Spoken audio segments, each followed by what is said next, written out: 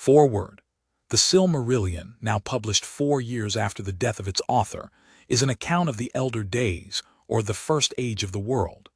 In The Lord of the Rings were narrated the great events at the end of the Third Age, but the tales of the Silmarillion are legends deriving from a much deeper past, when Morgoth, the first Dark Lord, dwelt in Middle-earth, and the High Elves made war upon him for the recovery of the Silmarils. Not only, however, does the Silmarillion relate the events of a far earlier time than those of the Lord of the Rings, it is also, in all the essentials of its conception, far the earlier work. Indeed, although it was not then called the Silmarillion, it was already in being half a century ago, and in battered notebooks extending back to 1917 can still be read the earliest versions, often hastily penciled, of the central stories of the mythology. But it was never published, though some indication of its content could be gleaned from the Lord of the Rings, and throughout my father's long life he never abandoned it, nor ceased even in his last years to work on it. In all that time the Silmarillion, considered simply as a large narrative structure, underwent relatively little radical change. It became long ago a fixed tradition and background to later writings. But it was far indeed from being a fixed text, and did not remain unchanged even in certain fundamental ideas concerning the nature of the world it portrays, while the same legends came to be retold in longer and shorter forms, and in different styles. As the years passed, the changes and variants, both in detail and in larger perspectives, became so complex, so pervasive, and so many-layered that a final and definitive version seemed unattainable. Moreover, the old legends, now not only in their derivation from the remote First Age, but also in terms of my father's life, became the vehicle and depository of his profoundest reflections. In his later writing, mythology and poetry sank down behind his theological and philosophical preoccupations, from which arose incompatibilities of tone. On my father's death, it fell to me to try to bring the work into publishable form. It became clear to me that to attempt to present, within the covers of a single book, the diversity of the materials, to show the Silmarillion as in truth a continuing and evolving creation extending over more than half a century, would in fact lead only to confusion and the submerging of what is essential. I set myself therefore to work out a single text, selecting and arranging in such a way as seemed to me to produce the most coherent and internally self-consistent narrative. In this work, the concluding chapters from the death of J.R.R. introduced peculiar difficulties, in that they had remained unchanged for many years, and were in some respects in serious disharmony with more developed conceptions in other parts of the book. A complete consistency, either within the compass of the Silmarillion itself, or between the Silmarillion and other published writings of my fathers, is not to be looked for, and could only be achieved, if at all, at heavy and needless cost. Moreover, my father came to conceive the Silmarillion as a compilation, a compendious narrative, made long afterwards from sources of great diversity, poems and annals and oral tales, that had survived in age-long tradition. And this conception has indeed its parallel in the actual history of the book, for a great deal of earlier prose and poetry does underlie it, and it is to some extent a compendium in fact, and not only in theory. To this may be ascribed the varying speed of the narrative and fullness of detail in different parts, the contrast, for example, of the precise recollections of place and motive in the legend of Tir-Rambar beside the high and remote account of the end of the First Age, when Thangorodrim was broken and Morgoth overthrown, and also some differences of tone and portrayal, some obscurities, and, here and there, some lack of cohesion. In the case of the Valaquenta, for instance, we have to assume that while it contains much that must go back to the earliest days of the Eldar in Valinor, it was remodeled in later times, and thus explain its continual shifting of tense and viewpoint, so that the divine powers seem now present and active in the world, now remote, a vanished order known only to memory. The book, though entitled as it must be the Silmarillion, contains not only the Quenta-Silmarillion, or Silmarillion proper, but also 4 other short works. The Ainulindalë and Valaquenta, which are given at the beginning, are indeed closely associated with the Silmarillion, but the Akalaberth and of the Rings of Power, which appear at the end, are, it must be emphasized, wholly separate and independent. They are included according to my father's explicit intention, and by their inclusion, the entire history is set forth from the music of the Ainur, in which the world began to the passing of the ringbearers from the havens of Mithlond at the end of the Third Age.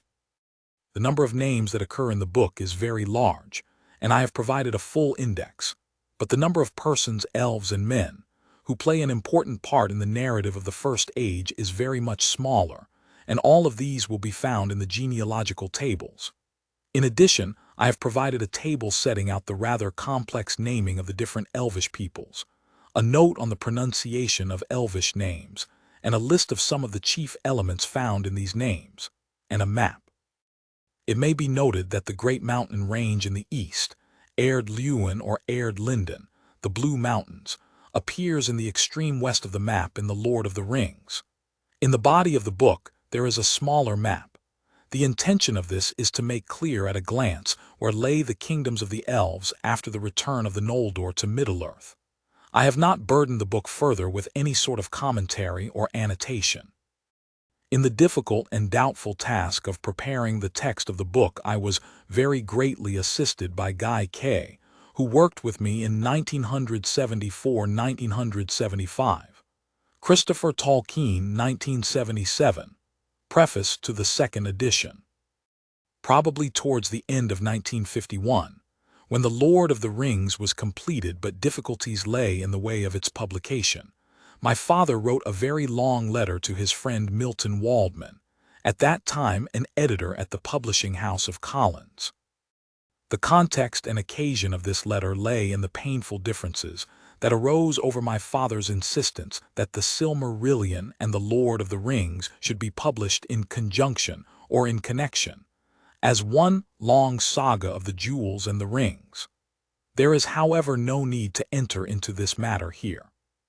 The letter that he wrote with a view to justifying and explaining his contention emerged as a brilliant exposition of his conception of the earlier ages.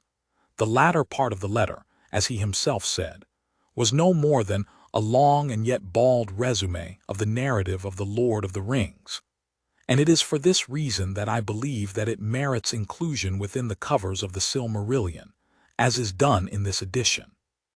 The original letter is lost, but Milton Waldman had a typescript made of it and sent a copy to my father. It was from this copy that the letter was printed in part, in the letters of J.R.R. Tolkien, 1981. No 131. The text given here is that in letters pp. 140-157, with minor corrections and the omission of some of the footnotes. There were many errors in the typescript, especially in names. These were very largely corrected by my father, but he did not observe the sentence on p. Roman 18. There was nothing wrong essentially in their lingering against counsel, still sadly with the mortal lands of their old heroic deeds. Here the typist certainly omitted words in the manuscript, and perhaps misread those given as well. I have removed a number of errors in the text and index which until now have escaped correction in the hardback printings, only of the Silmarillion. Chief among these are those that concern the numbering in sequence of certain of the rulers of Numenor. For these errors and an explanation of how they arose, see Unfinished Tales, 1980, p. 226, note 11, and the Peoples of Middle-earth, 1996, p. 154, section 31. Christopher Tolkien, .1999, from a letter by J.R.R. Tolkien to Miltonwaldman, 1951, my dear Milton, you asked for a brief sketch of my stuff that is connected with my imaginary world. It is difficult to say anything without saying too much. The attempt to say a few words opens a floodgate of excitement. The egoist and artist at once desires to say how the stuff has grown, what it is like, and what he thinks he means or is trying to represent by it all. I shall inflict some of this on you, but I will append a mere resume of its contents, which is maybe all that you want or will have use or time for. In order of time, growth, and composition, this stuff began with me, though I do not suppose that that is of much interest to anyone but myself. I mean, I do not remember a time when I was not building it. Many children make up or begin to make up imaginary languages. I have been at it since I could write. But I have never stopped, and of course, as a professional philologist, especially interested in linguistic aesthetics, I have changed in taste, improved in theory, and probably in craft. Behind my stories is now a nexus of languages, mostly only structurally sketched. But to those creatures which in English I call misleadingly elves are assigned two related languages more nearly completed, whose history is written, and whose forms, representing two different sides of my own linguistic taste, are deduced scientifically from a common origin. Out of these languages are made nearly all the names that appear in my legends. This gives a certain character, a cohesion, a consistency of linguistic style, and an illusion of historicity to the nomenclature, or so I believe, that is markedly lacking in other comparable things. Not all will feel this as important as I do, since I am cursed by acute sensibility in such matters. But an equally basic passion of mine ab initio was for myth, not allegory, and for fairy story, and above all for heroic legend on the brink of fairy tale and history, of which there is far too little in the world accessible to me, for my appetite. I was an undergraduate before thought and experience revealed to me that these were not divergent interests, opposite poles of science and romance, but integrally related. I am not learned in the matters of myth and fairy story, however, for in such things as far as known to me, I have always been seeking material, things of a certain tone and air, and not simple knowledge. Also, and here I hope I shall not sound absurd, I was from early days grieved by the poverty of my own beloved country. It had no stories of its own bound up with its tongue and soil, not of the quality that I sought and found as an ingredient in legends of other lands. There was Greek and Celtic and Romance, Germanic, Scandinavian, and Finnish, which greatly affected me, but nothing English save impoverished chapbook stuff. Of course there was and is all the Arthurian world, but powerful as it is imperfectly naturalized, associated with the soil of Britain but not with English, and does not replace what I felt to be missing. For one thing, its fairy is too lavish and fantastical, incoherent and repetitive. For another and more important thing, it is involved in and explicitly contains the Christian religion. For reasons which I will not elaborate, that seems to me fatal.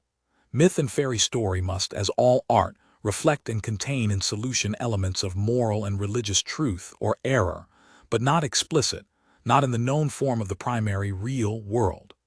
I am speaking, of course, of our present situation, not of ancient pagan pre-Christian days. And I will not repeat what I tried to say in my essay which you read. Do not laugh, but once upon a time my crest has long since fallen. I had a mind to make a body of more or less connected legend, ranging from the large and cosmogonic to the level of romantic fairy story, the larger founded on the lesser in contact with the earth, the lesser drawing splendor from the vast backcloths, which I could dedicate simply to England, to my country. It should possess the tone and quality that I desired, somewhat cool and clear, be redolent of our air, the clime and soil of the Northwest, meaning Britain and the hither parts of Europe, not Italy or the Aegean, still less the East, and while possessing, if I could achieve it, the fair elusive beauty that some call Celtic, though it is rarely found in genuine ancient Celtic things. It should be high, purged of the gross, and fit for the more adult mind of a land long now steeped in poetry. I would draw some of the great tales in fullness and leave many only placed in the scheme and sketched. The cycles should be linked to a majestic whole, and yet leave scope for other minds and hands, wielding paint and music and drama. Absurd. Of course, such an overweening purpose did not develop all at once. The mere stories were the thing. They arose in my mind as given things, and as they came separately, so too the links grew. An absorbing, though continually interrupted labor, especially since, even apart from the necessities of life, the mind would wing to the other pole and spend itself on the linguistics. Yet always I had the sense of recording what was already there, somewhere, not of inventing. Of course, I made up and even wrote lots of other things especially for my children. Some escaped from the grasp of this branching acquisitive theme, being ultimately and radically unrelated. Leaf by Nigel and Farmer Giles, for instance, the only two that have been printed. The Hobbit, which has much more essential life in it, was quite independently conceived. I did not know as I began it that it belonged, but it proved to be the discovery of the completion of the whole, its mode of descent to earth and merging into history. As the high legends of the beginnings are supposed to look at things through elvish minds, so the middle tale of the Hobbit takes a virtually human point of view, and the last tale blends them. I dislike allegory, the conscious and intentional allegory, yet any attempt to explain the purport of myth or fairy tale must use allegorical language. And of course, the more life a story has, the more readily will it be susceptible of allegorical interpretations, while the better a deliberate allegory is made, the more nearly will it be acceptable just as a story. Anyway, all this stuff is mainly concerned with fall, mortality, and the machine. With fall inevitably, and that motive occurs in several modes. With mortality, especially as it affects art and the creative, or as I should say, subcreative desire, which seems to have no biological function, and to be apart from the satisfactions of plain, ordinary biological life, with which, in our world, it is indeed usually at strife. This desire is at once wedded to a passionate love of the real primary world, and hence filled with the sense of mortality, and yet unsatisfied by it.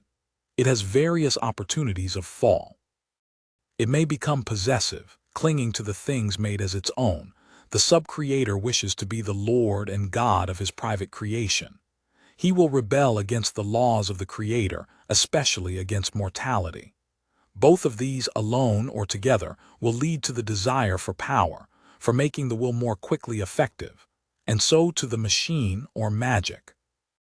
By the last I intend all use of external plans or devices, apparatus, instead of developments of the inherent inner powers or talents, or even the use of these talents with the corrupted motive of dominating, bulldozing the real world, or coercing other wills. The machine is our more obvious modern form, though more closely related to magic than is usually recognized. I have not used magic consistently, and indeed the elven queen Galadriel is obliged to remonstrate with the hobbits on their confused use of the word, both for the devices and operations of the enemy, and for those of the elves. I have not, because there is not a word for the latter, since all human stories have suffered the same confusion. But the elves are there, in my tales, to demonstrate the difference. Their magic is art, delivered from many of its human limitations, more effortless, more quick, more complete product and vision in unflawed correspondence. And its object is art, not power, subcreation, not domination, and tyrannous reforming of creation. The elves are immortal, at least as far as this world goes, and hence are concerned rather with the griefs and burdens of deathlessness in time and change, than with death. The enemy in successive forms is always naturally concerned with sheer domination, and so the lord of magic and machines. But the problem, that this frightful evil can and does arise from an apparently good root, the desire to benefit the world and others speedily and according to the benefactor's own plans, is a recurrent motive. The cycles begin with a cosmogonical myth, the music of the Ainur. God and the Valar or powers, Englished as gods, are revealed. These latter are, as we should say, angelic powers, whose function is to exercise delegated authority in their spheres of rule and government, not creation, making, or remaking. They are divine, that is, were originally outside and existed before the making of the world. Their power and wisdom is derived from their knowledge of the cosmogonical drama, which they perceived first as a drama, that is, as in a fashion we perceive a story composed by someone else, and later as a reality. On the side of mere narrative device, this is, of course, meant to provide beings of the same order of beauty, power, and majesty as the gods of higher mythology, which can yet be accepted, well, shall we say baldly, by a mind that believes in the blessed Trinity. It moves then swiftly to the history of the elves, or the Silmarillion proper, to the world as we perceive it, but of course transfigured in a still half-mythical mode. That is, it deals with rational incarnate creatures of more or less comparable stature with our own.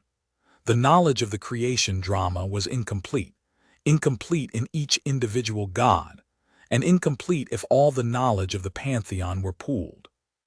For partly to redress the evil of the rebel Melkor, partly for the completion of all in an ultimate finesse of detail, the Creator had not revealed all. The making and nature of the children of God were the two chief secrets. All that the gods knew was that they would come at appointed times. The children of God are thus primevally related and akin, and primevally different. Since also they are something wholly other to the gods, in the making of which the gods played no part, they are the object of the special desire and love of the gods. These are the firstborn, the elves, and the followers, men. The doom of the elves is to be immortal, to love the beauty of the world, to bring it to full flower with their gifts of delicacy and perfection, to last while it lasts, never leaving it even when slain, but returning, and yet when the followers come, to teach them and make way for them, to fade as the followers grow and absorb the life from which both proceed. The doom, or the gift of men, is mortality, freedom from the circles of the world. Since the point of view of the whole cycle is the elvish, mortality is not explained mythically. It is a mystery of God of which no more is known than that what God has purposed for men is hidden, a grief and an envy to the immortal elves. As I say, the legendary Silmarillion is peculiar and differs from all similar things that I know in not being anthropocentric. Its center of view and interest is not men but elves. Men come in inevitably. After all, the author is a man, and if he has an audience they will be men, and men must come into our tales as such, and not merely transfigured or partially represented as elves, dwarfs, hobbits, etc. But they remain peripheral late-comers, and however growingly important, not principals. In the cosmogony there is a fall of angels, we should say, though quite different in form, of course, to that of Christian myth. These tales are new. They are not directly derived from other myths and legends, but they must inevitably contain a large measure of ancient widespread motives or elements. After all, I believe that legends and myths are largely made of truth, and indeed present aspects of it that can only be received in this mode. And long ago certain truths and modes of this kind were discovered and must always reappear. There cannot be any story without a fall. All stories are ultimately about the fall, at least not for human minds as we know them and have them. So, proceeding, the elves have a fall, before their history can become storial. The first fall of man, for reasons explained, nowhere appears. Men do not come on the stage until all that is long past, and there is only a rumor that for a while they fell under the domination of the enemy, and that some repented. The main body of the tale, the Silmarillion proper, is about the fall of the most gifted kindred of the elves, their exile from Valinor, a kind of paradise, the home of the gods in the furthest west, their re-entry into Middle-earth, the land of their birth but long under the rule of the enemy, and their strife with him, the power of evil still visibly incarnate.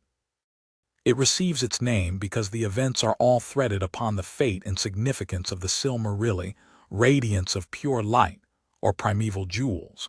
By the making of gems, the subcreative function of the elves is chiefly symbolized, but the Silmarilli were more than just beautiful things as such. There was light. There was the light of Valinor made visible in the two trees of silver and gold.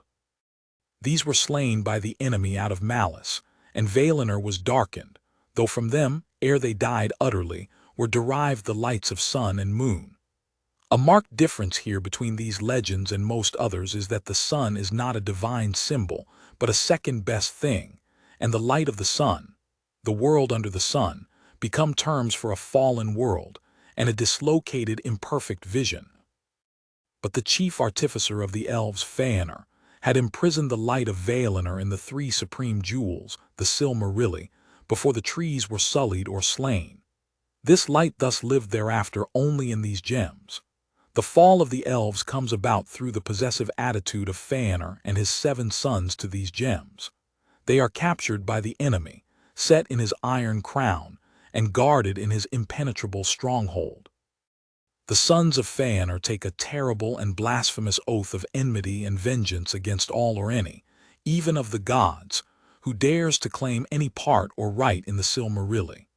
They pervert the greater part of their kindred, who rebel against the gods and depart from paradise, and go to make hopeless war upon the enemy.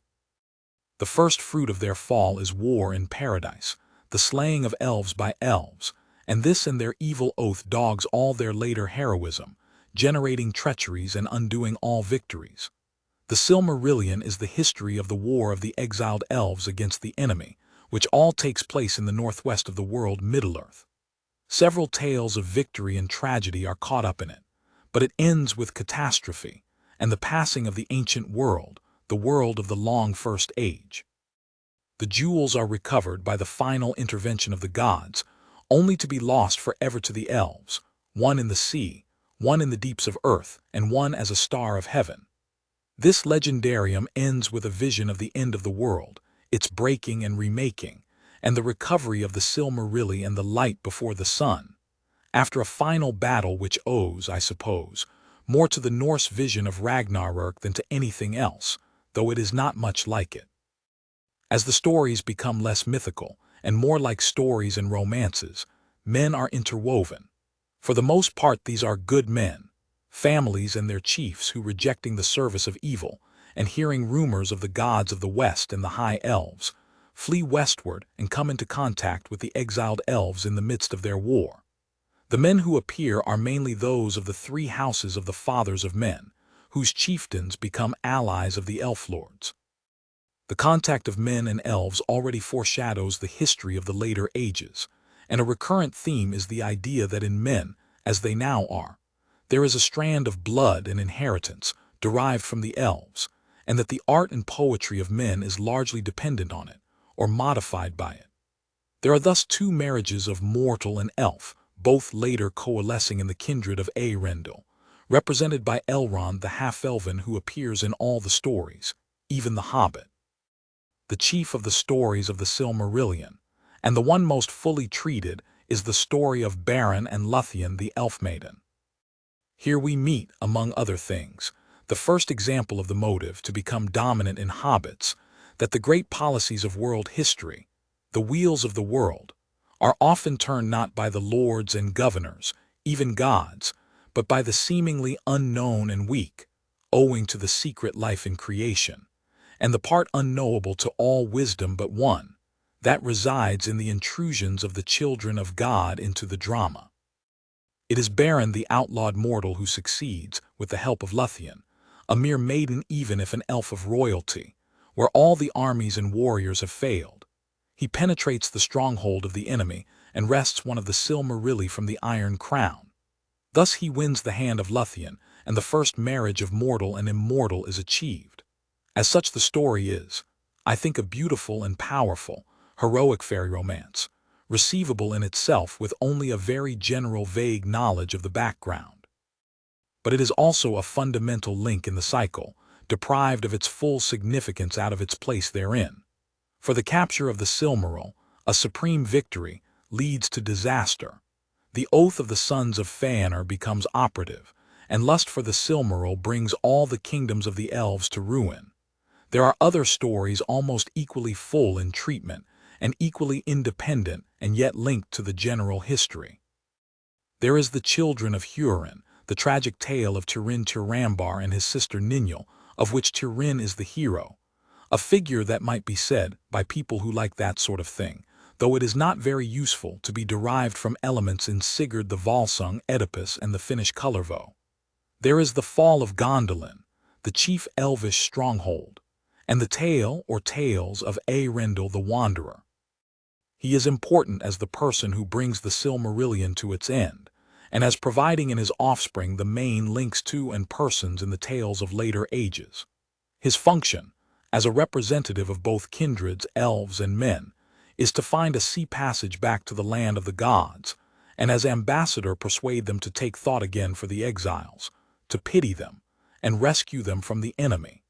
His wife Elwing descends from Lúthien and still possesses the Silmaril. But the curse still works, and Eärendil's home is destroyed by the sons of Fëanor. But this provides the solution. Elwing, casting herself into the sea to save the jewel, comes to Eärendil, and with the power of the great gem they pass at last to Valinor and accomplish their errand, at the cost of never being allowed to return or dwell again with elves or men. The gods then move again, and great power comes out of the west, and the stronghold of the enemy is destroyed, and he himself is thrust out of the world into the void, never to reappear there in incarnate form again. The remaining 2 Silmarils are regained from the Iron Crown, only to be lost. The last 2 sons of Fëanor, compelled by their oath, steal them and are destroyed by them, casting themselves into the sea and the pits of the earth. The ship of Eärendil, adorned with the last Silmaril, is set in heaven as the brightest star. So ends the Silmarillion and the tales of the First Age. The next cycle deals, or would deal, with the Second Age. But it is on Earth a dark age, and not very much of its history is, or need be, told. In the great battles against the first enemy, the lands were broken and ruined, and the west of Middle-earth became desolate. We learn that the exiled elves were, if not commanded, at least sternly counseled to return into the west, and there be at peace. They were not to dwell permanently in Valinor again, but in the lonely isle of Eressia within sight of the blessed realm.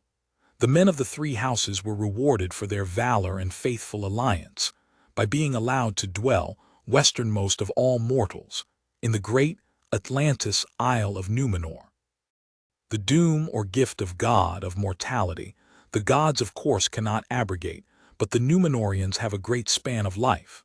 They set sail and leave Middle-earth, and establish a great kingdom of mariners just within furthest sight of Eressia, but not of Valinor. Most of the high elves depart also back into the west. Not all. Some men akin to the Numenorians remain in the land not far from the shores of the sea. Some of the exiles will not return, or delay their return, for the way west is ever open to the immortals, and in the Grey Havens ships are ever ready to sail away forever. Also the orcs, goblins, and other monsters bred by the first enemy are not wholly destroyed. And there is Sauron. In the Silmarillion and tales of the First Age, Sauron was a being of Valinor perverted to the service of the enemy, and becoming his chief captain and servant. He repents in fear when the first enemy is utterly defeated, but in the end does not do as was commanded, return to the judgment of the gods. He lingers in Middle-earth, very slowly, beginning with fair motives, the reorganizing and rehabilitation of the ruin of Middle-earth. Neglected by the gods, he becomes a reincarnation of evil, and a thing lusting for complete power, and so consumed ever more fiercely with hate, especially of gods and elves. All through the twilight of the Second Age the shadow is growing in the east of Middle-earth, spreading its sway more and more over men, who multiply as the elves begin to fade. The 3 main themes are thus the delaying elves that lingered in Middle-earth, Sauron's growth to a new dark lord, master and god of men, and Numenor Atlantis. They are dealt with analytically, and in 2 tales or accounts, the Rings of Power and the downfall of Numenor. Both are the essential background to The Hobbit and its sequel. In the first we see a sort of second fall, or at least error, of the elves. There was nothing wrong essentially in their lingering against counsel, still sadly with the mortal lands of their old heroic deeds. But they wanted to have their cake without eating it. They wanted the peace and bliss and perfect memory of the West, and yet to remain on the ordinary earth where their prestige as the highest people, above wild elves, dwarves, and men, was greater than at the bottom of the hierarchy of Valinor. They thus became obsessed with fading, the mode in which the changes of time, the law of the world under the sun, was perceived by them. They became sad, and their art, shall we say, antiquarian, and their efforts all really a kind of embalming, even though they also retained the old motive of their kind, the adornment of earth, and the healing of its hurts. We hear of a lingering kingdom, in the extreme northwest, more or less in what was left in the old lands of the Silmarillion, under Gil-galad, and of other settlements, such as Imladris, Rivendell near Elrond, and a great one at a region at the western feet of the Misty Mountains, adjacent to the mines of Moria, the major realm of the dwarves in the Second Age. There arose a friendship between the usually hostile folk of elves and dwarves for the first and only time, and smithcraft reached its highest development. But many of the elves listened to Sauron. He was still fair in that early time, and his motives and those of the elves seemed to go partly together: the healing of the desolate lands. Sauron found their weak point in suggesting that, helping one another, they could make Western Middle-earth as beautiful as Valinor. It was really a veiled attack on the gods, an incitement to try and make a separate, independent paradise. Gil-galad repulsed all such overtures, as also did Elrond. But at a region great work began, and the elves came their nearest to falling to magic and machinery. With the aid of Sauron's lore they made rings of power. Power is an ominous and sinister word in all these tales, except as applied to the gods. The chief power of all the rings alike was the prevention or slowing of decay, i.e. change viewed as a regrettable thing, the preservation of what is desired or loved, or its semblance. This is more or less an elvish motive.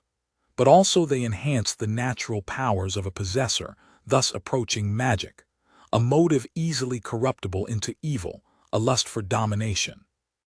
And finally they had other powers, more directly derived from Sauron, the necromancer.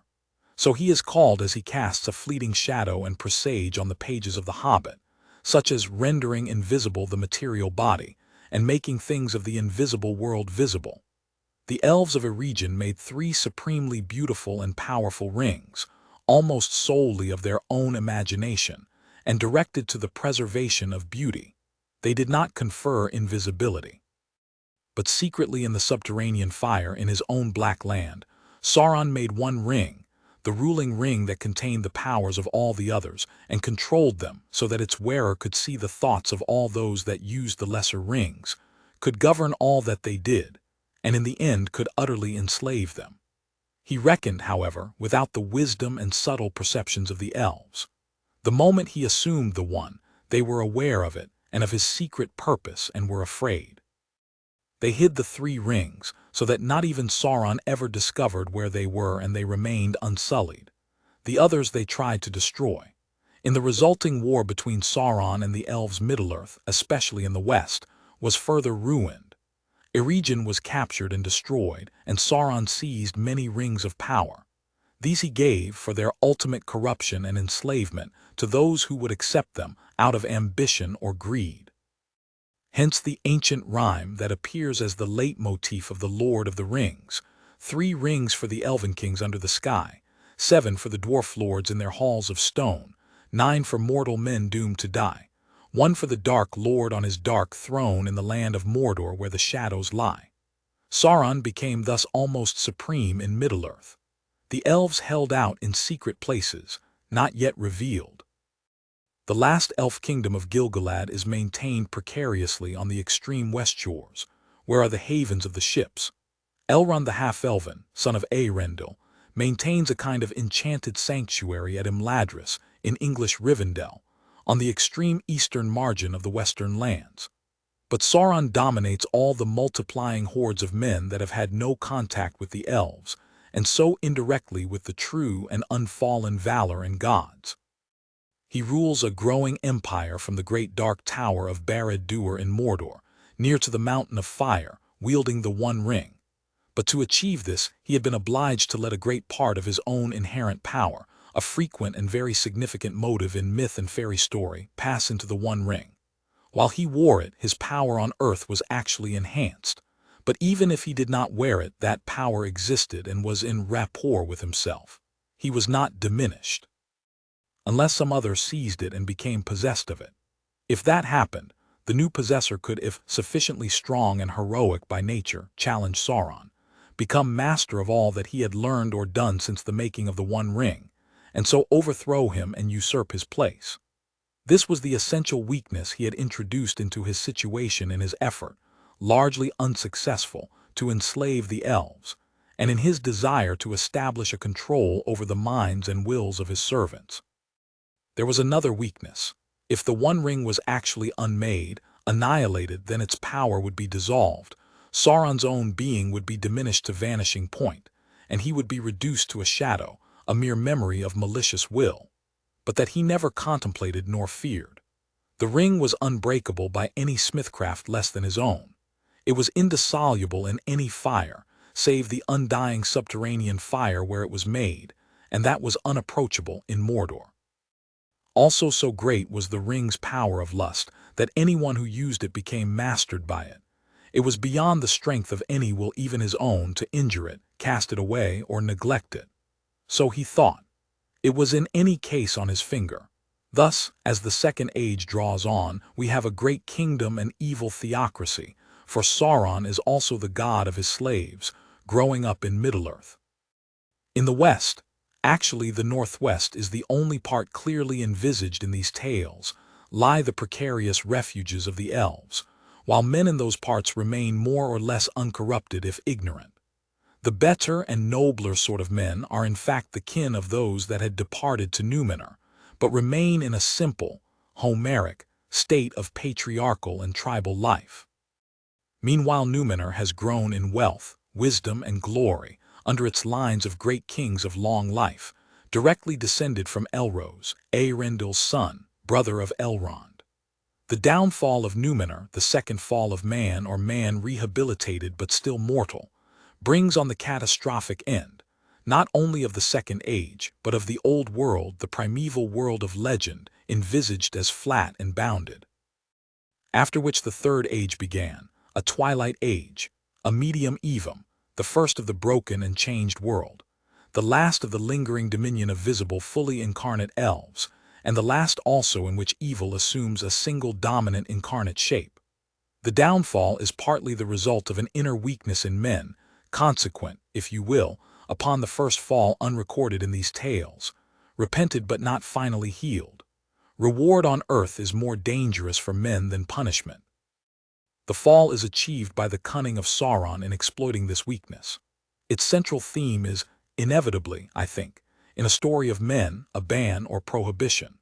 The Númenóreans dwell within far sight of the easternmost, immortal land, Eresea, and as the only men to speak an elvish tongue learned in the days of their alliance, they are in constant communication with their ancient friends and allies, either in the bliss of Eresea or in the kingdom of Gil-galad on the shores of Middle-earth.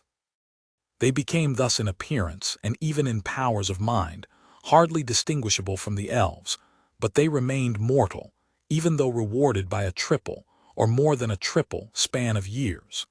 Their reward is their undoing, or the means of their temptation. Their long life aids their achievements in art and wisdom, but breeds a possessive attitude to these things, and desire awakes for more time for their enjoyment. Foreseeing this in part, the gods laid a ban on the Númenóreans from the beginning. They must never sail to Eresea, nor westward out of sight of their own land. In all other directions they could go as they would. They must not set foot on immortal lands, and so become enamored of an immortality within the world, which was against their law, the special doom or gift of Ilúvatar God, and which their nature could not in fact endure. There are three phases in their fall from grace. First, acquiescence, obedience that is free and willing, though without complete understanding. Then for long they obey unwillingly, murmuring more and more openly. Finally they rebel, and a rift appears between the king's men and rebels and the small minority of persecuted faithful. In the first stage, being men of peace, their courage is devoted to sea voyages. As descendants of Eärendil, they became the supreme mariners, and being barred from the west, they sail to the uttermost north and south and east. Mostly they come to the west shores of Middle-earth, where they aid the elves and men against Sauron, and incur his undying hatred. In those days they would come amongst wild men as almost divine benefactors, bringing gifts of arts and knowledge and passing away again, leaving many legends behind of kings and gods out of the sunset. In the second stage, the days of pride and glory and grudging of the ban, they begin to seek wealth rather than bliss. The desire to escape death produced a cult of the dead, and they lavished wealth and art on tombs and memorials.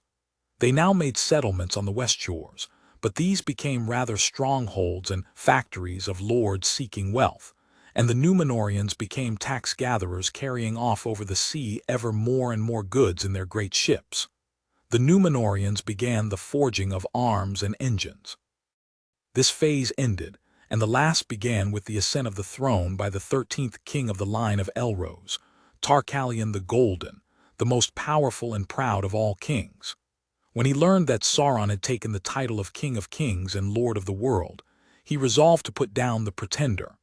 He goes in strength and majesty to Middle-earth, and so vast is his armament, and so terrible are the Numenorians in the day of their glory that Sauron's servants will not face them. Sauron humbles himself, does homage to Tarkalion, and is carried off to Numenor as hostage and prisoner. But there he swiftly rises by his cunning and knowledge from servant to chief counselor of the king, and seduces the king and most of the lords and people with his lies. He denies the existence of God, saying that the one is a mere invention of the jealous Valar of the West, the oracle of their own wishes.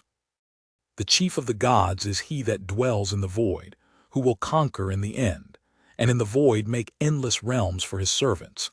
The ban is only a lying device of fear to restrain the kings of men from seizing everlasting life and rivaling the Valar. A new religion and worship of the dark, with its temple under Sauron, arises. The faithful are persecuted and sacrificed. The Numenorians carry their evil also to Middle-earth, and there become cruel and wicked lords of necromancy, slaying and tormenting men, and the old legends are overlaid with dark tales of horror. This does not happen, however, in the northwest, for thither, because of the elves, only the faithful who remain elf friends will come. The chief haven of the good Numenorians is near the mouth of the great river Anduin. Thence the still beneficent influence of Numenor spreads up the river and along the coasts as far north as the realm of Gil-galad, as a common speech grows up. But at last Sauron's plot comes to fulfillment. Tarkalion feels old age and death approaching, and he listens to the last prompting of Sauron, and building the greatest of all armadas, he sets sail into the west, breaking the ban, and going up with war to wrest from the gods everlasting life within the circles of the world. Faced by this rebellion, of appalling folly and blasphemy, and also real peril, since the Numenorians directed by Sauron could have wrought ruin in Valinor itself, the Valar lay down their delegated power and appeal to God, and receive the power and permission to deal with the situation. The old world is broken and changed. A chasm is opened in the sea in Tarkalion, and his armada is engulfed. Numenor itself on the edge of the rift topples and vanishes forever with all its glory in the abyss. Thereafter there is no visible dwelling of the divine or immortal on earth. Valinor, or paradise, and even Eretria are removed, remaining only in the memory of the earth.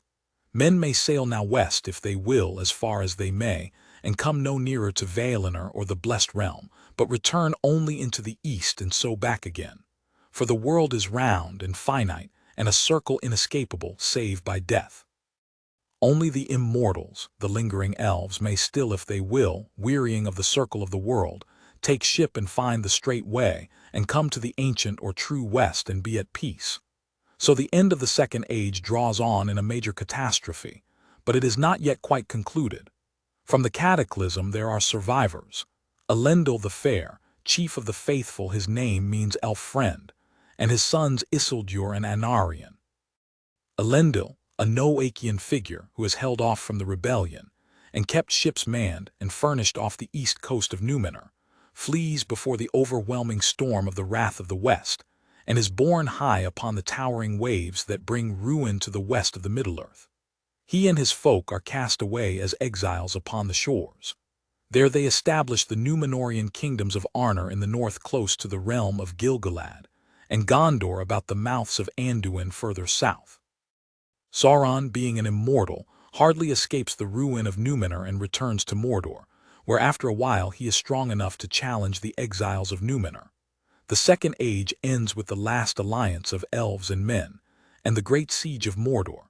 It ends with the overthrow of Sauron and destruction of the second visible incarnation of evil, but at a cost, and with one disastrous mistake. Gil-galad and Elendil are slain in the act of slaying Sauron. Isildur, Elendil's son, cuts the ring from Sauron's hand and his power departs and his spirit flees into the shadows. But the evil begins to work. Isildur claims the ring as his own, as the weregild of his father, and refuses to cast it into the fire nearby. He marches away, but is drowned in the great river and the ring is lost, passing out of all knowledge. But it is not unmade, and the dark tower built with its aid still stands, empty but not destroyed. So ends the Second Age with the coming of the Numenorian realms and the passing of the last kingship of the High Elves. Note on the illustrations. Tolkien said of his Silmarillion mythology, which occupied him for most of his life, that it grew out of a desire to support languages he had created, which he decided could not exist in a void, and to provide for his beloved England a body of heroic stories, bound up with its tongue and soil. It was a majestic and ultimately highly complex effort, which began with poems he composed as a young man. The earliest of these, from September 1914, was The Voyage of Eärendil the Evening Star. Inspired by a line from the Old English Christ, Ila Eärendil Ingla Beortaste over Middengeard Monum sended, Hail Eärendil, brightest of angels, above the Middle-earth sent unto men. It was not at first connected to a larger literary scheme, but in time Eärendil in the Silmarillion, Eärendil, became a mariner who sails west from Middle-earth to seek the help of the Valar, greatest of the angelic powers, against Morgoth, Lord of Darkness, and with a Silmaril, one of the great jewels made by the elven artisan Ainur, is set to sail in the sky as a star, a sign of hope to the oppressed. In addition to its roots in storytelling and language, the Silmarillion was created also through painting and drawing. Tolkien was a keen amateur artist, skilled with pencil, pen, and brush. Some of his pictures are preserved in a sketchbook he called the Book of Ishnis, because it contained depictions of ideas symbolic or abstract, such as grown-upishness and undertenishness. He drew places he visited and lived, but also captured remarkable visions associated with his mythology. Indeed, from the time he composed his Eärendil poem, nearly all of his illustrative art was inspired by his own writings. One of his pictures, Water, Wind, and Sand, facing p. 234, is inscribed Illustration to See Song of an Elder Day, a poem which began as an impression of the sea and became, as revised, enlarged, and recited the horns of Ilmir. The song Tuor sings to his son Eärendil in their exile after the Fall of Gondolin. The painting captures very well the emotional flavor of rock and wave when the sea is rough, but as in a dream, stylized and in extraordinarily bright colors. Tolkien had heard the call of the sea, glorious and sad, the music of the horns of Ilmir in the developed mythology, Ulmo, Lord of Waters, and could convey its darker tones in his art.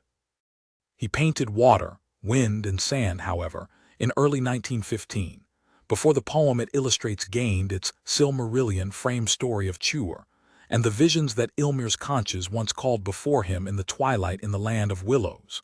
But even at that moment of composition, Tolkien must have had in mind the idea of someone transported to the sea in his thoughts and soul, if not in body. The small figure in the painting is in the midst of the elements yet set apart from them. Perhaps it is meant to be Tolkien himself, experiencing at close hand the crash of the waves, but we cannot discount the possibility that this was the seed from which the frame story emerged and the poem was absorbed into the legend of Tuor.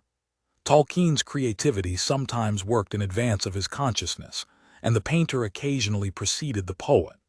This is evident also in Tanaqui, facing p. 26, another work from early 1915 as far as we can judge. Its title contains linguistic roots from Tolkien's Elvish language Quenya, later Quenya, meaning high, lofty, and white, similar to the name Tanaquetil which we meet later. Around this time, he also began to make a dictionary of Quenya, in which he invented aspects of his mythology along with elements of language.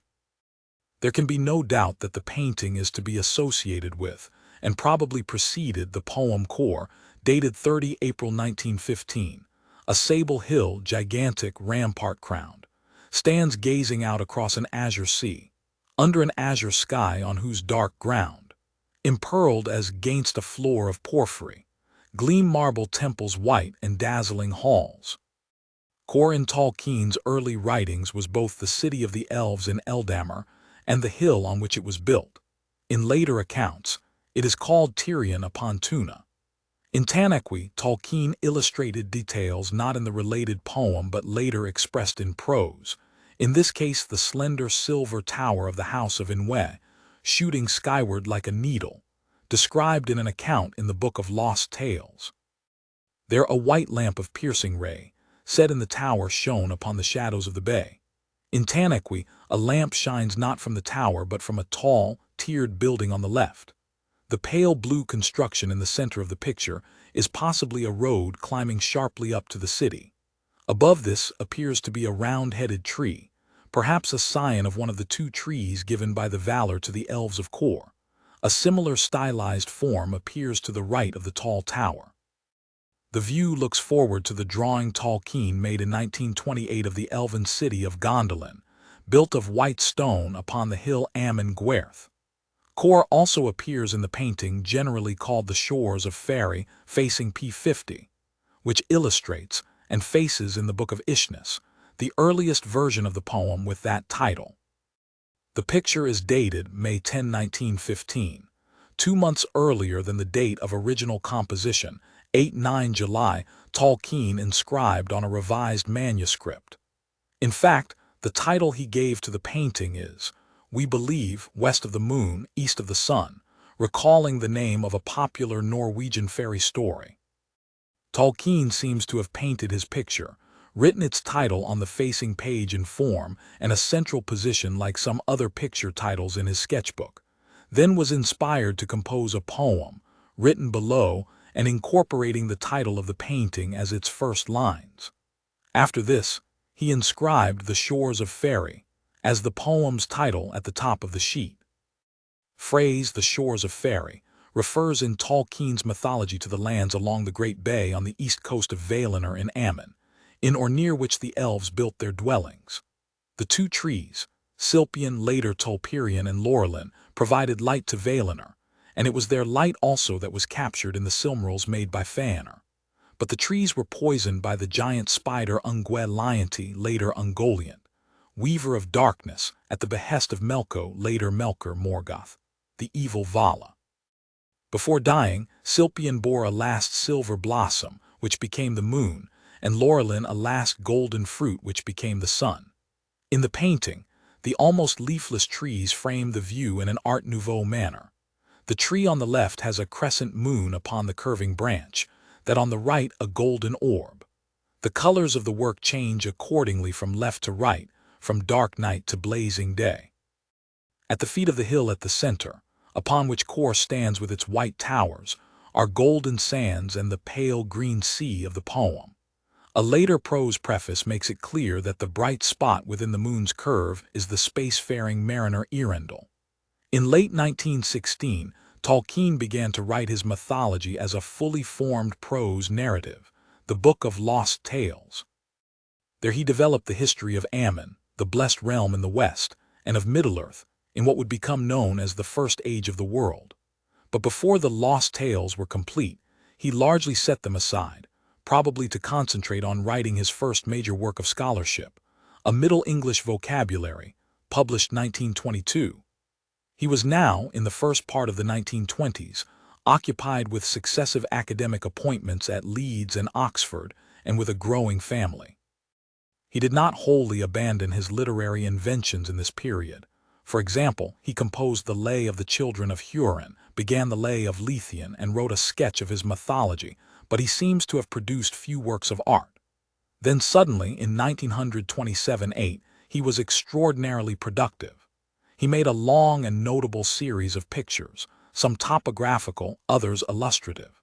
His skill was greatly increased. At times he still used bright colors, but now applied them with a mastery and subtlety not seen in his art before. His style remained dynamic but became more painterly, with such drawn outlines as they were now almost invisible.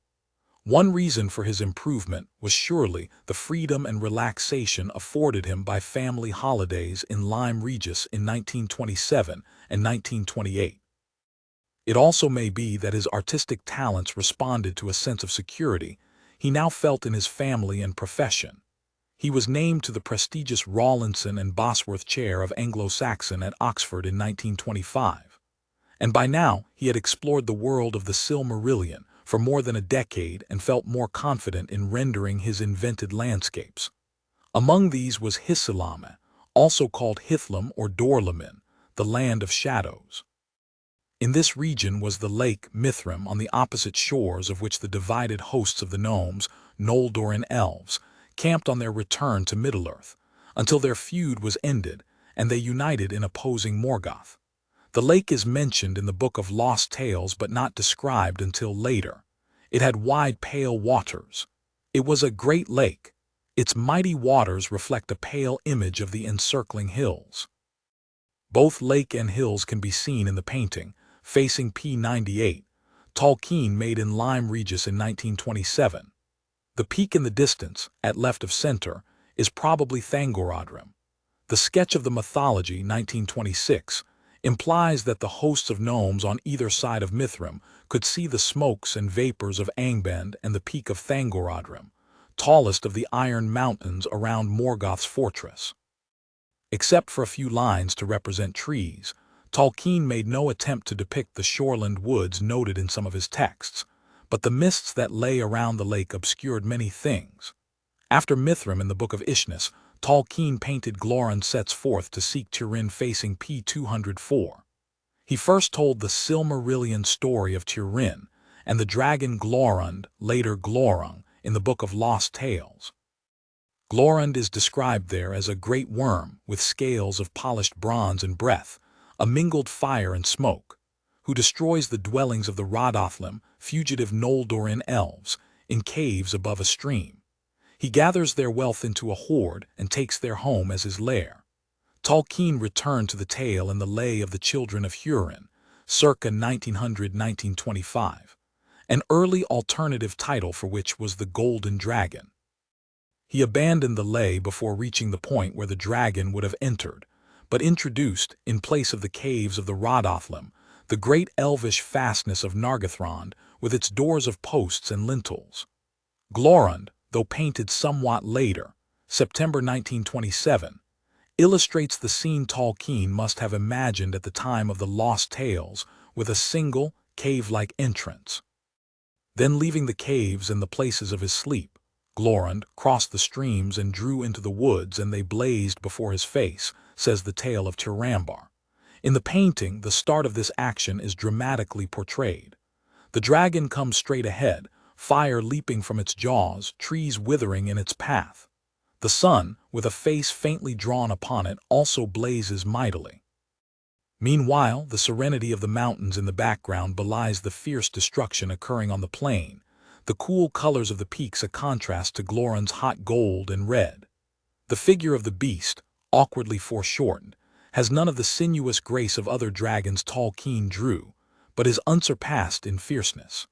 Its unusual face recalls ceremonial masks from Africa, Asia, or Native American cultures. The most striking of Tolkien's Silmarillion pictures, however, painted in July 1928, is Halls of Manwë on the mountains of the world above Faery, to give it its full title. It is best known more simply as Taniquetil, facing P66, the name of the tallest of the mountains of the world, the greatest of all mountains in Tolkien's mythology. It was on that height, raised by the Valar in the east of Valinor as a defense against Melkor, that their chief, Manwë, and his spouse Varda, Lady of the Stars, dwelled in a house of white and blue marble upon a field of snow. Their halls can be seen in the painting in a glow of light at the summit. At the foot of the mountain is one of the towns of the seafaring elves, the Teleri. One of their ships glides through the water, its carved prow like the neck of a swan, its oars and square sail like those of a Viking craft. The elves drawn very small in the foreground wear pointed caps similar to those of the North Pole elves in Tolkien's Father Christmas letters, and of the equally tiny figures in Lake Town, an illustration for the Hobbit. The scene in Halls of Manwë is from a time in the Silmarillion, after the two trees have been destroyed. The slopes on one side of the mountain are bathed in sunlight, while those on the other shine more coldly in the light of a crescent moon. The different layers of Tolkien depicts seem to accord with those he described in the Ambarkanta or Shape of the World cf. Facing p8, written in the 1930s, usually the pure clear middle air Ilmen, in which were the sun, moon, and stars, stretched directly above Valinor, but at times Vista, the lowest air, flowed in from Middle-earth. And if Valinor is darkened and this air is not cleansed by the light of the blessed realm, it takes the form of shadows and gray mists.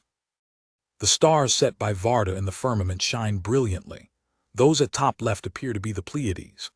A drawing facing p. 274, Tolkien made at Lyme Regis 1 month after Halls of Manwë, is almost certainly another depiction of Taniquetil, seen from a different angle. And yet it is not Taniquetil, for the mountain now is set in a quiet landscape of field and forest, perhaps a memory of Switzerland from a visit Tolkien made there in 1911. He was a frugal artist, and often reused elements of his pictures that he thought came out well. This mountain would appear again nearly a decade later, in The Hobbit, redrawn by Tolkien as one of the Misty Mountains. One of the most interesting series of reincarnations in his art began with his watercolor Tor na Fiúin or Beleg finds Flinding in Tor na Fiúin facing p. 198, painted in the Book of Ishnis in July 1928. It depicts the moment in the Silmarillion tale of Turin when Beleg, an elf from Thingol's court, finds Flinding, later called Gwyndor, an elf of Nargothrond who has escaped from captivity in Morgoth's stronghold.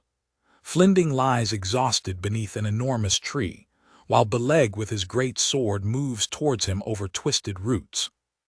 It is the most detailed rendering Tolkien made of elves in his mythology, though even so they are seen at a distance, deliberately so. He was not at his best drawing the human figure. Beside Flinding lie a red elvish cap and the lamp whose blue light attracted Beleg, made by the elves of lucent crystal and silver. Beleg has a short beard. Flinding's face is hidden. Both have long black hair and are thin and elongated, tall, one should say, in keeping with Tolkien's conception of elves in the Old English and Germanic tradition, but they are also elfin in the usual sense.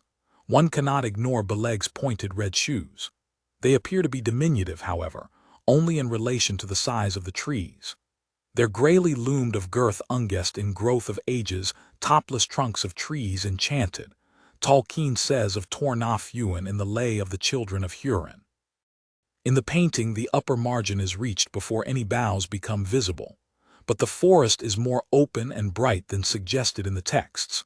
In the tale of Turambar, it is a dark and perilous region so thick with pines of giant growth that none but the goblins might find a track, having eyes that pierce the deepest gloom. Tor na Fiúin found its way into The Hobbit, redrawn in ink as Mirkwood. Still later, it was published in the J.R.R. Tolkien calendar 1974 with a new title in the artist's hand, Fangorn Forest. He seems to have felt that the Silmarillion picture somehow could do extra duty as an illustration for the Lord of the Rings, and so this one image was used in one form or another to illustrate all three of Tolkien's major works, but in its final context it cannot withstand close scrutiny. Its tall trees and somber mood suit that part of the Lord of the Rings in which Merry and Pippin wander through the shadowed wood before meeting Treebeard. But no one for long could mistake these figures for short, shoeless hobbits, who moreover in the story had neither lamp nor sword. By spring 1928, Tolkien reached the point in writing the Lay of Lúthien at which Beren and his companions are captured by Thu, an earlier name for Sauron, and taken to his fortress on an island in the midst of the river. They found the fleet, young waters rippling silver pale, of Sirion hurrying through that vale, where Tor na Fiúin, deadly night, the trackless forest's pine-clad height, falls dark forbidding slowly down, upon the east while westward frown, the northward bending mountains gray, and bar the westering light of day. And a slayed hill there stood alone, amid the valley like a stone, rolled from the distant mountains vast, when giants in tumult hurtled past. Around its feet the river looped, a stream divided that had scooped the hanging edges into caves. All of the details of this passage are recorded also in the pencil drawing the Vale of Sirion, facing p. 148, with color added by J.R.R, made by Tolkien at Lyme Regis in July 1928. The sun sinks behind the Eru Ilúvatar, later Erdwethrin, the shadowy mountains in the west, opposite the rising moon at right above the eaves of the forest. In the distance are Dornafoglith and Anfaglith, the fields of Druth, the dusty dunes, the desert wide, and on the horizon, the brooding cloud that hangs and lowers on Thangorodrim's thunderous towers. The two birch trees in the foreground frame and emphasize the fortress on the island, above the caves hollowed out by water.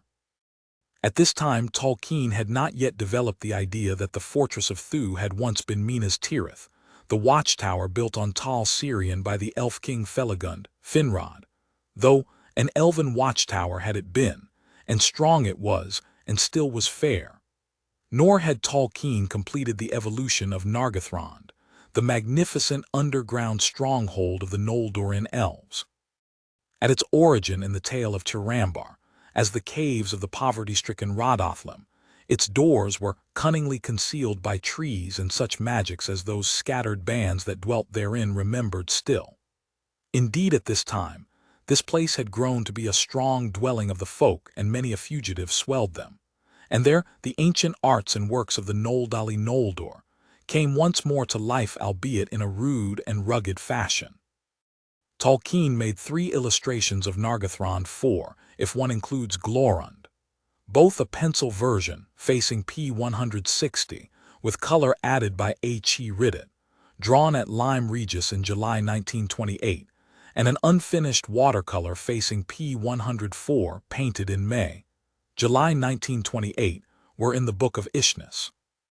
An ink drawing, facing p. 120, was made separately, and somewhat later, probably in 1937. Clearly it is derived from the watercolor, with further details added to complete the picture. All of these illustrations show 3 doors leading into the fortress, and high hills and tree-covered lower slopes above and behind. In other respects they are quite different from one another. In the pencil version the entrances are visibly barred with the huge timbered doors described in the lays. They look like bunkers built into the hillside, but they do not have the great stone posts and lintels the text calls for. In both the ink drawing and the watercolor the doorways are correctly in the form of trilithons, pie-shaped with sloping sides. They seem, however, to be doorless, merely openings into the hill as in Glorund. Also, unlike the pencil drawing, in these there is little attempt at concealment. The bank in the pencil drawing is steep and rugged, and the river foams over boulders as described in the Lay of Leithian. The scrawny tree clinging to the bank at left is very likely the overhanging tree in a picture of Grendel's Mere, from the Old English poem Beowulf, which Tolkien drew just weeks before. The watercolor shows 3 sets of steps cut into the bank, leading to a river Tolkien never drew, having abandoned the work. In the ink drawing, he removed the center steps to include the bridge built by Turin in the last days of Nargothrond, in form like the slim and shapely slender archway over the Ingwil. In the pencil drawing the bridge is absent, and one may suppose either that Tolkien had not yet conceived of it, or that this version illustrates an earlier point in the story, which was his final vision of Nargothrond. The arched doorways of the pencil drawing in general shape are like the entrance in Glorund from 1927, but the evident position of that painting in the Book of Ishnis dates it as slightly later than the unfinished watercolor of Nargothrond, which has doors as described in Tolkien's text. Did he revisualize Nargothrond but put the change only into his art, not into words? Or did he only momentarily change his mind, then return to post and lintel gates? The similarity of the ink drawing to the watercolor, though the drawing was made after a long pause, suggests that this was the picture Tolkien kept in mind. But it may also be that he never came to a definite conclusion about Nargothrond, like so much else in the Silmarillion. In a way, he was still debating the issue with himself in 1936-7, hence the fresh drawing probably made at that time in his series of pictures, conceptually related to those of Nargothrond, for the entrance to the Elven King's halls in The Hobbit. This was often Tolkien's manner, and understandable. His mythology was a living thing, always changing and growing, but some ideas came to him early and changed little over the years. One of these was his vision of the hidden city of Gondolin, which is said in the Silmarillion to have been built in imitation of Cor Tirion.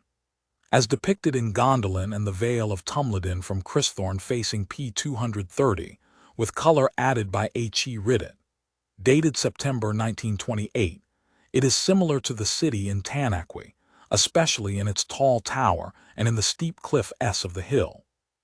But the architecture is more symmetrical, with the tower now in the center, and the surrounding landscape is more substantive. Tolkien was a better artist 13 years later. Gondolin is shown as described in the sketch of the mythology, a broad valley entirely encircled by the hills in rings ever lower as they came towards the center. Amid this ring was a wide land without hills, except for one rocky hill that stuck up from the plain, not right in the center, but nearest to that part of the outer wall which marched close to the edge of Sirion. On the rocky hill, Amon Gwerth, the hill of watching, whose sides they polish to the smoothness of glass, and whose top they level, the great city of Gondolin with gates of steel is built. The plain all about is leveled as flat and smooth as a lawn of clipped grass to the feet of the hills, so that nothing can creep over it unawares. The wide road on the plain presumably runs between the city and the way of escape through the encircling mountains, south towards Sirion. Here the pass Cristhorne, Eagle's Cleft, later Cirith Thornath, is shown to the south, as it was located originally in the Fall of Gondolin, but by the time of the drawing Tolkien had moved it in his text to the mountains north of the city. Cristhorne is the means by which Tuor and Idril escaped the sack of Gondolin, and the drawing recalls how in the fall they looked back as the path wound round the shoulder of the hills and had a last glimpse of the city, burning and half destroyed. In the picture Gondolin is at its full strength, whole and magnificent. Throughout most of Tolkien's art from 1927 and 1928, two pictorial elements were dominant.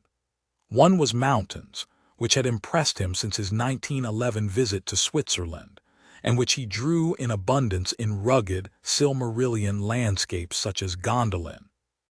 The other was trees, with which he was even more enamored. In all my works, he confessed, I take the part of trees as against all their enemies. He incorporated them not only into forest scenes such as Tornaf Ewan, but also in quieter and more decorative pictures. Trees appear late in the Book of Ishnis, for example, as stylized elements with clouds, birds, waves, mountains, moons, and stars, in rhythmic friezes drawn for no purpose except the joy of decoration. After The Lord of the Rings was published in 1954-5, many of Tolkien's readers asked him for more information about Middle-earth and pressed him to complete the Silmarillion. Allen and Unwin were eager for this too, and hoped that, with his retirement from Oxford in 1959, Tolkien would not take long to prepare a finished text. But he found it hard to discipline himself into working regularly, and as always he had many obligations, unfinished academic work and the care of his wife, who was in poor health. He himself was in his mid-60s and feeling the effects of age, and even when he did find time for the Silmarillion, progress was slow. He considered, then rejected, a radical change in its cosmology to bring it closer to that of our own world, and as readers, many questions raised further queries in his mind. He became enmeshed in working out changes and their sometimes destructive consequences. At times he preferred to write long letters to correspondents, or to doodle elaborate designs on whatever paper was at hand, often on the blank backs of letters written to him, on the front, back, and inside of envelopes, on compliment slips, on invitations, at least once on a paper napkin, and on old newspapers, the latter usually while he was solving a crossword. Some of these designs he later redrew more carefully on fresh sheets. But even in idleness, Tolkien's thoughts were never far from his mythology. Some of his designs, he decided, were drawings of artifacts from his invented world. Flexible, curving shapes became in his thinking belts worn by the people of Numenor, and decorative borders incorporating floral and geometric forms, many in delicate colors, combined with other motifs into larger patterns Tolkien labeled Numenorian carpets, facing pp. 268-9. These designs date from the latter part of 1960. Tolkien first mentioned heraldic devices in his mythology in the Fall of Gondolin, in the Book of Lost Tales. The devices he described there are representational, bearing a swan, an arrowhead, a rainbow, a harp, or for King Turgon, a red heart, commemorating his recovery of the heart orcs had cut from his father's body. Similar pictorial devices appear in The Lord of the Rings, including Rohan's white horse on a field of green, and the white tree, crown, and 7 stars on black of the House of Elendil. But except for the descriptions in the Fall of Gondolin, and that of the badge of Finarfin in the Lay of Leithian and elsewhere, references to elvish heraldic devices are rare and brief in Tolkien's works. He provided no written descriptions as exquisite as the series of heraldic devices that he drew in 1961 for leading figures in the Silmarillion. Many examples of these are reproduced at the heads of chapters in the present volume. Tolkien explained his rules for elvish heraldry in a note: women within a circle personal, men within a lozenge. General, impersonal, designs or emblems of a family square, or, once, circular. The rank was usually held to be shown by number of points, which reached the outer rim. 4 was prince. 6-8 kings, the great ancestors sometimes had as many as 16 as in House of Finwë. Lozenge is a heraldic term for a diamond shape. His devices for female characters are indeed placed within a circle. That of the Noldorin House of Finwë is within a square, and those for individual males are within lozenges. Family relationships are often marked by similarities in design. For example, among the devices of the House of Finwë, or of Finwë himself and his eldest son Fëanor, and of his second son, Fingolfin. But this is not always the case. Apparently, a new device was sometimes made to mark an important event in its bearer's life. The device of Finrod Felagund p. 108, son of Finarfin, bears a harp and torch, probably to commemorate his meeting with the first men to enter Beleriand, when he sang to them with harp accompaniment. Tolkien may have meant to suggest that this device was created for Finrod by men, as it is closer in design to the devices of men he described in The Lord of the Rings and drew in the early 1960s, than it is to the other, geometrical elvish devices he created at the same time. The latter are usually symmetrical on every axis, which often imparts a sense of perpetual rotation, perhaps intended to suggest the immortality of the elves within the circles of the world. In contrast, the devices of men tend to be symmetrical only on either side of the vertical axis, and often have a strong horizontal axis as well. In these, the movement is not circular, but extends from the center outward towards the frame with an impetus to thrust beyond it. The device that Tolkien drew for the human hero Beren p. 93 represents the threefold peaks of Thangorodrim which stood above the stronghold of Morgoth, the Silmaril that Beren and Luthien recovered from Morgoth's crown, and the hand that Beren lost in that adventure. Tolkien meant the device to have been designed posthumously to commemorate Beren's exploits. He inscribed the original drawing of the device, Beren Gamlost, empty-handed, historical plaque. Tolkien also designed such a plaque, dated 14 December 1960, with the device of Idril Celebrindal p. 116, the daughter of Turgon, king of the Noldorin elves, who ruled the hidden city of Gondolin in the First Age of Middle-earth. An inscription on Idril's plaque is in Quenya, the High Elvish tongue, rendered in the Elvish script Tengwar, Eru Ilúvatar, cornflower of Idril from Gondolin. Nothing in Tolkien's writings explains why the cornflower should have been associated with Idril. Perhaps it comes from an association of the blue flowers growing in golden corn, for Idril's hair was said to be, as the gold of Lorelin ere the coming of Melkor. The design of the plaque can be seen as 12 large blue cornflower florets against a black ground, with smaller florets and leaves, or as a blue ground against which are drawn 12 black petals containing small blue flowers which form a cornflower in the center. Under Tolkien's rules for elvish heraldry, the 12 flowers or points reaching the edge of the circle may reflect Idril's position as the king's daughter. A related inscription tells that the plaque was held by the descendants of Idril, preserved from Gondolin and descending from Eärendil to Numenor, whence it was saved by Elendil and taken to Gondor. Another inscription suggests that it was much copied. Idril's device, the cornflower pattern Meneluen, origin of often debased Numenorian circular patterns. Tolkien had drawn a Numenorian tile p.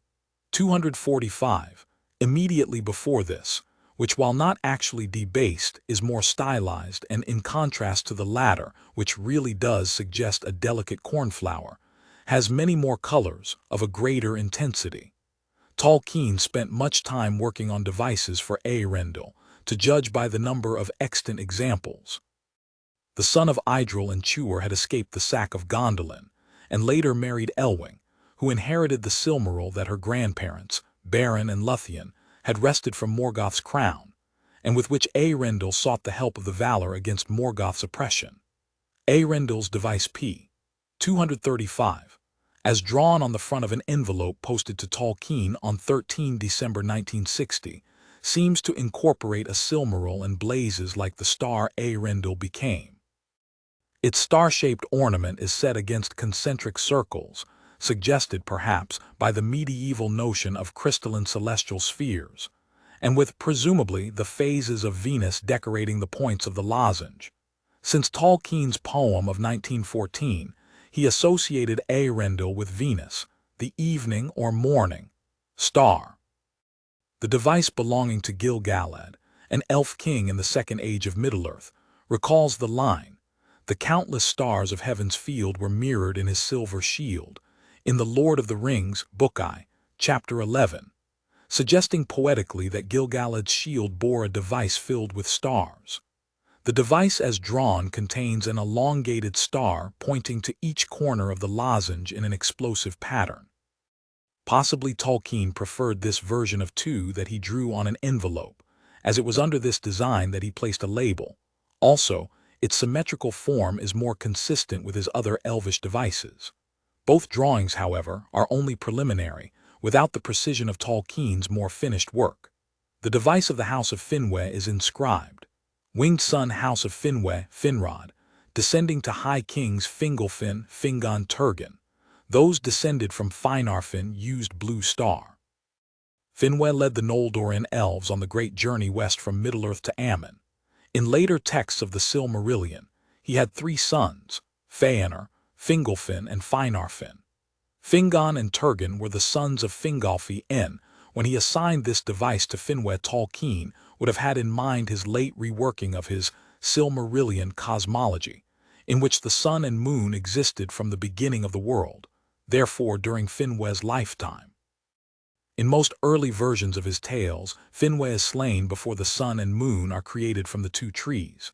16 points, or wings, extend to the rim of a square, as appropriate for the High King of the Noldor in Aman. The dark crescents on the wings mark another 16 points, and within the central sun are 8 yellow petals set against or interspersed with 8 more in pale orange. Tolkien drew an almost identical personal device for Finwë pp. 36-63, but turned 45 degrees to form a lozenge. He also created devices for Finwë's 3 sons, in 2 of which only 8 points reach the rim. The exception is the device of Fëanor pp. 53-96, which has 8 subsidiary points in addition to 8 flames. Tolkien said of Fëanor, the eldest son, that his spirit burned as a flame, and that he it was who, first of the Noldor, discovered how gems greater and brighter than those of the earth might be made with skill. At the center of his device is a Silmaril, his greatest creation. The device of Finwë's second son, Fingolfin pp. 141-227, is inscribed Fingolfin and his house. In coloring it is similar to that of Finwë, but its 8 points are more like the flames of Fëanor. The silver stars on a blue ground are probably related to his blue and silver banners, or to his shield with field of heaven's blue and star of crystal shining pale afar. The device of Finwë's youngest son, Finarfin p. 68, is inscribed Finarfin and his house especially Finrod. His device has a superficial similarity to his brother's, with a central circle and 8 radiating points, but it has only 1 circle, not 2, and his flower-like points are almost at rest compared with the flames of his brother's. The calm mood of his device is appropriate to Finarfin, who remained in the peace of Aman rather than go to war in Middle-earth with his kinsfolk to recover the Silmarils Morgoth stole.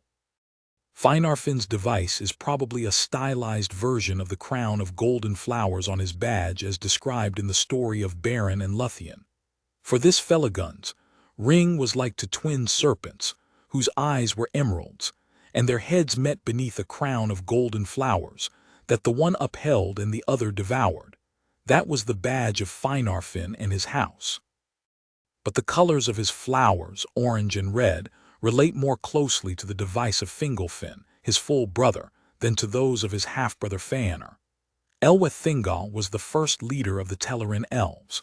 On the great journey of the elves to Aman, he was enchanted by the voice of Melian the Maiar as she sang with the nightingales.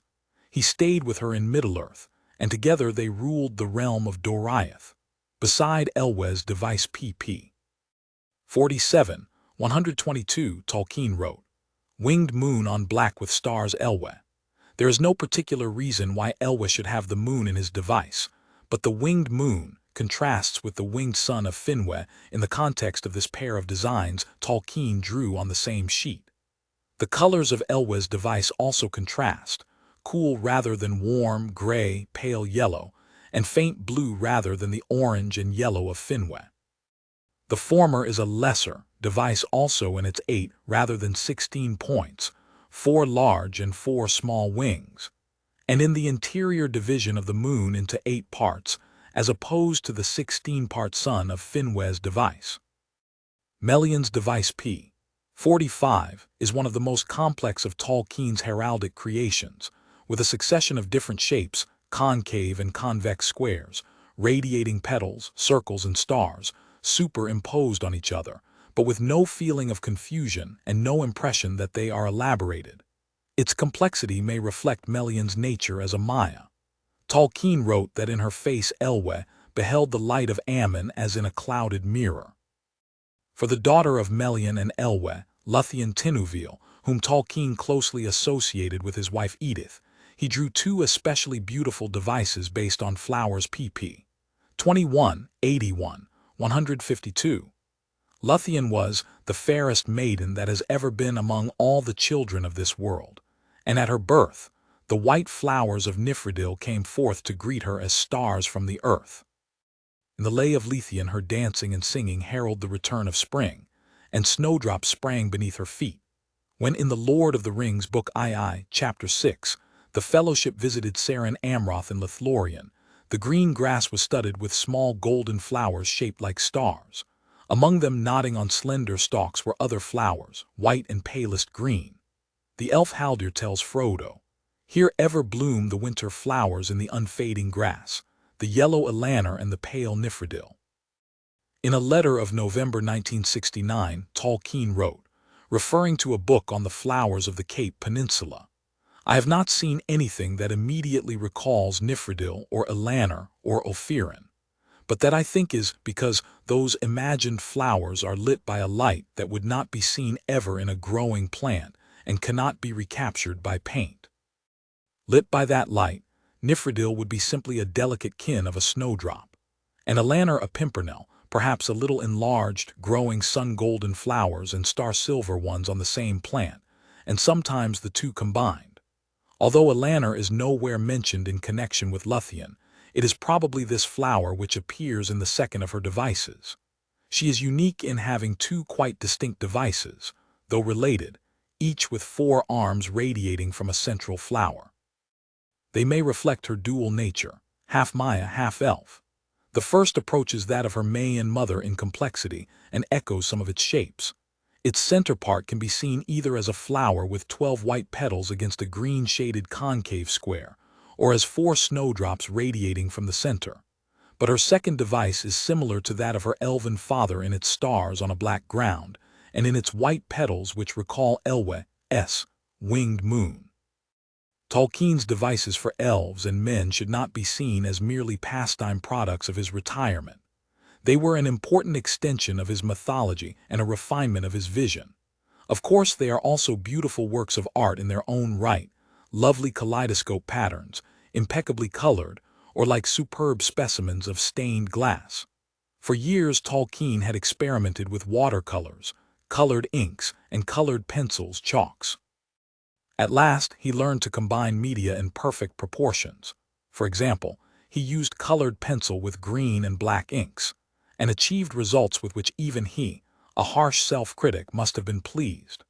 Although in his later years Tolkien drew many plants, devices, artifacts, and miscellaneous designs for his mythology, after his illustrations for The Lord of the Rings he produced only one view of Middle-earth, the hills of the morning facing Roman 48. It is inscribed twice, once in Tengwar with the Quenya name Ambarana, which Tolkien translated in his etymologies as uprising, sunrise, from Amba upwards and Rana east. But the name also includes the sense of Ambaran earth, the world. Although it was drawn very late, The Hills of the Morning reflects the older version of Tolkien's Cosmology, in which the vessel of the sun set in the west, traveled beneath the Fl at world during the night, then rose above the eastern mountains and brought light to Middle-earth again. In his later conception the world was round, and the sun was similar to our own, so that it rose on the horizon, not from the middle of the sea.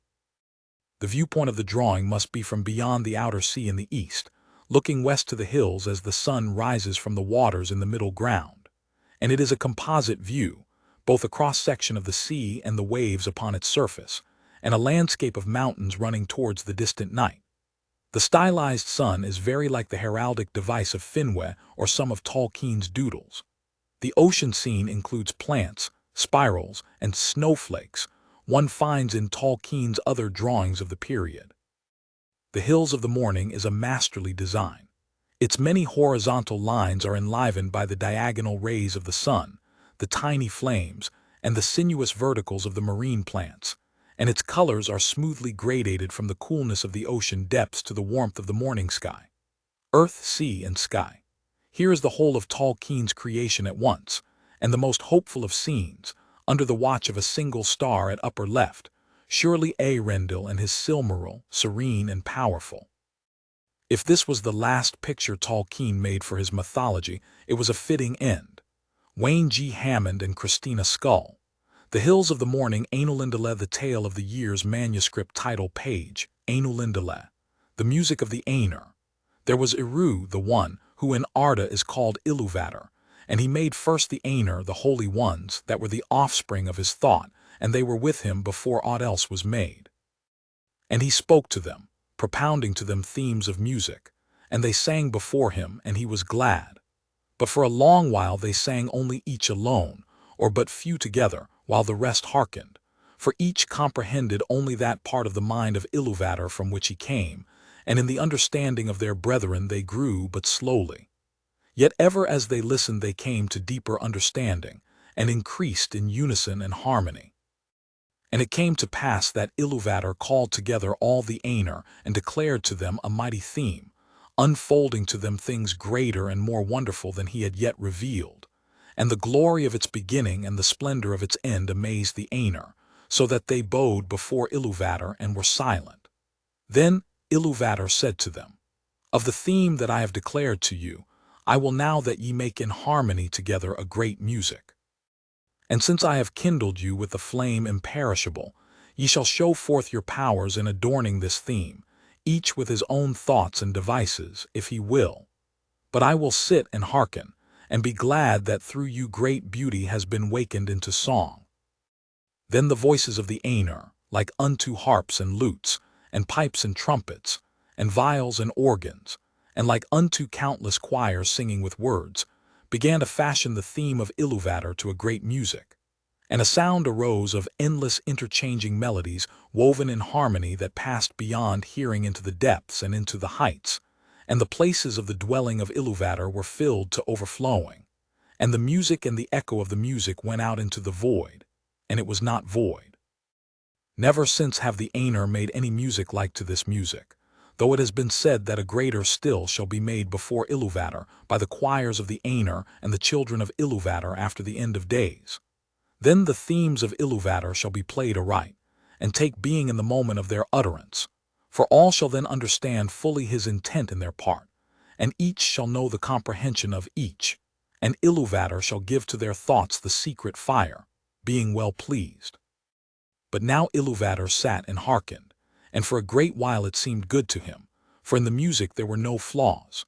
But as the theme progressed, it came into the heart of Melkor to interweave matters of his own imagining that were not in accord with the theme of Ilúvatar, for he sought therein to increase the power and glory of the part assigned to himself. To Melkor among the Ainur had been given the greatest gifts of power and knowledge, and he had a share in all the gifts of his brethren.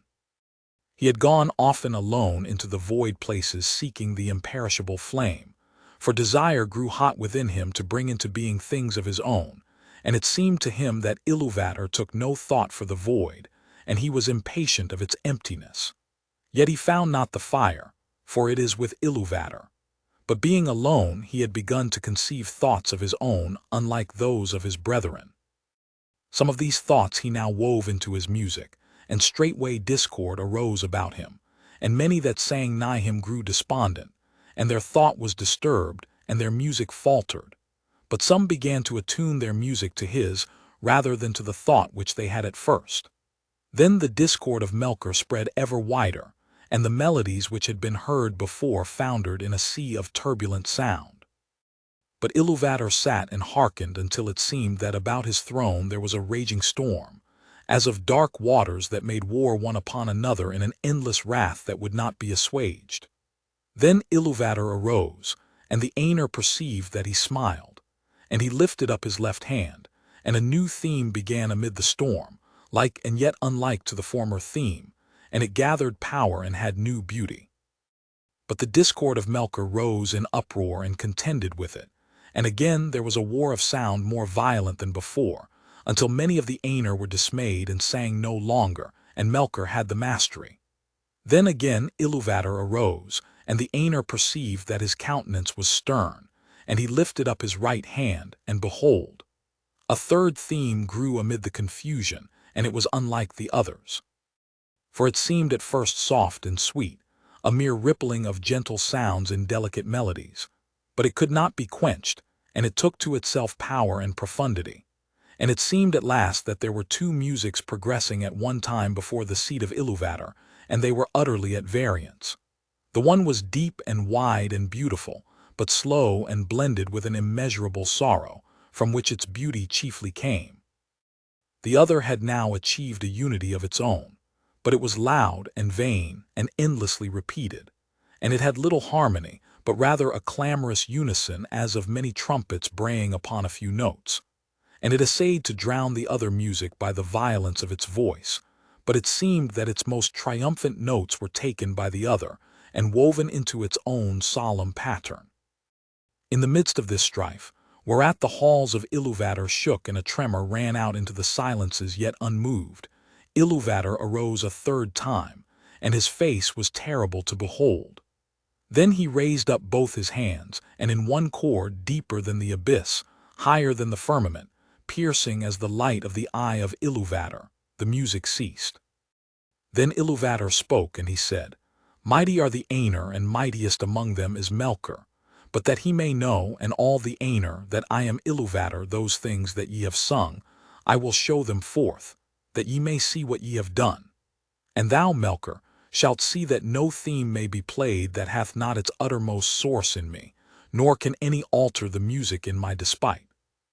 For he that attempteth this shall prove but mine instrument in the devising of things more wonderful, which he himself hath not imagined." Then the Ainur were afraid, and they did not yet comprehend the words that were said to them, and Melkor was filled with shame, of which came secret anger. But Ilúvatar arose in splendor, and he went forth from the fair regions that he had made for the Ainur, and the Ainur followed him. But when they were come into the void, Ilúvatar said to them, "Behold your music." And he showed to them a vision, giving to them sight where before was only hearing. And they saw a new world made visible before them, and it was globed amid the void, and it was sustained therein, but was not of it. And as they looked and wondered, this world began to unfold its history, and it seemed to them that it lived and grew.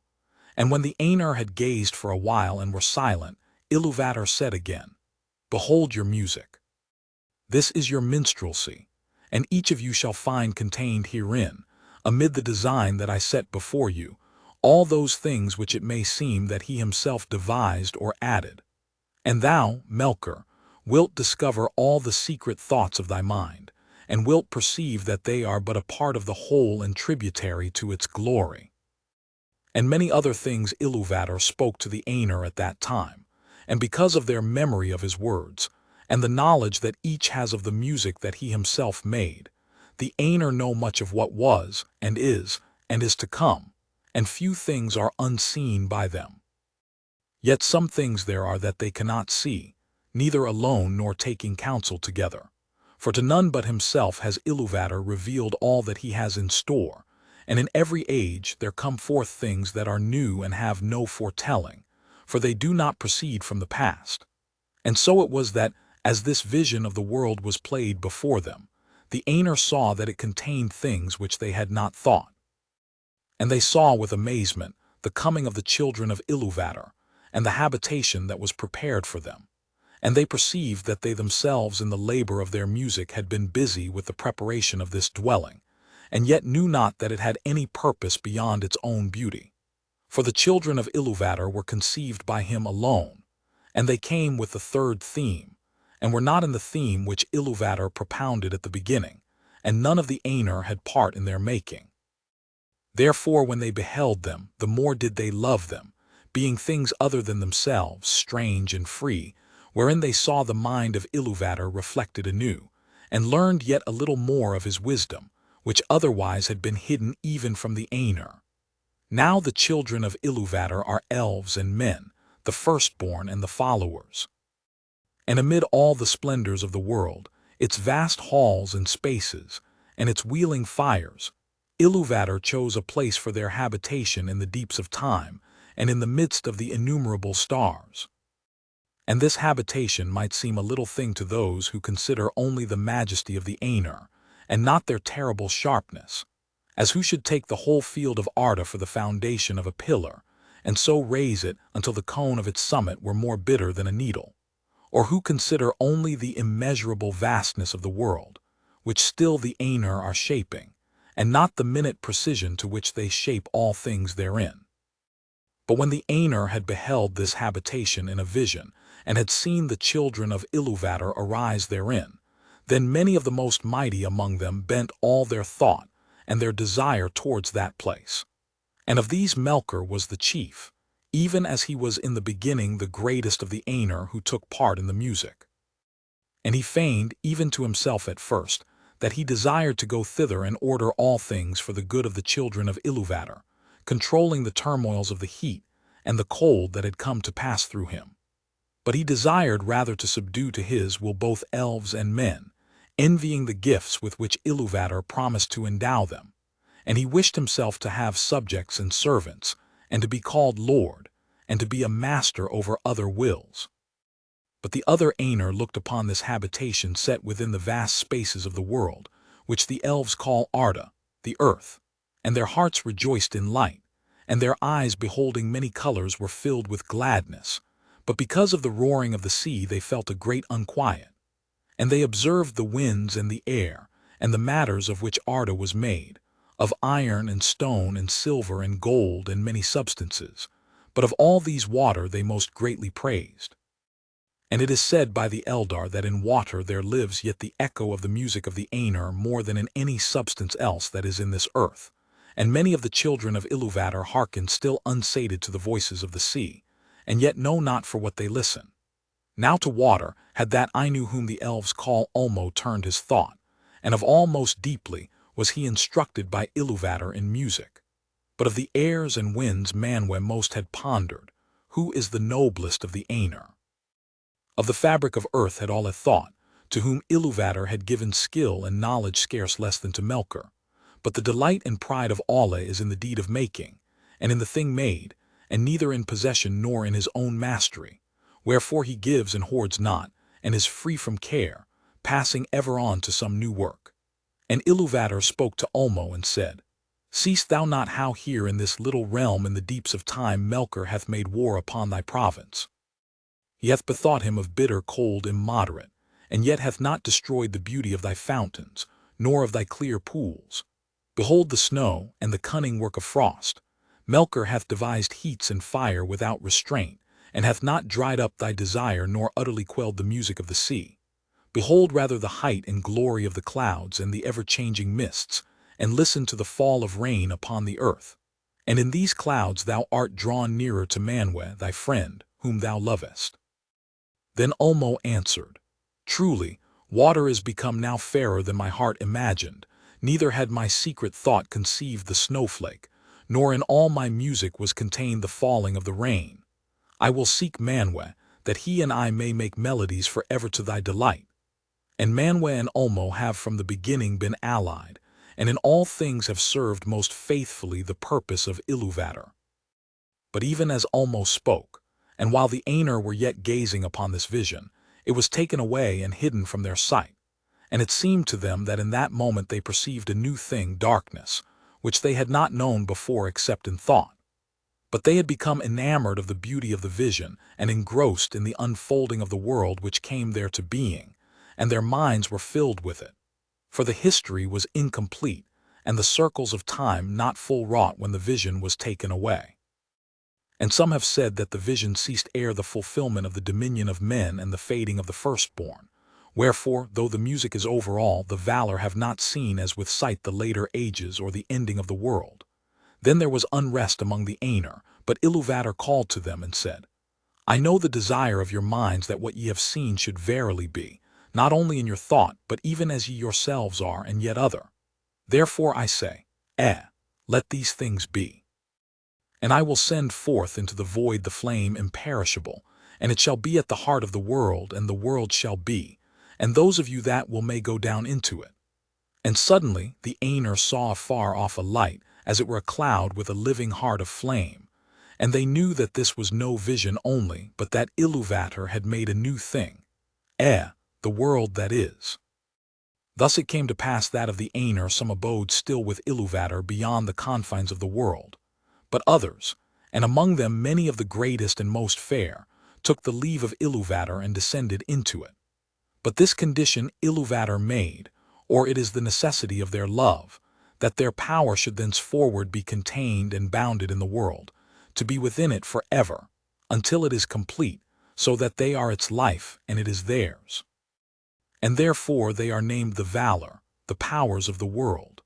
But when the Valar entered into Ea, they were at first astounded and at a loss, for it was as if naught was yet made which they had seen in vision, and all was but on point to begin and yet unshaped, and it was dark.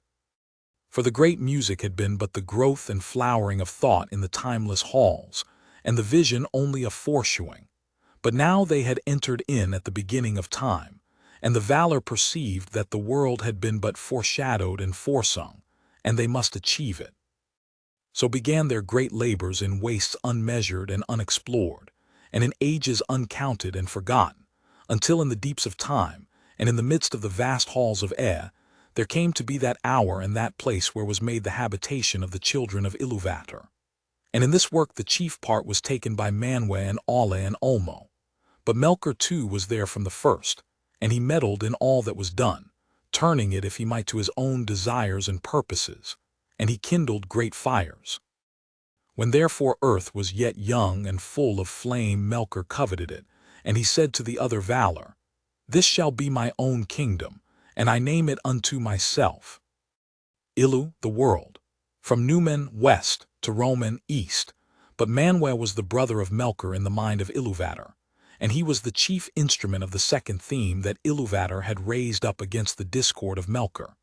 And he called unto himself many spirits both greater and less, and they came down into the fields of Arda and aided Manwe, lest Melkor should hinder the fulfillment of their labor forever, and earth should wither ere it flowered. And Manwe said unto Melkor, This kingdom thou shalt not take for thine own wrongfully, for many others have labored here no less than thou. And there was strife between Melkor and the other Valar, and for that time Melkor withdrew and departed to other regions and did there what he would, but he did not put the desire of the kingdom of Arda from his heart.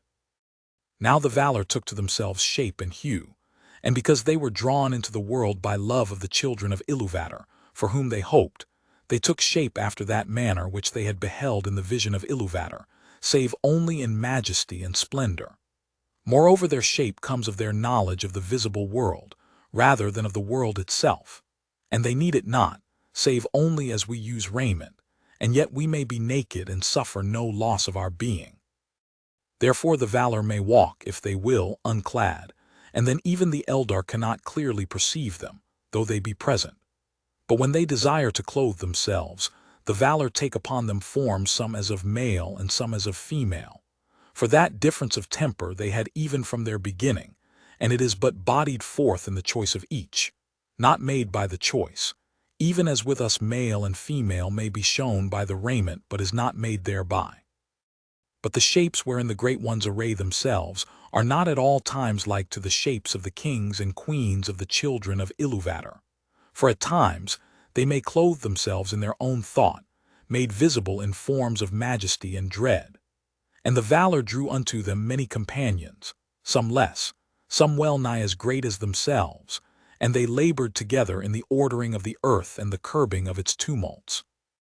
Then Melkor saw what was done, and that the Valar walked on earth as powers visible, clad in the raiment of the world, and were lovely and glorious to see, and blissful, and that the earth was becoming as a garden for their delight, for its turmoils were subdued.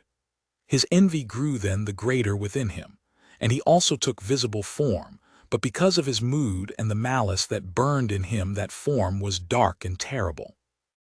And he descended upon Arda in power and majesty greater than any other of the Valar, as a mountain that wades in the sea and has its head above the clouds, and is clad in ice, and crowned with smoke and fire.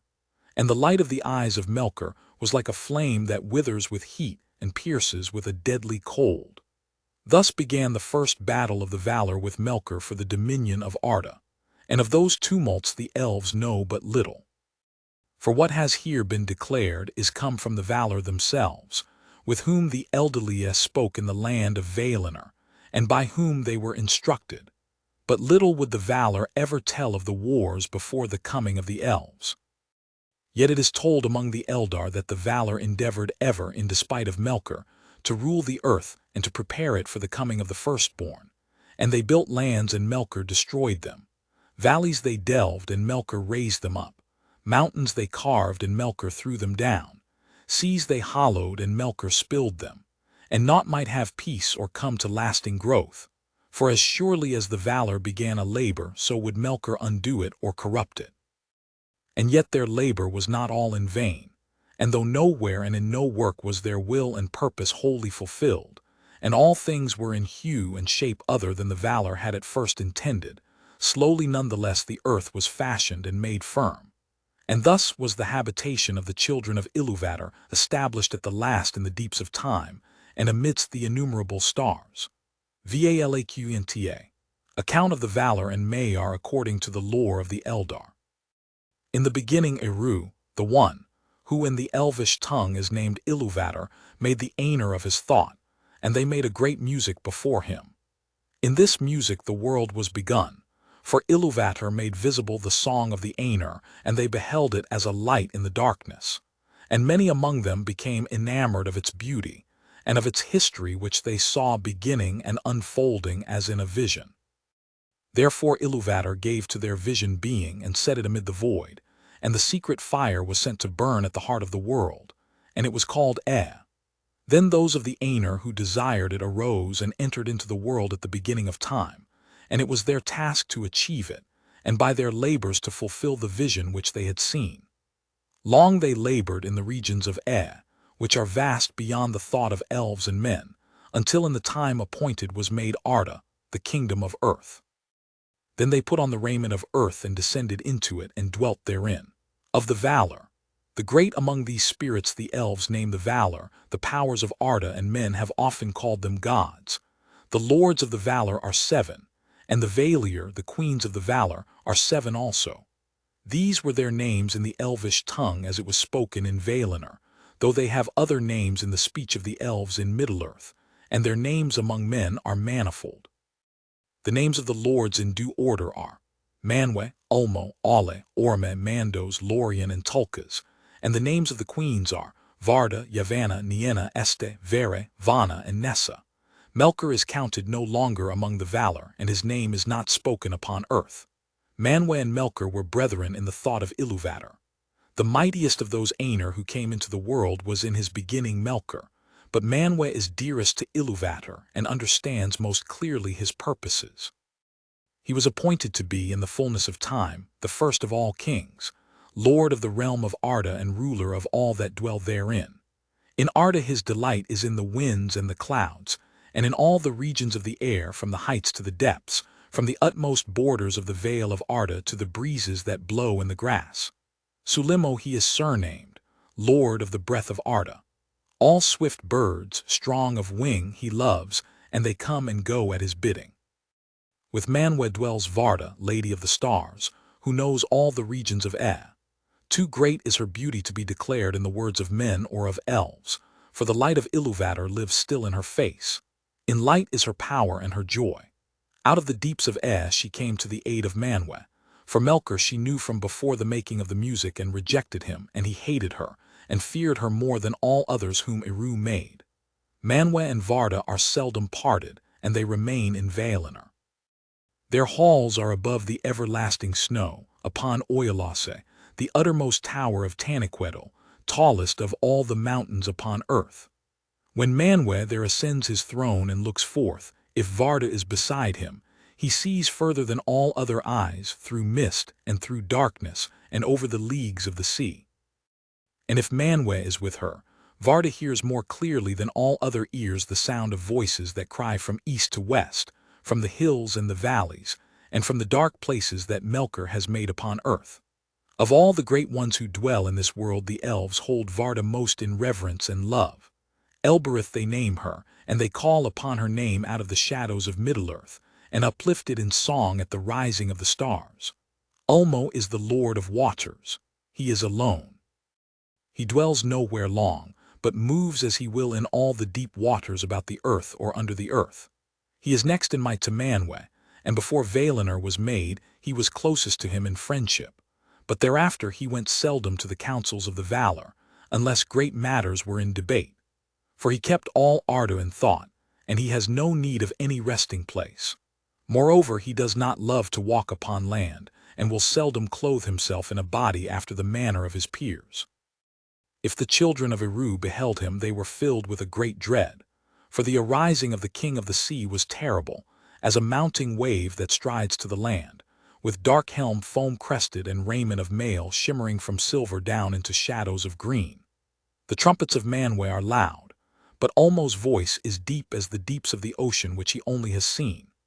Nonetheless, Ulmo loves both elves and men, and never abandoned them, not even when they lay under the wrath of the Valar.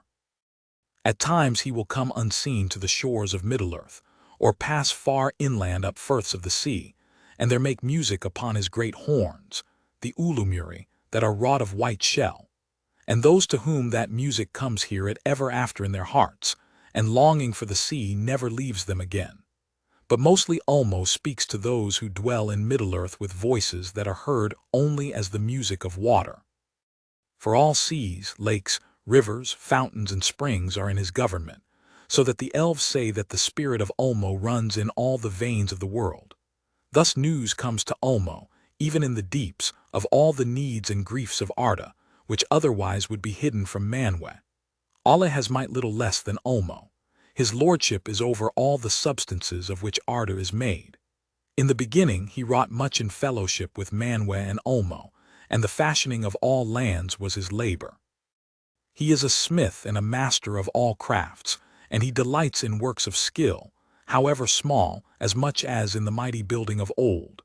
His are the gems that lie deep in the earth and the gold that is fair in the hand, no less than the walls of the mountains and the basins of the sea. The Noldor learned most of him, and he was ever their friend. Melkor was jealous of him, for Alle was most like himself in thought and in powers, and there was long strife between them, in which Melkor ever marred or undid the works of Alle, and Alle grew weary in repairing the tumults and disorders of Melkor. Both, also, desired to make things of their own that should be new and unthought of by others, and delighted in the praise of their skill. But Alle remained faithful to Eru and submitted all that he did to his will, and he did not envy the works of others but sought and gave counsel.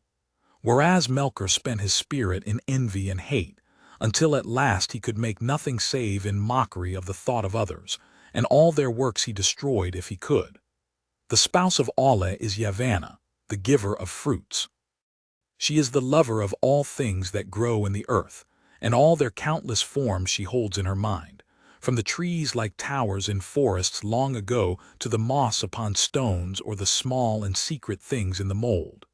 In reverence, Yavanna is next to Varda among the queens of the Valar. In the form of a woman she is tall and robed in green, but at times she takes other shapes. Some there are who have seen her standing like a tree under heaven, crowned with the sun, and from all its branches there spilled a golden dew upon the barren earth, and it grew green with corn. But the roots of the tree were in the waters of Ulmo, and the winds of Manwë spoke in its leaves. Kementari, queen of the earth, she is surnamed in the Eldarin tongue. The Fanchuri, masters of spirits, are brethren, and they are called most often Mandos and Lorien. Yet these are rightly the names of the places of their dwelling, and their true names are Namo and Ermo. Namo the elder dwells in Mandos, which is westward in Valinor. He is the keeper of the houses of the dead, and the summoner of the spirits of the slain. He forgets nothing, and he knows all things that shall be, save only those that lie still in the freedom of Ilúvatar. He is the doomsman of the Valar, but he pronounces his dooms and his judgments only at the bidding of Manwë.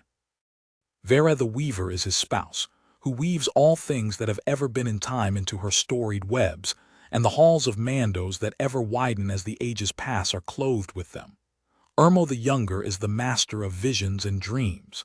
In Lorien are his gardens in the land of the Valar, and they are the fairest of all places in the world, filled with many spirits.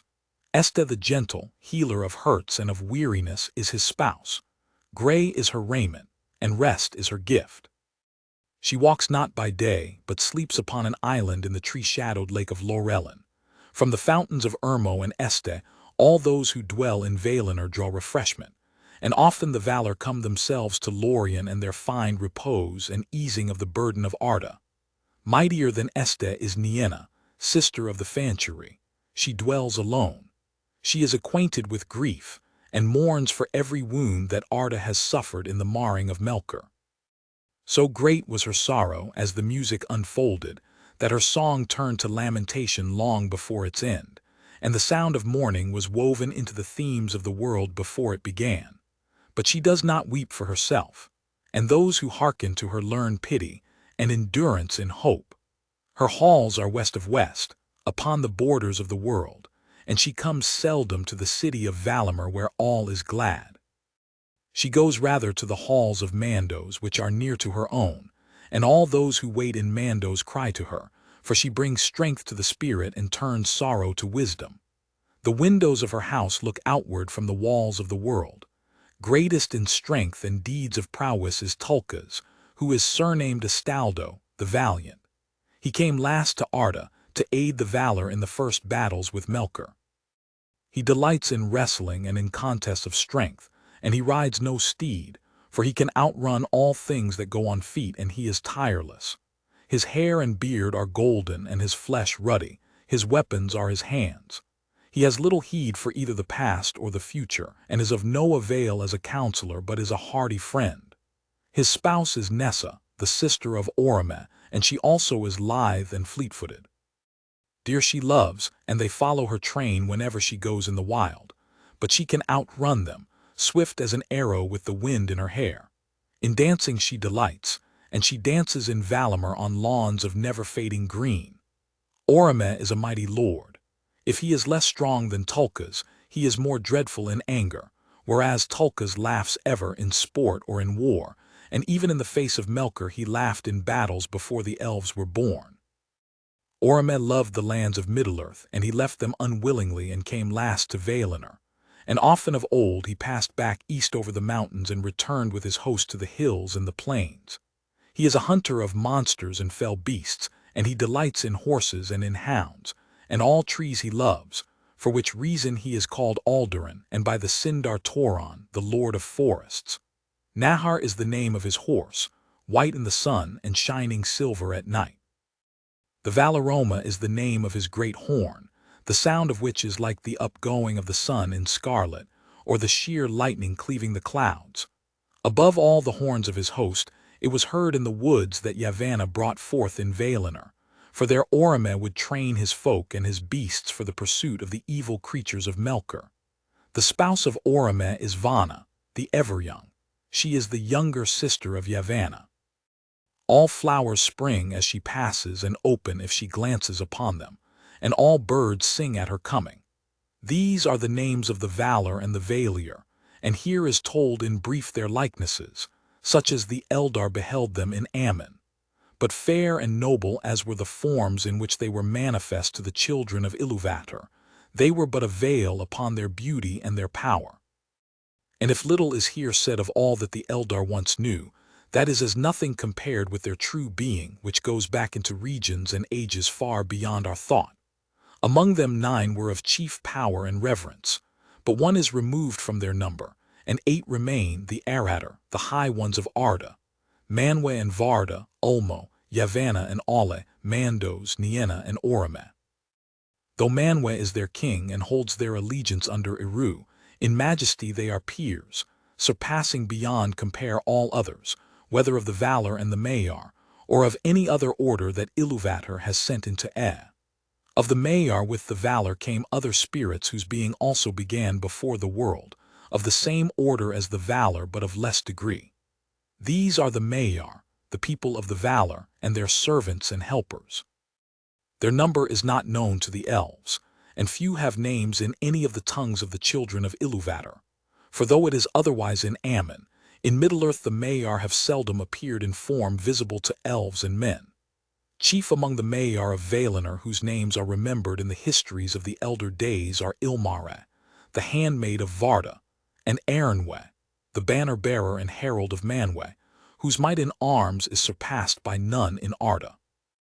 But of all the Maiar, Ase and Uinen are best known to the children of Ilúvatar. Ase is a vassal of Ulmo, and he is master of the seas that wash the shores of Middle-earth. He does not go in the deeps, but loves the coasts and the isles, and rejoices in the winds of Manwe, for in storm he delights and laughs amid the roaring of the waves. His spouse is Uinen, the lady of the seas, whose hair lies spread through all waters under sky. All creatures she loves that live in the salt streams and all weeds that grow there, to her mariners cry, for she can lay calm upon the waves, restraining the wildness of Ase. The Numenorians lived long in her protection, and held her in reverence equal to the Valar. Melkor hated the sea, for he could not subdue it. It is said that in the making of Arda he endeavored to draw Ase to his allegiance, promising to him all the realm and power of Ulmo if he would serve him. So it was that long ago there arose great tumults in the sea that wrought ruin to the lands. But Uinen, at the prayer of Alle, restrained Ase and brought him before Ulmo, and he was pardoned and returned to his allegiance, to which he has remained faithful. For the most part, for the delight in violence has never wholly departed from him, and at times he will rage in his willfulness without any command from Ulmo his lord. Therefore those who dwell by the sea or go up in ships may love him, but they do not trust him. Melian was the name of a Maya who served both Vana and Este. She dwelt long in Lorien, tending the trees that flower in the gardens of Urmo, ere she came to Middle-earth. Nightingales sang about her wherever she went. Wisest of the Maiar was Alorin. He too dwelt in Lorien, but his ways took him often to the house of Nienna, and of her he learned pity and patience. Of Melian much is told in the Quenta Silmarillion, but of Olorin that tale does not speak, for though he loved the elves, he walked among them unseen, or in form as one of them, and they did not know whence came the fair visions or the promptings of wisdom that he put into their hearts. In later days, he was the friend of all the children of Ilúvatar, and took pity on their sorrows, and those who listened to him awoke from despair and put away the imaginations of darkness. Of the enemies last of all is set the name of Melkor, he who arises in might. But that name he has forfeited, and the Noldor, who among the elves suffered most from his malice, will not utter it, and they name him Morgoth, the dark enemy of the world. Great might was given to him by Ilúvatar, and he was coeval with Manwë. In the powers and knowledge of all the other Valar he had part, but he turned them to evil purposes and squandered his strength in violence and tyranny. For he coveted Arda and all that was in it, desiring the kingship of Manwë and dominion over the realms of his peers. From splendor he fell through arrogance to contempt for all things save himself, a spirit wasteful and pitiless. Understanding he turned to subtlety in perverting to his own will all that he would use, until he became a liar without shame. He began with the desire of light, but when he could not possess it for himself alone, he descended through fire and wrath into a great burning, down into darkness.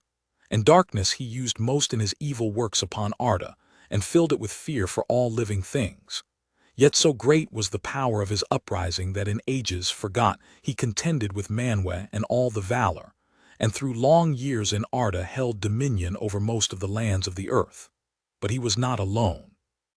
For of the Maiar many were drawn to his splendor in the days of his greatness, and remained in that allegiance down into his darkness, and others he corrupted afterwards to his service with lies and treacherous gifts. Dreadful among these spirits were the Valaquenta, the scourges of fire that in Middle-earth were called the Balrogs, demons of terror.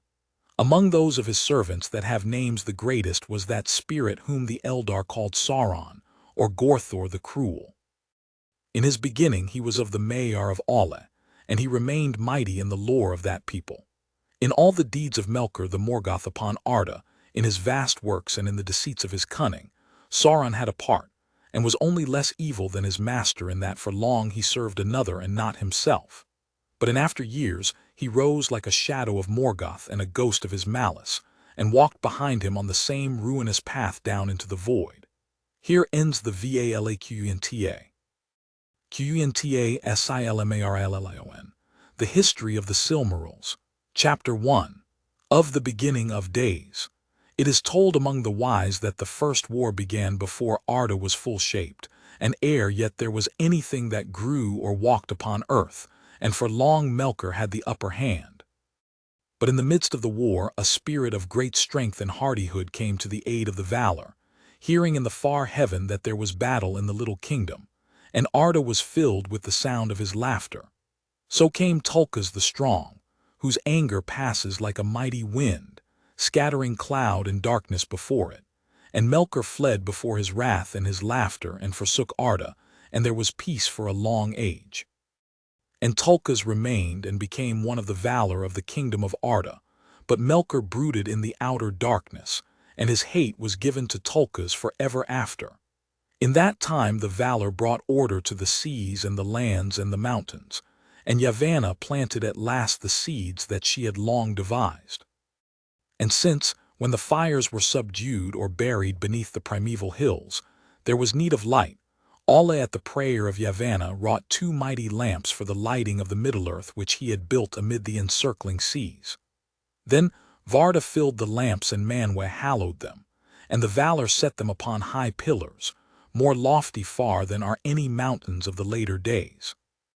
One lamp they raised near to the north of Middle-earth, and it was named Ilúin, and the other was raised in the south, and it was named Ormel, and the light of the lamps of the Valar flowed out over the earth, so that all was lit as it were in a changeless day.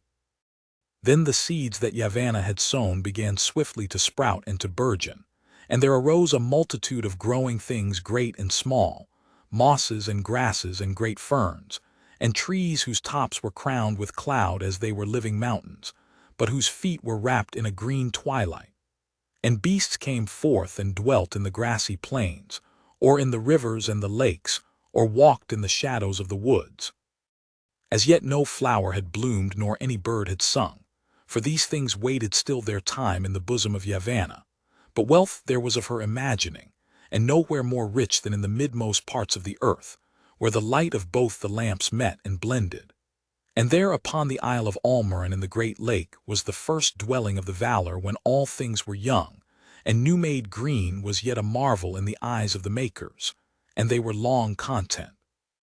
Now it came to pass that while the Valar rested from their labors, and watched the growth and unfolding of the things that they had devised and begun, Manwë ordained a great feast, and the Valar and all their host came at his bidding. But Alla and Tulkas were weary, for the craft of Alla and the strength of Tulkas had been at the service of all without ceasing in the days of their labor. And Melkor knew of all that was done, for even then he had secret friends and spies among the Maiar whom he had converted to his cause, and far off in the darkness he was filled with hatred, being jealous of the work of his peers, whom he desired to make subject to himself. Therefore he gathered to himself spirits out of the halls of Ea that he had perverted to his service, and he deemed himself strong. And seeing now his time, he drew near again to Arda, and looked down upon it, and the beauty of the earth in its spring filled him the more with hate. Now therefore the Valar were gathered upon Almarin, fearing no evil, and because of the light of Ilúin they did not perceive the shadow in the north that was cast from afar by Melkor, for he was grown dark as the night of the void. And it is sung that in that feast of the spring of Arda Tulkas espoused Nessa the sister of Orome, and she danced before the Valar upon the green grass of Almarin. Then Tulkas slept, being weary and content, and Melkor deemed that his hour had come. And he passed therefore over the walls of the night with his host, and came to Middle-earth far in the north, and the Valar were not aware of him. Now Melkor began the delving and building of a vast fortress, deep under earth, beneath dark mountains where the beams of Ilúin were cold and dim. That stronghold was named Utumno, and though the Valar knew naught of it as yet, nonetheless the evil of Melkor and the blight of his hatred flowed out thence, and the spring of Arda was marred. Green things fell sick and rotted, and rivers were choked with weeds and slime, and fens were made, rank and poisonous, the breeding place of flies, and forests grew dark and perilous, the haunts of fear, and beasts became monsters of horn and ivory and dyed the earth with blood. Then the Valar knew indeed that Melkor was at work again, and they sought for his hiding place. But Melkor, trusting in the strength of Utumno and the might of his servants, came forth suddenly to war, and struck the first blow, ere the Valar were prepared. And he assailed the lights of Ilúin and Ormel, and cast down their pillars and broke their lamps. In the overthrow of the mighty pillars lands were broken and seas arose in tumult, and when the lamps were spilled destroying flame was poured out over the earth. And the shape of Arda and the symmetry of its waters and its lands was marred in that time, so that the first designs of the Valar were never after restored. The world about VY 500 after the fall of the lamps Helkar Ilúin and Ringel Ormel, and the first fortification of the north by Melkor, in the confusion and the darkness Melkor escaped, though fear fell upon him. For above the roaring of the seas he heard the voice of Manwë as a mighty wind, and the earth trembled beneath the feet of Tulkas. But he came to Utumno ere Tulkas could overtake him, and there he lay hid. And the Valar could not at that time overcome him, for the greater part of their strength was needed to restrain the tumults of the earth, and to save from ruin all that could be saved of their labor. And afterwards they feared to rend the earth again, until they knew where the children of Ilúvatar were dwelling, who were yet to come in a time that was hidden from the Valar. Thus ended the spring of Arda. The dwelling of the Valar upon Almarin was utterly destroyed, and they had no abiding place upon the face of the earth. Therefore they departed from Middle-earth and went to the land of Aman, the westernmost of all lands upon the borders of the world, for its west shores looked upon the outer sea, that is called by the elves Ekya, encircling the kingdom of Arda. How wide is that sea none know but the Valar, and beyond it are the walls of the night. But the east shores of Ammon were the uttermost end of Belegir, the great sea of the west. And since Melkor was returned to Middle-earth and they could not yet overcome him, the Valar fortified their dwelling, and upon the shores of the sea they raised the Pelori, the mountains of Ammon, highest upon earth. And above all the mountains of the Pelori was that height upon whose summit Manwë set his throne.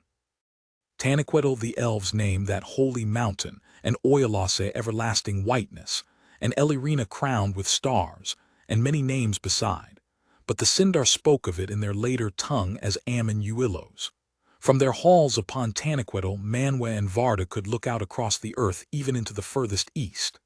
Behind the walls of the Pelori, the Valar established their domain in that region which is called Valinor, and there were their houses, their gardens, and their towers.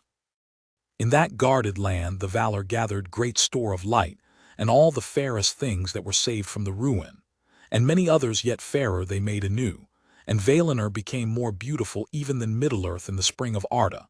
And it was blessed, for the deathless dwelt there, and there naught faded nor withered, neither was there any stain upon flower or leaf in that land, nor any corruption or sickness in anything that lived, for the very stones and waters were hallowed. And when Valinor was full wrought and the mansions of the Valar were established, in the midst of the plain beyond the mountains they built their city Valmor of many bells. Before its western gate there was a green mound, Ezilohar, that is named also Carlere, and Yavanna hallowed it, and she sat there long upon the green grass and sang a song of power, in which was set all her thought of things that grow in the earth. But Nienna thought in silence, and watered the mound with tears. In that time the Valar were gathered together to hear the song of Yavanna, and they sat silent upon their thrones of council in the Mahanaxar, the ring of doom near to the golden gates of Valmor. And Yavanna Kementari sang before them, and they watched. And as they watched, upon the mound there came forth two slender shoots, and silence was over all the world in that hour, nor was there any other sound save the chanting of Yavanna. Under her song the saplings grew and became fair and tall, and came to flower, and thus there awoke in the world the two trees of Valinor. Of all things which Yavanna made they have most renown, and about their fate all the tales of the elder days are woven. The one had leaves of dark green that beneath were as shining silver, and from each of his countless flowers a dew of silver light was ever falling, and the earth beneath was dappled with the shadows of his fluttering leaves. The other bore leaves of a young green like the new-opened beech. Their edges were of glittering gold. Flowers swung upon her branches in clusters of yellow flame, formed each to a glowing horn that spilled a golden rain upon the ground. And from the blossom of that tree there came forth warmth and a great light. Tulpirion the one was called in Valinor, and Silpion and Ninquilada and many other names. But Laurelin the other was, and Malinalda and Culurion and many names in song beside. In 7 hours the glory of each tree waxed to full and waned again to naught, and each awoke once more to life an hour before the other ceased to shine. Thus in Valinor twice, every day, there came a gentle hour of softer light when both trees were faint, and their gold and silver beams were mingled. Tulpirion was the elder of the trees and came first to full stature and to bloom, and that first hour in which he shone, the white glimmer of a silver dawn, the Valar reckoned not into the tale of hours, but named it the opening hour, and counted from it the ages of their reign in Valinor. Therefore at the 6th hour of the first day, and of all the joyful days thereafter, until the darkening of Valinor, Tulpirion ceased his time of flower, and at the 12th hour Laurelin her blossoming. And each day of the Valar in Ammon contained 12 hours, and ended with the second mingling of the lights, in which Laurelin was waning but Tulpirion was waxing. But the light that was spilled from the trees endured long, ere it was taken up into the airs or sank down into the earth. And the dews of Tulpirion and the rain that fell from Laurelin Varda hoarded in great vats like shining lakes, that were to all the land of the Valar as wells of water and of light. Thus began the days of the bliss of Valinor, and thus began also the count of time. Tanaqui. But as the ages drew on to the hour appointed by Ilúvatar for the coming of the firstborn, Middle-earth lay in a twilight beneath the stars that Varda had wrought in the ages forgotten of her labors in air. And in the darkness Melkor dwelt, and still often walked abroad, in many shapes of power and fear, and he wielded cold and fire, from the tops of the mountains to the deep furnaces that are beneath them. And whatsoever was cruel or violent or deadly in those days is laid to his charge. From the beauty and bliss of Valinor, the Valar came seldom over the mountains to Middle-earth, but gave to the land beyond the Pelori their care and their love. And in the midst of the blessed realm were the mansions of Alle, and there he labored long. For in the making of all things in that land he had the chief part, and he wrought there many beautiful and shapely works both openly and in secret. Of him comes the lore and knowledge of the earth and of all things that it contains, whether the lore of those that make not, but seek only for the understanding of what is, or the lore of all craftsmen, the weaver, the shaper of wood and the worker in metals, and the tiller and husbandman also, though these last and all that deal with things that grow and bear fruit must look also to the spouse of Alle, Yavanna Kementari. Alle it is who is named the friend of the Noldor, for of him they learned much in after days, and they are the most skilled of the elves. And in their own fashion, according to the gifts which Ilúvatar gave to them, they added much to his teaching, delighting in tongues and in scripts, and in the figures of broidery, of drawing, and of carving. The Noldor also it was who first achieved the making of gems, and the fairest of all gems were the Silmarils, and they are lost. But Manwe Sulimo, highest and holiest of the Valar, sat upon the borders of Ammon, forsaking not in his thought the outer lands. For his throne was set in majesty upon the pinnacle of Taniquetil, the highest of the mountains of the world, standing upon the margin of the sea. Spirits in the shape of hawks and eagles flew ever to and from his halls, and their eyes could see to the depths of the seas, and pierce the hidden caverns beneath the world. Thus they brought word to him of well nigh all that passed in Arda, yet some things were hidden even from the eyes of Manwe and the servants of Manwe, for where Melkor sat in his dark thought impenetrable shadows lay. Manwe has no thought for his own honor, and is not jealous of his power, but rules all to peace. The Vanyar he loved best of all the elves, and of him they received song and poetry, for poetry is the delight of Manwe, and the song of words is his music.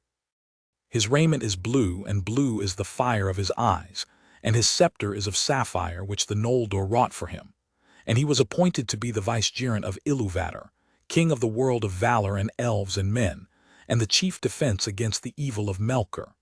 With Manwe dwelt Varda the most beautiful, she who in the Sindarin tongue is named Elbereth, queen of the Valar, maker of the stars, and with them were a great host of spirits in blessedness. But Ulmo was alone, and he abode not in Valinor, nor ever came thither unless there were need for a great council. He dwelt from the beginning of Arda in the outer ocean, and still he dwells there.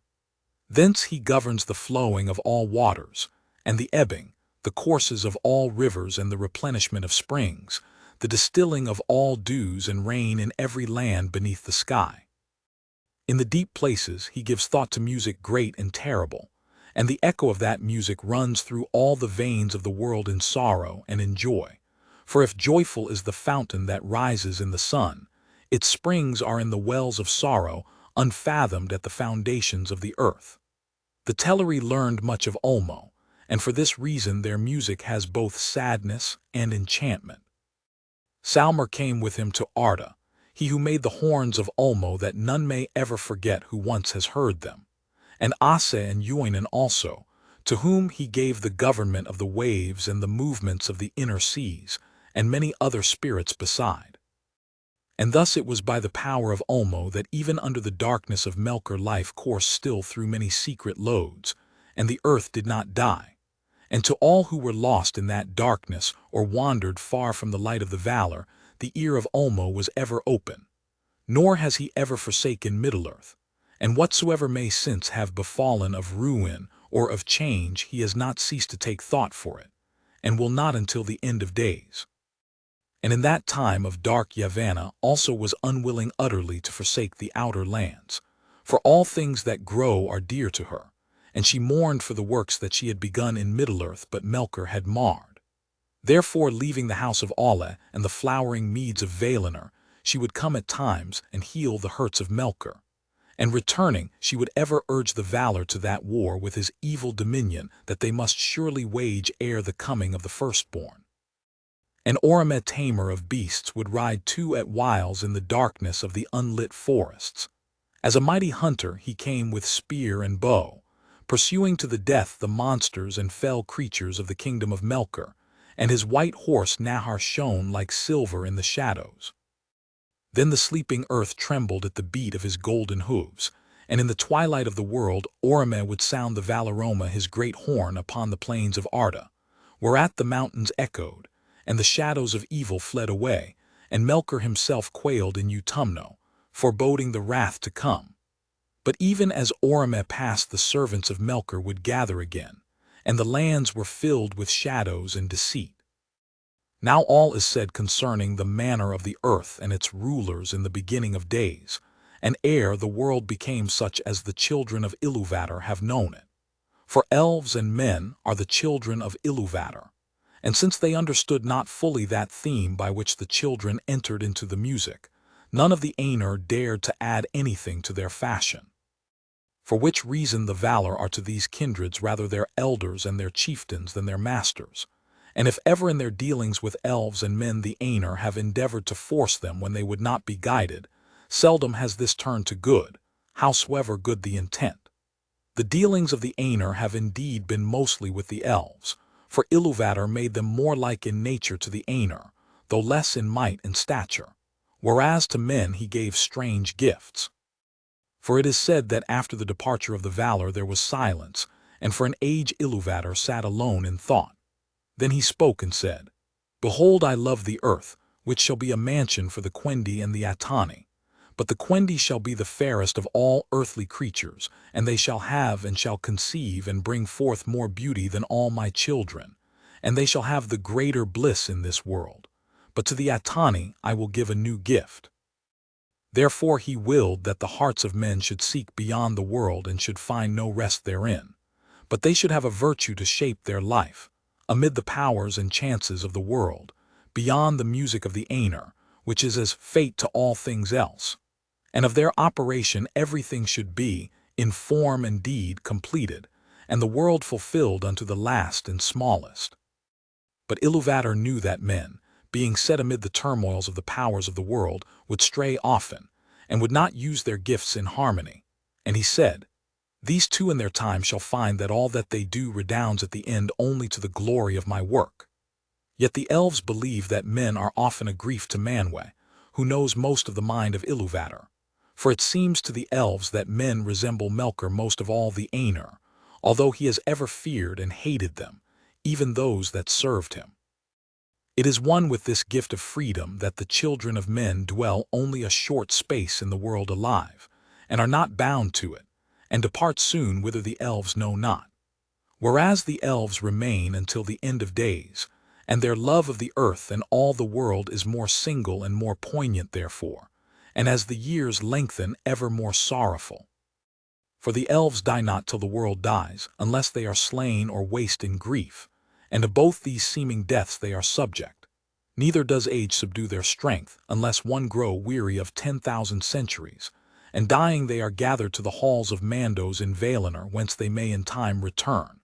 But the sons of men die indeed and leave the world, wherefore they are called the guests or the strangers. Death is their fate, the gift of Ilúvatar, which as time wears even the powers shall envy. But Melkor has cast his shadow upon it, and confounded it with darkness, and brought forth evil out of good, and fear out of hope.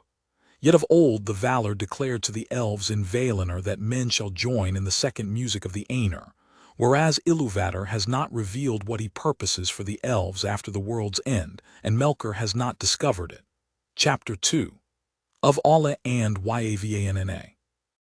It is told that in their beginning the dwarves were made by Alle in the darkness of Middle-earth. For so greatly did Alle desire the coming of the children, to have learners to whom he could teach his lore and his crafts, that he was unwilling to await the fulfillment of the designs of Ilúvatar. And Alla made the dwarves even as they still are, because the forms of the children who were to come were unclear to his mind, and because the power of Melkor was yet over the earth, and he wished therefore that they should be strong and unyielding. But fearing that the other Valar might blame his work, he wrought in secret, and he made first the 7 fathers of the dwarves in a hall under the mountains in Middle-earth. Now Ilúvatar knew what was done, and in the very hour that all his work was complete and he was pleased, and began to instruct the dwarves in the speech that he had devised for them, Ilúvatar spoke to him, and Alla heard his voice and was silent. And the voice of Ilúvatar said to him, "Why hast thou done this? Why dost thou attempt a thing which thou knowest is beyond thy power and thy authority? For thou hast from me as a gift thy own being only and no more, and therefore the creatures of thy hand and mind can live only by that being, moving when thou thinkest to move them, and if thy thought be elsewhere, standing idle. Is that thy desire?" Then Alla answered, "I did not desire such lordship. I desired things other than I am, to love and to teach them, so that they too might perceive the beauty of which thou hast caused to be. For it seemed to me that there is great room in Arda for many things that might rejoice in it, yet it is for the most part empty still, and dumb. And in my impatience I have fallen into folly. Yet the making of things is in my heart from my own making by thee, and the child of little understanding that makes a play of the deeds of his father may do so without thought of mockery, but because he is the son of his father. But what shall I do now, so that thou be not angry with me forever? As a child to his father I offer to thee these things, the work of the hands which thou hast made. Do with them what thou wilt, but should I not rather destroy the work of my presumption?" Then Alla took up a great hammer to smite the dwarves, and he wept. But Ilúvatar had compassion upon Alla and his desire, because of his humility, and the dwarves shrank from the hammer and were afraid, and they bowed down their heads and begged for mercy. And the voice of Ilúvatar said to Alla, "Thy offer I accepted even as it was made. Dost thou not see that these things have now a life of their own and speak with their own voices?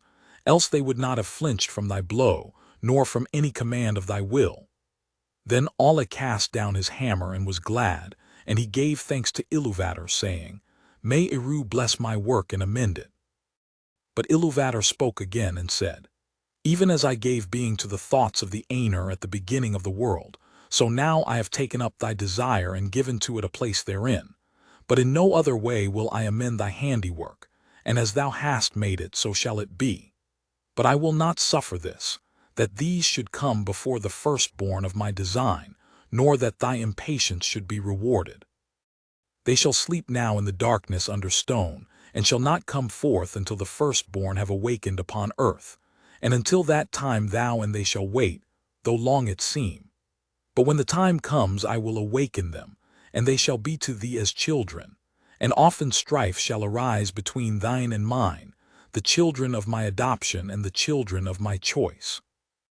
Then Alla took the 7 fathers of the dwarves and laid them to rest in far sundered places, and he returned to Valinor and waited while the long years lengthened. Since they were to come in the days of the power of Melkor, Alla made the dwarves strong to endure. Therefore they are stone-hard, stubborn, fast in friendship and in enmity, and they suffer toil and hunger and hurt of body more heartily than all other speaking peoples. And they live long, far beyond the span of men, yet not forever. Aforetime it was held among the elves in Middle-earth that dying the dwarves returned to the earth and the stone of which they were made. Yet that is not their own belief. For they say that Alla the Maker, whom they call Mahal, cares for them and gathers them to mandos in halls set apart, and that he declared to their fathers of old that Ilúvatar will hallow them and give them a place among the children in the end. Then their part shall be to serve Alla and to aid him in the remaking of Arda after the last battle. They say also that the 7 fathers of the dwarves return to live again in their own kin and to bear once more their ancient names, of whom Durin was the most renowned in after ages, father of that kindred most friendly to the elves, whose mansions were at Khazad-dûm. Now when Alla labored in the making of the dwarves, he kept this work hidden from the other Valar, but at last he opened his mind to Yavanna and told her of all that had come to pass. Then Yavanna said to him, "Eru is merciful. Now I see that thy heart rejoiceth, as indeed it may, for thou hast received not only forgiveness but bounty. Yet because thou hiddest this thought from me until its achievement, thy children will have little love for the things of my love. They will love first the things made by their own hands, as doth their father. They will delve in the earth, and the things that grow and live upon the earth they will not heed. Many a tree shall feel the bite of their iron without pity. But Allah answered, That shall also be true of the children of Ilúvatar, for they will eat and they will build. And though the things of thy realm have worth in themselves and would have worth if no children were to come, yet Eru will give them dominion, and they shall use all that they find in Arda, though not by the purpose of Eru, without respect or without gratitude. Not unless Melkor darkened their hearts, said Yavanna. And she was not appeased but grieved in heart, fearing what might be done upon Middle-earth in days to come. Therefore she went before Manwe, and she did not betray the counsel of Allah, but she said, King of Arda, is it true, as Allah hath said to me, that the children when they come shall have dominion over all the things of my labor to do as they will therewith? It is true, said Manwe. But why dost thou ask, for thou hadst no need of the teaching of Allah? Then Yavanna was silent and looked into her own thought, and she answered, Because my heart is anxious, thinking of the days to come. All my works are dear to me. Is it not enough that Melkor should have marred so many? Shall nothing that I have devised be free from the dominion of others? If thou hadst thy will, what wouldst thou reserve? Said Manwe. Of all thy realm what dost thou hold dearest? All have their worth, said Yavanna, and each contributes to the worth of the others. But the Kelvar can flee or defend themselves, whereas the Alvar that grow cannot. And among these I hold trees dear. Long in the growing, swift shall they be in the felling, and unless they pay toll with fruit upon bough little mourned in their passing. So I see in my thought, would that the trees might speak on behalf of all things that have roots and punish those that wrong them. This is a strange thought, said Manwe. Yet it was in the song, said Yavanna. For while thou wert in the heavens, and with Ulmo built the clouds and poured out the rains, I lifted up the branches of great trees to receive them, and some sang to Ilúvatar amid the wind and the rain. Then Manwe sat silent, and the thought of Yavanna that she had put into his heart grew and unfolded, and it was beheld by Ilúvatar. Then it seemed to Manwe that the song rose once more about him, and he heeded now many things therein that though he had heard them he had not heeded before. And at last the vision was renewed, but it was not now remote, for he was himself within it, and yet he saw that all was upheld by the hand of Ilúvatar, and the hand entered in, and from it came forth many wonders that had until then been hidden from him in the hearts of the Ainur. Then Manwe awoke, and he went down to Yavanna upon Ezilohar, and he sat beside her beneath the two trees. And Manwe said, O Kementari, Eru hath spoken, saying, Do then any of the Valar suppose that I did not hear all the song, even the least sound of the least voice? Behold, when the children awake, then the thought of Yavanna will awake also, and it will summon spirits from afar, and they will go among the Kelvar and the Alvar, and some will dwell therein and be held in reverence, and their just anger shall be feared. For a time, while the firstborn are in their power, and while the secondborn are young. But dost thou not now remember, Kementari, that thy thought sang not always alone? Did not thy thought and mine meet also, so that we took wing together like great birds that soar above the clouds? That also shall come to be by the heed of Ilúvatar, and before the children awake, there shall go forth with wings like the wind the eagles of the lords of the west. Then Yavanna was glad, and she stood up, reaching her arms towards the heavens, and she said, I shall climb the trees of Kementari, that the eagles of the king may house therein. But Manwe rose also, and it seemed that he stood to such a height that his voice came down to Yavanna as from the paths of the winds. Nay, he said, only the trees of Allah will be tall enough. In the mountains the eagles shall house, and hear the voices of those who call upon us. But in the forest shall walk the shepherds of the trees. Then Manwe and Yavanna parted for that time, and Yavanna returned to Allah, and he was in his smithy pouring molten metal into a mold. Eru is bountiful, she said. Now let thy children beware, for there shall walk a power in the forest whose wrath they will arouse at their peril. None the less they will have need of wood, said Allah, and he went on with his smithwork. Chapter 3. of the coming of the elves and the captivity of Melkor. Through long ages the Valar dwelt in bliss in the light of the trees beyond the mountains of Ammon, but all Middle-earth lay in a twilight under the stars. While the lamps had shone, growth began there which now was checked, because all was again dark. But already the oldest living things had arisen, in the seas the great weeds, and on earth the shadow of great trees, and in the valleys of the night-clad hills there were dark creatures old and strong. To those lands and forests the Valar seldom came, save only Yavanna and Orome, and Yavanna would walk there in the shadows, grieving because the growth and promise of the spring of Arda was stayed. And she sat asleep upon many things that had arisen in the spring, so that they should not age, but should wait for a time of awakening that yet should be. But in the north Melkor built his strength, and he slept not but watched and labored. And the evil things that he had perverted walked abroad, and the dark and slumbering woods were haunted by monsters and shapes of dread. And in Utumno he gathered his demons about him, those spirits who first adhered to him in the days of his splendor and became most like him in his corruption.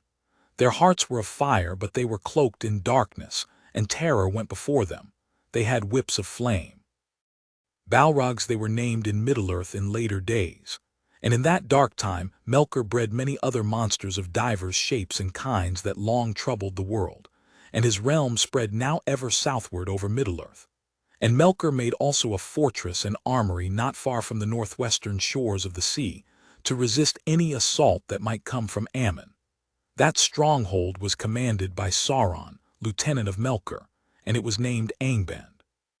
It came to pass that the Valar held council, for they became troubled by the tidings that Yavanna and Orome brought from the outer lands. And Yavanna spoke before the Valar, saying, Ye mighty of Arda, the vision of Ilúvatar was brief and soon taken away, so that maybe we cannot guess within a narrow count of days the hour appointed. Yet be sure of this, the hour approaches, and within this age our hope shall be revealed, and the children shall awake. Shall we then leave the lands of their dwelling desolate and full of evil? Shall they walk in darkness while we have light? Shall they call Melkor Lord while Manwë sits upon Taniquetil? And Tulkas cried, Nay, let us make war swiftly. Have we not rested from strife over long, and is not our strength now renewed? Shall one alone contest with us forever? But at the bidding of Manwë Mandos spoke, and he said, In this age the children of Ilúvatar shall come indeed, but they come not yet. Moreover it is doomed that the firstborn shall come in the darkness, and shall look first upon the stars. Great light shall be for their waning. To Varda ever shall they call at need. Then Varda went forth from the council, and she looked out from the height of Taniquetil, and beheld the darkness of Middle-earth beneath the innumerable stars, faint and far. Then she began a great labor, greatest of all the works of the Valar since their coming into Arda. She took the silver dews from the vats of Tulperion, and therewith she made new stars and brighter against the coming of the firstborn. Wherefore she whose name out of the deeps of time and the labors of was Tintile, the kindler, was called after by the elves Ilúvatar, queen of the stars. Carnal and Luinil, Nanar and Lumbar, Alcarinque and Elimura she wrought in that time, and many other of the ancient stars she gathered together and set as signs in the heavens of Arda, Wilwerin, Telumendil, Sarnuma and Anarima, and Menelmacar with his shining belt, that forebodes the last battle that shall be at the end of days. And high in the north as a challenge to Melkor, she set the crown of 7 mighty stars to swing, Valacerca, the sickle of the Valar and sign of doom. It is told that even as Varda ended her labors, and they were long, when first Menelmacar strode up the sky, and the blue fire of Helluin flickered in the mists above the borders of the world, in that hour the children of the earth awoke, the firstborn of Ilúvatar. By the starlit mere of Cuivianen, water of awakening, they rose from the sleep of Ilúvatar, and while they dwelt yet silent by Cuivianen their eyes beheld first of all things the stars of heaven. Therefore they have ever loved the starlight, and have revered Varda Ilúvatar above all the Valar. In the changes of the world the shapes of lands and of seas have been broken and remade. Rivers have not kept their courses, neither have mountains remained steadfast, and to Cuivianen there is no returning. But it is said among the elves that it lay far off in the east of Middle-earth, and northward, and it was a bay in the inland sea of Helcar, and that sea stood where aforetime the roots of the mountain of Ilúin had been before Melkor overthrew it. Many waters flowed down thither from heights in the east, and the first sound that was heard by the elves was the sound of water flowing, and the sound of water falling over stone. Long they dwelt in their first home by the water under stars, and they walked the earth in wonder, and they began to make speech and to give names to all things that they perceived. Themselves they named the Quendi, signifying those that speak with voices, for as yet they had met no other living things that spoke or sang. And on a time it chanced that Orome rode eastward in his hunting, and he turned north by the shores of Helcar and passed under the shadows of the Oracarni, the mountains of the east. Then on a sudden Nahar set up a great neighing and stood still, and Orome wondered and sat silent, and it seemed to him that in the quiet of the land under the stars he heard afar off many voices singing. Thus it was that the Valar found at last, as it were by chance, those whom they had so long awaited. And Orome looking upon the elves was filled with wonder, as though they were beings sudden and marvelous and unforeseen, for so it shall ever be with the Valar. From without the world, though all things may be forethought in music or foreshown in vision from afar, to those who enter verily into Ea each in its time shall be met at unawares as something new and unforetold. In the beginning the elder children of Ilúvatar were stronger and greater than they have since become, but not more fair, for though the beauty of the Quendi in the days of their youth was beyond all other beauty that Ilúvatar has caused to be, it has not perished, but lives in the west, and sorrow and wisdom have enriched it. And Orome loved the Quendi, and named them in their own tongue Eldar, the people of the stars, but that name was after borne only by those who followed him upon the westward road. Yet many of the Quendi were filled with dread at his coming, and this was the doing of Melkor. For by after-knowledge the wise declare that Melkor, ever watchful, was first aware of the awakening of the Quendi, and sent shadows and evil spirits to spy upon them and waylay them. So it came to pass, some years ere the coming of Orome, that if any of the elves strayed far abroad, alone or few together, they would often vanish and never return, and the Quendi said that the hunter had caught them, and they were afraid.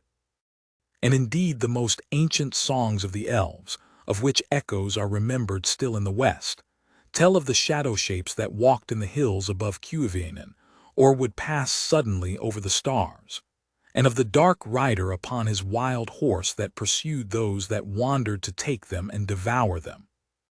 Now Melkor greatly hated and feared the riding of Orome, and either he sent indeed his dark servants as riders, or he set lying whispers abroad, for the purpose that the Quendi should shun Orome, if ever they should meet. Thus it was that, when Nahar neighed and Orome indeed came among them, some of the Quendi hid themselves and some fled and were lost. But those that had courage and stayed perceived swiftly that the great rider was no shape out of darkness, for the light of Ammon was in his face, and all the noblest of the elves were drawn towards it. But of those unhappy ones who were ensnared by Melkor little is known of a certainty. For who of the living has descended into the pits of Utumno, or has explored the darkness of the counsels of Melkor? Yet this is held true by the wise of Eresia, that all those of the Quendi who came into the hands of Melkor, ere Utumno was broken, were put there in prison, and by slow arts of cruelty were corrupted and enslaved. And thus did Melkor breed the hideous race of the orcs in envy and mockery of the elves, of whom they were afterwards the bitterest foes.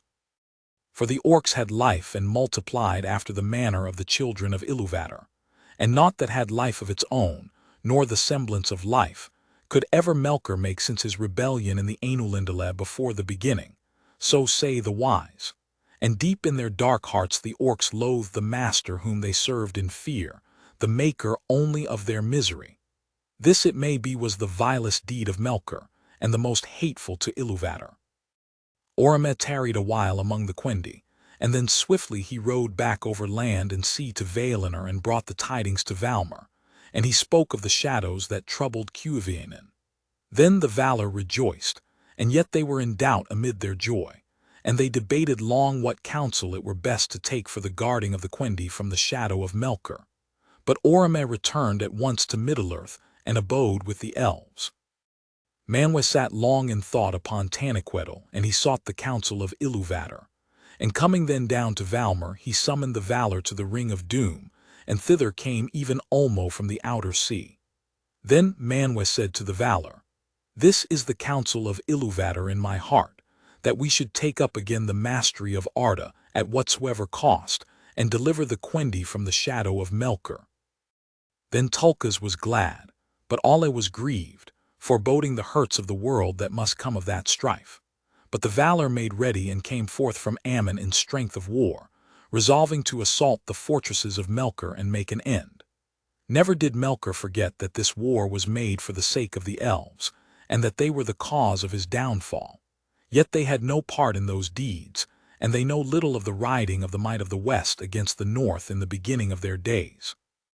Melkor met the onset of the Valar in the northwest of Middle-earth, and all that region was much broken. But the first victory of the hosts of the west was swift, and the servants of Melkor fled before them to Utumno.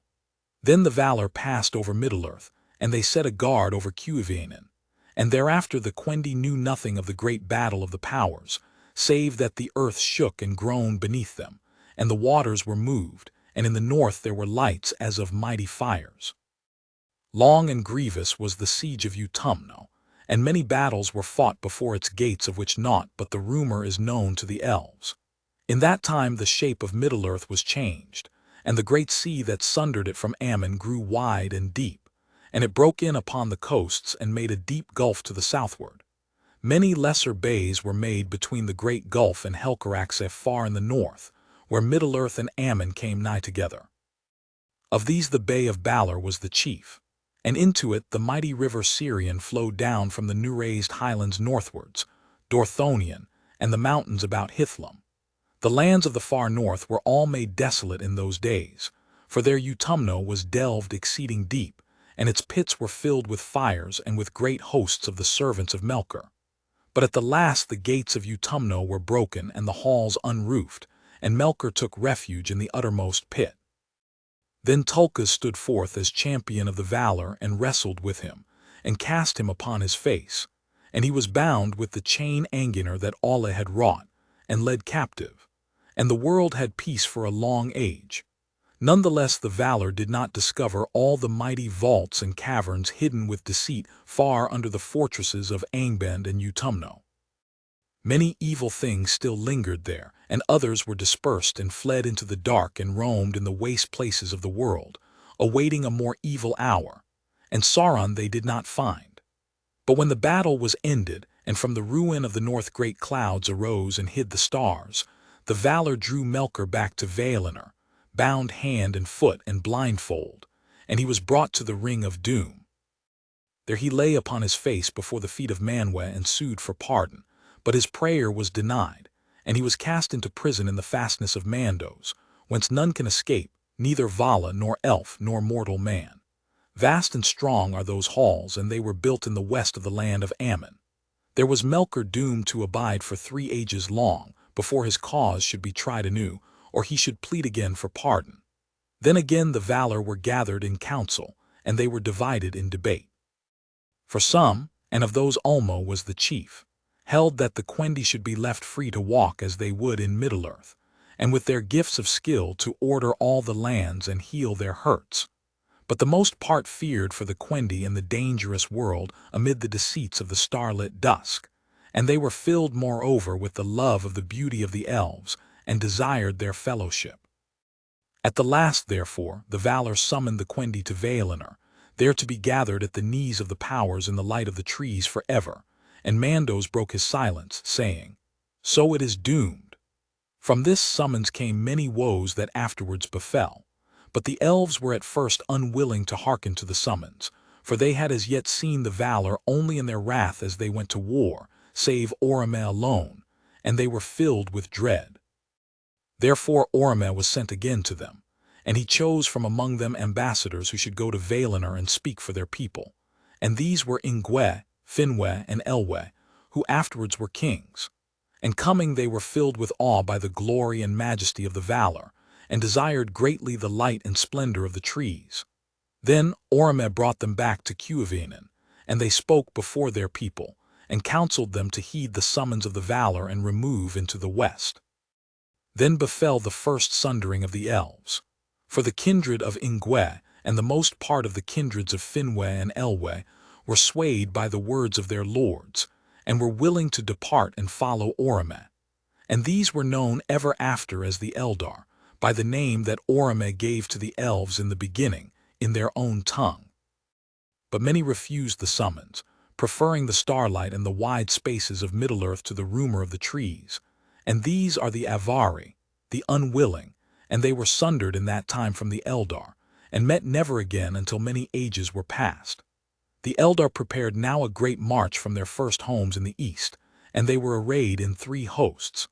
The smallest host and the first to set forth was led by Ingwe, the most high lord of all the elvish race. He entered into Valinor and sits at the feet of the powers, and all elves revere his name. But he came never back, nor looked again upon Middle-earth. The Vanyar were his people. They are the fair elves, the beloved of Manwë and Varda, and few among men have spoken with them. Next came the Noldor, a name of wisdom, the people of Finwe.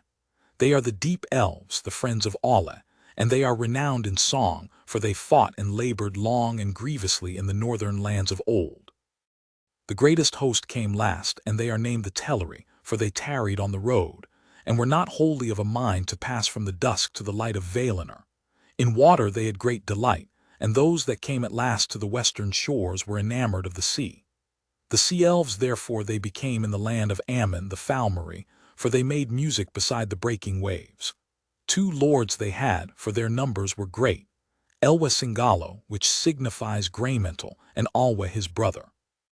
These were the 3 kindreds of the Eldalia, who passing at length into the uttermost west in the days of the trees are called the Calaquendi, elves of the light.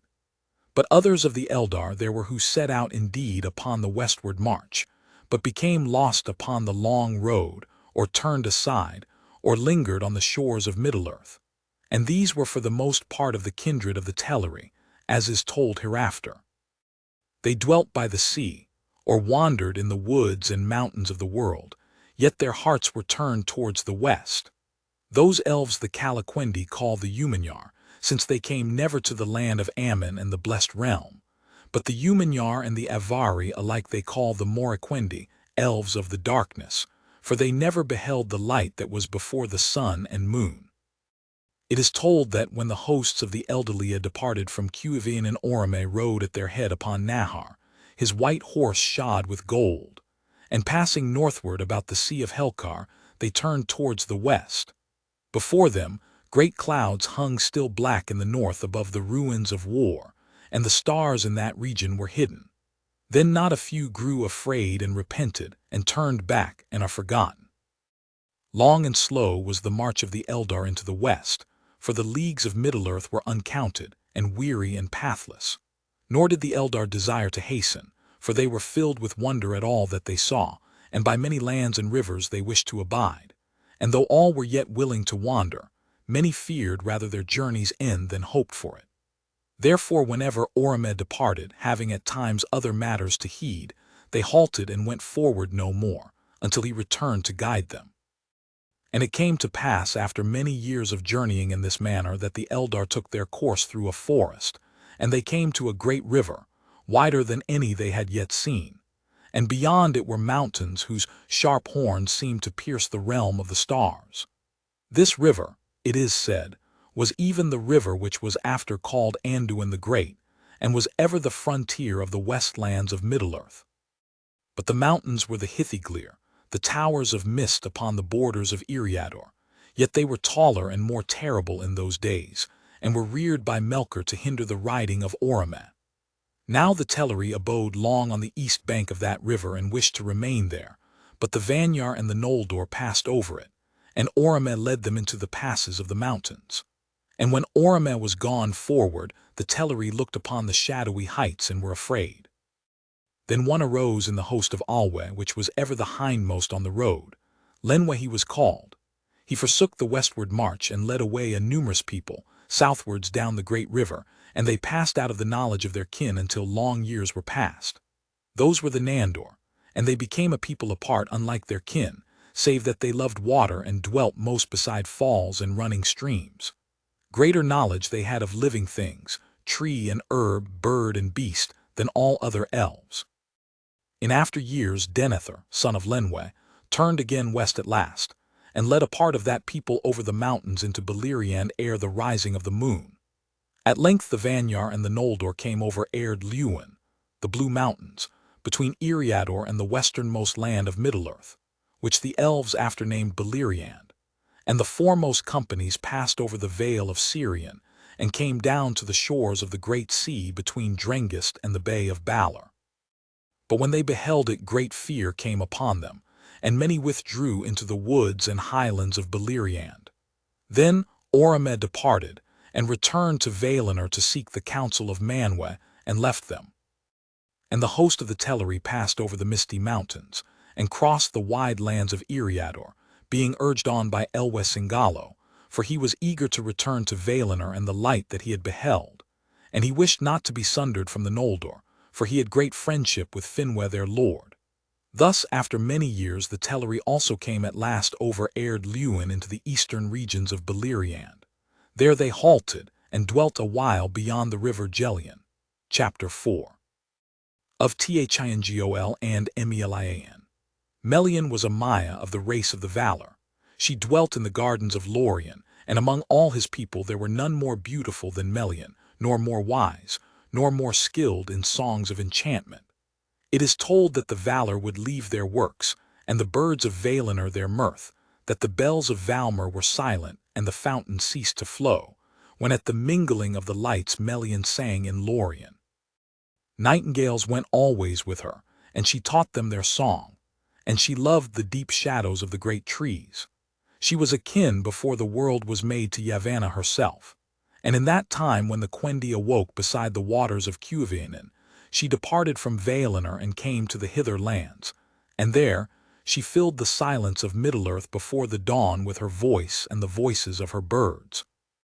Now when their journey was near its end, as has been told, the people of the Teleri rested long in East Beleriand, beyond the river Gelion, and at that time many of the Noldor still lay to the westward, in those forests that were afterwards named Neldoreth and Region.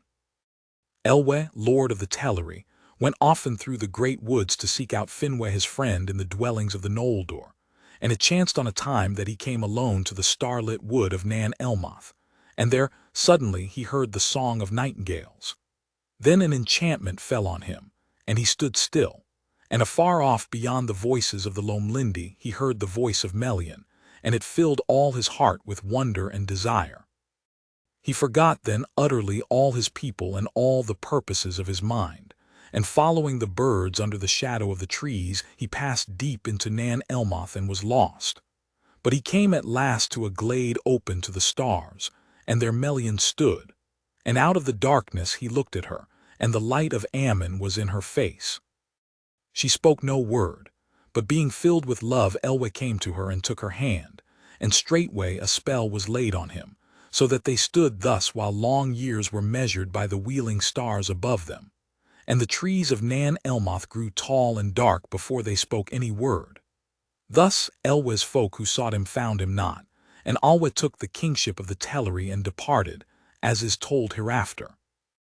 Elwe came never again across the sea to Valinor so long as he lived, and Melian returned not thither while their realm together lasted. But of her there came among both elves and men a strain of the Ainur who were with Ilúvatar before In after days he became a king renowned, and his people were all the Eldar of Beleriand. The Sindar they were named, the Grey Elves, the Elves of the Twilight, and King Greymantle was he, Thingol in the tongue of that land. And Melian was his queen, wiser than any child of Middle-earth, and their hidden halls were in Menigroth, the 1,000 caves in Doriath. Great power Melian lent to Thingol, who was himself great among the Eldar, for he alone of all the Sindar had seen with his own eyes the trees in the day of their flowering, and king though he was of Umenyar, he was not accounted among the Morquendi, but with the elves of the light, mighty upon Middle-earth. And of the love of Thingol and Melian there came into the world the fairest of all the children of Ilúvatar that was or shall ever be. Chapter 5. Of Eldamar and the princes of the Eldalia. In time the hosts of the Maiar and the Noldor came to the last western shores of the hither lands. In the north these shores, in the ancient days after the battle of the powers, bent ever westward, until in the northernmost parts of Arda only a narrow sea divided Aman, upon which Valinor was built, from the hither lands. But this narrow sea was filled with grinding ice, because of the violence of the frosts of Melkor. Therefore Ormed did not lead the hosts of the Eldalia into the far north, but brought them to the fair lands about the river Sirion, that afterwards were named Beleriand. And from those shores whence first the Eldar looked in fear and wonder on the sea there stretched an ocean, wide and dark and deep, between them and the mountains of Aman. Now Ulmo, by the counsel of the Valar, came to the shores of Middle-earth and spoke with the Eldar who waited there, gazing on the dark waves. And because of his words and the music which he made for them on his horns of shell, their fear of the sea was turned rather to desire. Therefore Ulmo uprooted an island which long had stood alone amid the sea, far from either shore, since the tumults of the fall of Ilúvatar, and with the aid of his servants he moved it, as it were a mighty ship, and anchored it in the bay of Valar, into which Sirion poured his water. Then the Maiar and the Noldor embarked upon that isle, and were drawn over the sea, and came at last to the long shores beneath the mountains of Aman, and they entered Valinor and were welcome to its bliss. But the eastern horn of the island, which was deep grounded in the shoals off the mouths of Sirion, was broken asunder and remained behind, and that, it is said, was the Isle of Balor, to which afterwards Ase often came. But the Teleri remained still in Middle-earth, for they dwelt in East Beleriand far from the sea, and they heard not the summons of Ulmo until too late, and many searched still for Elwe their lord, and without him they were unwilling to depart. But when they learned that Ingwe and Finwe and their peoples were gone, then many of the Teleri pressed on to the shores of Beleriand, and dwelt thereafter near the mouths of Sirion, in longing for their friends that had departed, and they took Alwe, Elwe's brother, to be their king. Long they remained by the coasts of the western sea, and Ase and Eoinen came to them and befriended them, and Ase instructed them, sitting upon a rock near to the margin of the land, and of him they learned all manner of sea lore and sea music. Thus it came to be that the Teleri, who were from the beginning lovers of water, and the fairest singers of all the elves, were after enamored of the seas, and their songs were filled with the sound of waves upon the shore.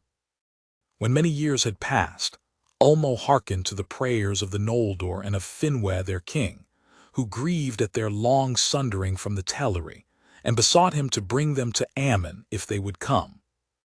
And most of them proved now willing indeed, but great was the grief of Ase when Ulmo returned to the coasts of Beleriand, to bear them away to Valinor, for his care was for the seas of Middle-earth and the shores of the hither lands, and he was ill-pleased that the voices of the Teleri should be heard no more in his domain. Some he persuaded to remain, and those were the Falathrim, the elves of the Falas, who in after days had dwellings at the havens of Brithembar and Eglarist, the first mariners in Middle-earth and the first makers of ships. Certain the shipwright was their lord. The kinsfolk and friends of Elwe Singalo also remained in the hither lands, seeking him yet, though they would fain have departed to Valinor and the light of the trees, if Ulmo and Alwe had been willing to tarry longer. But Alwe would be gone, and at last the main host of the Teleri embarked upon the isle, and Ulmo drew them far away. Then the friends of Elwe were left behind, and they called themselves Eglath, the forsaken people. They dwelt in the woods and hills of Beleriand rather than by the sea, which filled them with sorrow, but the desire of Aman was ever in their hearts. But when Elwe awoke from his long trance, he came forth from Nan Elmoth with Melian, and they dwelt thereafter in the woods in the midst of the land. Greatly though he had desired to see again the light of the trees, in the face of Melian he beheld the light of Aman as in an unclouded mirror, and in that light he was content. His people gathered about him in joy, and they were amazed, for fair and noble as he had been, now he appeared as it were a lord of the Maiar, his hair as grey silver, tallest of all the children of Ilúvatar, and a high doom was before him. Now Ase followed after the host of Alwe, and when they were come to the bay of Eldamr, which is Elvenholm, he called to them, and they knew his voice and begged Ulmo to stay their voyage. And Ulmo granted their request, and at his bidding Ase made fast the island and rooted it to the foundations of the sea. Ulmo did this the more readily, for he understood the hearts of the Teleri, and in the council of the Valar he had spoken against the summons, thinking that it were better for the Quendi to remain in Middle-earth. The Valar were little pleased to learn what he had done, and Finwë grieved when the Teleri came not, and yet more when he learned that Elwe was forsaken, and knew that he should not see him again unless it were in the halls of Mandos. But the island was not moved again, and stood there alone in the bay of Eldamr, and it was called Tal Iresia, the Lonely Isle. There the Teleri abode as they wished under the stars of heaven, and yet within sight of Ammon and the deathless shore. And by that long sojourn apart in the Lonely Isle was caused the sundering of their speech from that of the Vanyar and the Noldor. To these the Valar had given a land and a dwelling place. Even among the radiant flowers of the tree-lit gardens of Valinor they longed still at times to see the stars, and therefore a gap was made in the great walls of the Pelori, and there, in a deep valley that ran down to the sea, the Eldar raised a high green hill. Tuna it was called. From the west the light of the trees fell upon it, and its shadow lay ever eastward, and to the east it looked towards the bay of Elvenholm, and the Lonely Isle and the shadowy seas. Then through the Calisaria, the pass of light, the radiance of the blessed realm streamed forth, kindling the dark waves to silver and gold, and it touched the Lonely Isle, and its western shore grew green and fair. There bloomed the first flowers that ever were east of the mountains of Ammon. Upon the crown of Tuna the city of the elves was built, the white walls and terraces of Tirion, and the highest of the towers of that city was the tower of Melian and Elwe, whose silver lamp shone far out into the mists of the sea. Few are the ships of mortal men that have seen its slender beam. In Tirion upon Tuna the Vanyar and the Noldor dwelt long in fellowship. And since of all things in Valinor they loved most the white tree, Yavanna made for them a tree like to a lesser image of Talpirion, save that it did not give light of its own being. Galathilion it was named in the Sindarin tongue. This tree was planted in the courts beneath the Minden, and there flourished, and its seedlings were many in Eldamr.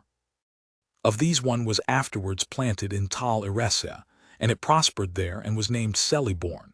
Thence came in the fullness of time, as is elsewhere told, Nimloth, the white tree of Numenor. Manwë and Varda loved most the Vanyar, the fair elves, but the Noldor were beloved of Alle, and he and his people came often among them. Great became their knowledge and their skill, yet even greater was their thirst for more knowledge, and in many things they soon surpassed their teachers. They were changeful in speech, for they had great love of words, and sought ever to find names more fit for all things that they knew or imagined. And it came to pass that the masons of the house of Finwë, quarrying in the hills after stone, for they delighted in the building of high towers, first discovered the earth gems, and brought them forth in countless myriads, and they devised tools for the cutting and shaping of gems, and carved them in many forms. They hoarded them not, but gave them freely, and by their labor enriched all Valinor. The Noldor afterwards came back to Middle-earth, and this tale tells mostly of their deeds. Therefore the names and kinship of their princes may here be told, in that form which these names later bore in the tongue of the elves of Beleriand. Finwë was king of the Noldor. The sons of Finwë were Fëanor and Fingolfin and Finarfin, but the mother of Fëanor was Miriel Sarinde, whereas the mother of Fingolfin and Finarfin was Indis of the Vanyar. Fëanor was the mightiest in skill of word and of hand, more learned than his brothers. His spirit burned as a flame. Fingolfin was the strongest, the most steadfast, and the most valiant. Finarfin was the fairest and the most wise of heart, and afterwards he was a friend of the sons of Alwe, lord of the Teleri, and had to wife Eowyn, the swan maiden of Oqualinda, Alwa's daughter. The 7 sons of Ainur were Medros the tall, Maglar the mighty singer whose voice was heard far over land and sea, Celegorm the fair and Caranthir the dark, Curufin the crafty, who inherited most his father's skill of hand, and the youngest Amrod and Amras, who were twin brothers, alike in mood and face. In later days they were great hunters in the woods of Middle-earth, and a hunter also was Celegorm, who in Valinor was a friend of Orome and often followed the Vala's horn. The sons of Fingolfin were Fingon, who was afterwards king of the Noldor in the north of the world, and Turgon, lord of Gondolin. Their sister was Eredhul the White. She was younger in the years of the Eldar than her brothers, and when she was grown to full stature and beauty she was tall and strong, and loved much to ride and hunt in the forests. There she was often in the company of the sons of Ainur, her kin, but to none was her heart's love given. Arfaniel she was called, the White Lady of the Noldor, for she was pale, though her hair was dark, and she was never arrayed but in silver and white. The shores of Faery, the sons of Finarfin, were Finrod the Faithful, who was afterwards named Felagund, lord of caves, Orodreth, Angrod, and Ignor. These 4 were as close in friendship with the sons of Fingolfin as though they were all brothers. A sister they had, Galadriel, most beautiful of all the house of Finwë. Her hair was lit with gold as though it had caught in a mesh the radiance of Laurelin. Here must be told how the Teleri came at last to the land of Ammon.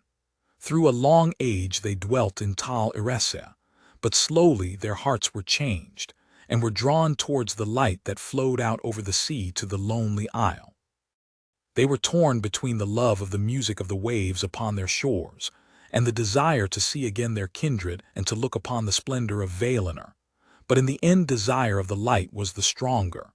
Therefore Ulmo, submitting to the will of the Valar, sent to them Ase, their friend, and he though grieving taught them the craft of shipbuilding, and when their ships were built he brought them as his parting gift many strong-winged swans. Then the swans drew the white ships of the Teleri over the windless sea, and thus at last and latest they came to Ammon and the shores of Eldamar. There they dwelt, and if they wished they could see the light of the trees, and could tread the golden streets of Valmar and the crystal stairs of Tirion upon Tuna, the green hill. But most of all they sailed in their swift ships on the waters of the Bay of Elvenholm, or walked in the waves upon the shore with their hair gleaming in the light beyond the hill. Many jewels the Noldor gave them, opals and diamonds and pale crystals, which they strewed upon the shores and scattered in the pools. Marvelous were the beaches of Elende in those days. And many pearls they won for themselves from the sea, and their halls were of pearl. And of pearl were the mansions of Alwe at Oqualinda, the haven of the swans, lit with many lamps. For that was their city and the haven of their ships, and those were made in the likeness of swans, with beaks of gold and eyes of gold and jet. The gate of that harbor was an arch of living rock sea-carved, and it lay upon the confines of Eldamar, north of the Calasuria, where the light of the stars was bright and clear. As the ages passed the Vanyar grew to love the land of the Valar and the full light of the trees, and they forsook the city of Tirion upon Tuna, and dwelt thereafter upon the mountain of Manwë, or about the plains and woods of Valinor, and became sundered from the Noldor. But the memory of Middle-earth under the stars remained in the hearts of the Noldor, and they abode in the Calasuria, and in the hills and valleys within sound of the western sea. And though many of them went often about the land of the Valar, making far journeys in search of the secrets of land and water and all living things, yet the peoples of Tuna and Oqualinda drew together in those days. Finwë was king in Tirion and Alwe in Oqualinda, but Ingwe was ever held the high king of all the elves. He abode thereafter at the feet of Manwë upon Taniquetil. Ainur and his sons abode seldom in one place for long, but travelled far and wide upon the confines of Valinor, going even to the borders of the dark and the cold shores of the outer sea, seeking the unknown. Often they were guests in the halls of Alle, but Celegorm went rather to the house of Orome, and there he got great knowledge of birds and beasts, and all their tongues he knew. For all living things that are or have been in the kingdom of Arda, save only the fell and evil creatures of Melkor, lived then in the land of Ammon, and there also were many other creatures that have not been seen upon Middle-earth, and perhaps never now shall be, since the fashion of the world was changed. Chapter 6. Of Fëanor and the Unchaining of Melkor. Now the three kindreds of the Eldar were gathered at last in Valinor, and Melkor was chained. This was the noontide of the blessed realm, the fullness of its glory and its bliss, long in tale of years, but in memory too brief. In those days the Eldar became full-grown in stature of body and of mind, and the Noldor advanced ever in skill and knowledge, and the long years were filled with their joyful labors, in which many new things fair and wonderful were devised. Then it was that the Noldor first bethought them of letters, and Rúmil of Tirion was the name of the loremaster who first achieved fitting signs for the recording of speech and song, some for graving upon metal or in stone, others for drawing with brush or with pen. In that time was born in Eldamar, in the house of the king in Tirion upon the crown of Tuna, the eldest of the sons of Finwë, and the most beloved. Finwë was his name, but by his mother he was called Fëanor, spirit of fire, and thus he is remembered in all the tales of the Noldor. Miriel was the name of his mother, who was called Sarandë, because of her surpassing skill in weaving and needlework, for her hands were more skilled to fineness than any hands even among the Noldor. The love of Finwë and Miriel was great and glad, for it began in the blessed realm in the days of bliss. But in the bearing of her son Miriel was consumed in spirit and body, and after his birth she yearned for release from the labor of living. And when she had named him, she said to Finwë, "Never again shall I bear child, for strength that would have nourished the life of many has gone forth into Fëanor." Then Finwë was grieved, for the Noldor were in the youth of their days, and he desired to bring forth many children into the bliss of Ammon, and he said, "Surely there is healing in Ammon. Here all weariness can find rest."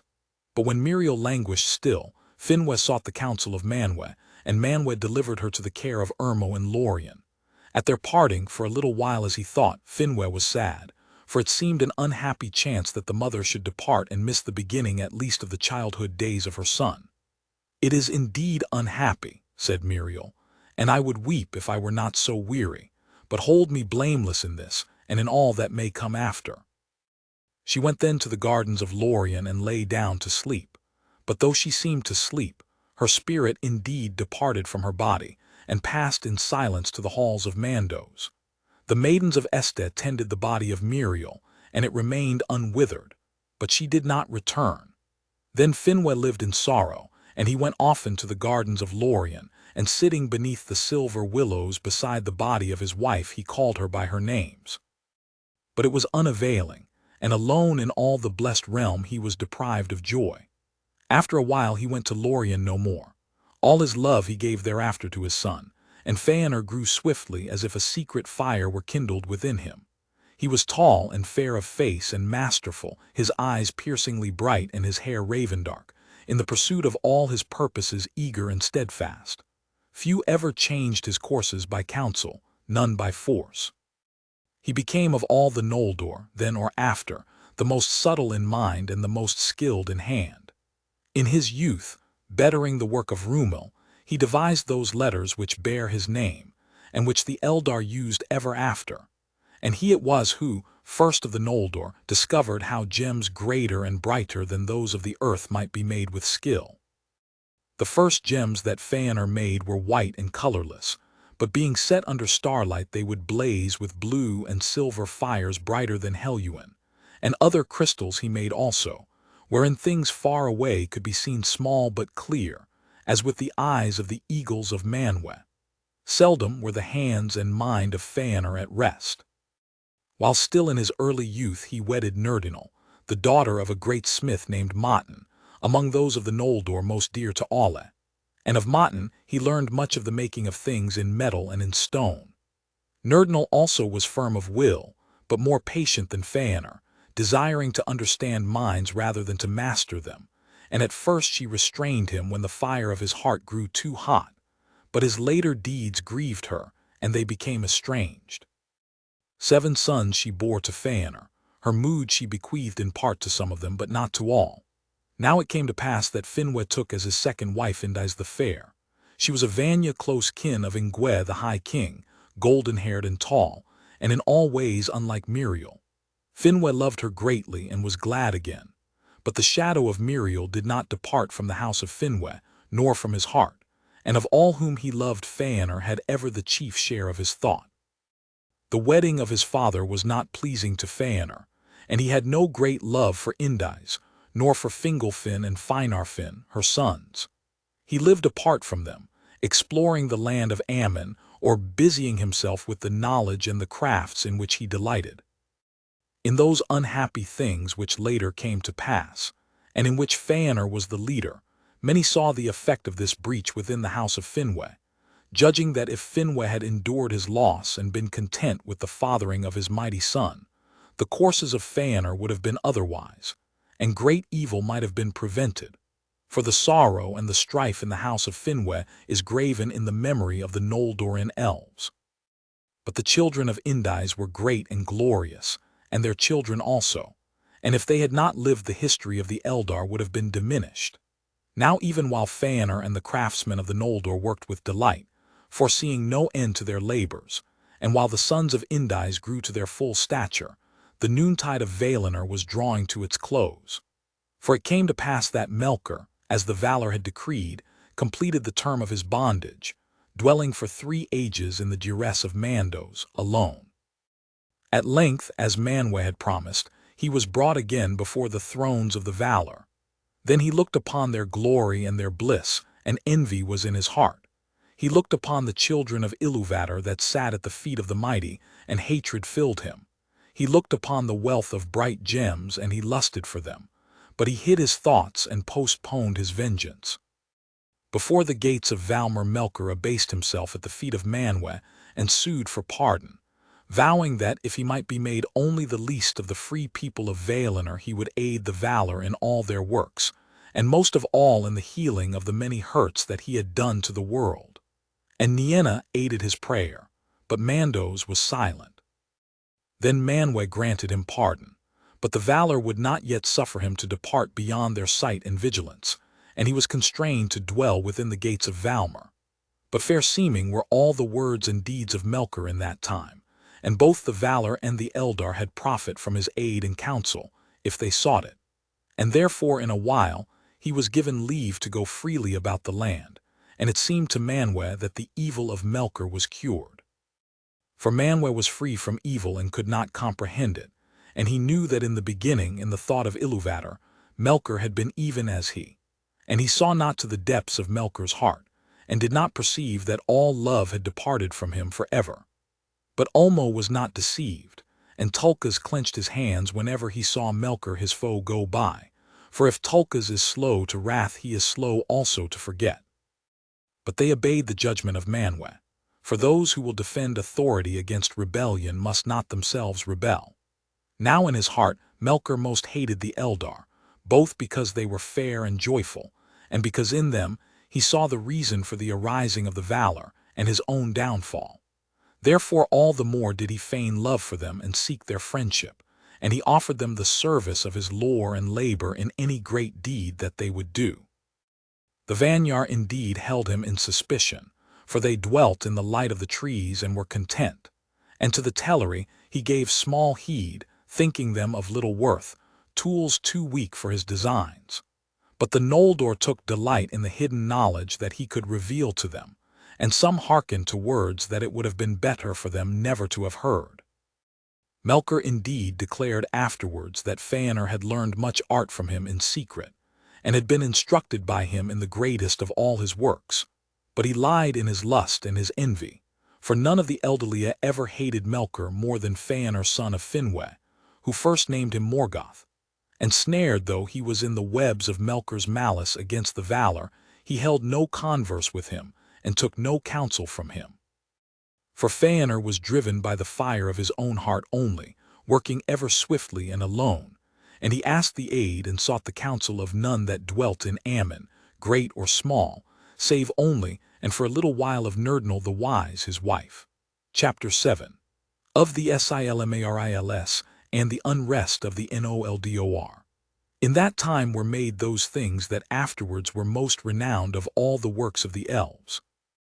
For Ainur, being come to his full might, was filled with a new thought, or it may be that some shadow of foreknowledge came to him of the doom that drew near, and he pondered how the light of the trees, the glory of the blessed realm, might be preserved imperishable.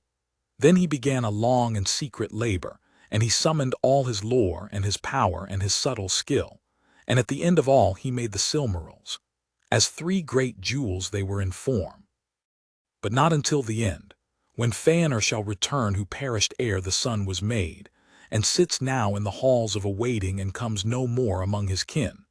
Not until the sun passes and the moon falls, shall it be known of what substance they were made.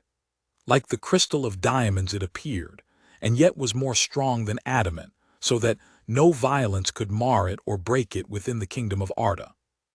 Yet that crystal was to the Silmarils but as is the body to the children of Ilúvatar, the house of its inner fire, that is within it, and yet in all parts of it, and is its life. And the inner fire of the Silmarils are made of the blended light of the trees of Valinor, which lives in them yet, though the trees have long withered and shine no more. Therefore, even in the darkness of the deepest treasury, the Silmarils of their own radiance shone like the stars of Varda. And yet, as were they indeed living things, they rejoiced in light and received it and gave it back in hues more marvelous than before. All who dwelt in Ammon were filled with wonder and delight at the work of Ainur. And Varda hallowed the Silmarils so that thereafter no mortal flesh, nor hands unclean, nor anything of evil might touch them, but it was scorched and withered. And Mandos foretold that the fates of Arda, earth, sea, and air, lay locked within them. The heart of Ainur was fast bound to these things that he himself had made. Then Melkor lusted for the Silmarils, and the very memory of their radiance was a gnawing fire in his heart. From that time forth, inflamed by this desire, he sought ever more eagerly how he should destroy Ainur and end the friendship of the Valar and the Elves. But he dissembled his purposes with cunning, and nothing of his malice could yet be seen in the semblance that he wore. Long was he at work, and slow at first and barren was his labor. But he that sows lies in the end shall not lack of a harvest, and soon he may rest from toil indeed while others reap and sow in his stead. Ever Melkor found some ears that would heed him, and some tongues that would enlarge what they had heard, and his lies passed from friend to friend, as secrets of which the knowledge proves the teller wise. Bitterly did the Noldor atone for the folly of their open ears in the days that followed after. When he saw that many leaned towards him, Melkor would often walk among them, and amid his fair words others were woven, so subtly that many who heard them believed in recollection that they arose from their own thought. Visions he would conjure in their hearts of the mighty realms that they could have ruled at their own will, in power and freedom in the east. And then whispers went abroad that the Valar had brought the Eldar to Ammon because of their jealousy, fearing that the beauty of the Quendi and the Makers, power that Ilúvatar had bequeathed to them, would grow too great for the Valar to govern, as the elves waxed and spread over the wide lands of the world. In those days, moreover, though the Valar knew indeed of the coming of men that were to be, the elves as yet knew naught of it, for Manwë had not revealed it to them. But Melkor spoke to them in secret of mortal men, seeing how the silence of the Valar might be twisted to evil. Little he knew yet concerning men, for engrossed with his own thought in the music he had paid small heed to the third theme of Ilúvatar. But now the whisper went among the elves that Manwë held them captive, so that men might come and supplant them in the kingdoms of Middle-earth, for the Valar saw that they might more easily sway this short-lived and weaker race, defrauding the elves of the inheritance of Ilúvatar. Small truth was there in this, and little have the Valar ever prevailed to sway the wills of men, but many of the Noldor believed, or half believed, the evil words. Thus ere the Valar were aware, the peace of Valinor was poisoned. The Noldor began to murmur against them, and many became filled with pride, forgetting how much of what they had and knew came to them in gift from the Valar.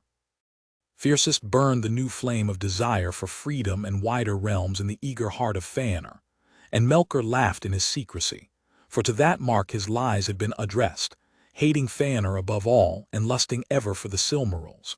But these he was not suffered to approach, For though at great feasts Ainur would wear them, blazing on his brow, at other times they were guarded close, locked in the deep chambers of his hoard in Tirion. For Ainur began to love the Silmarils with a greedy love, and grudged the sight of them to all save to his father and his 7 sons. He seldom remembered now that the light within them was not his own.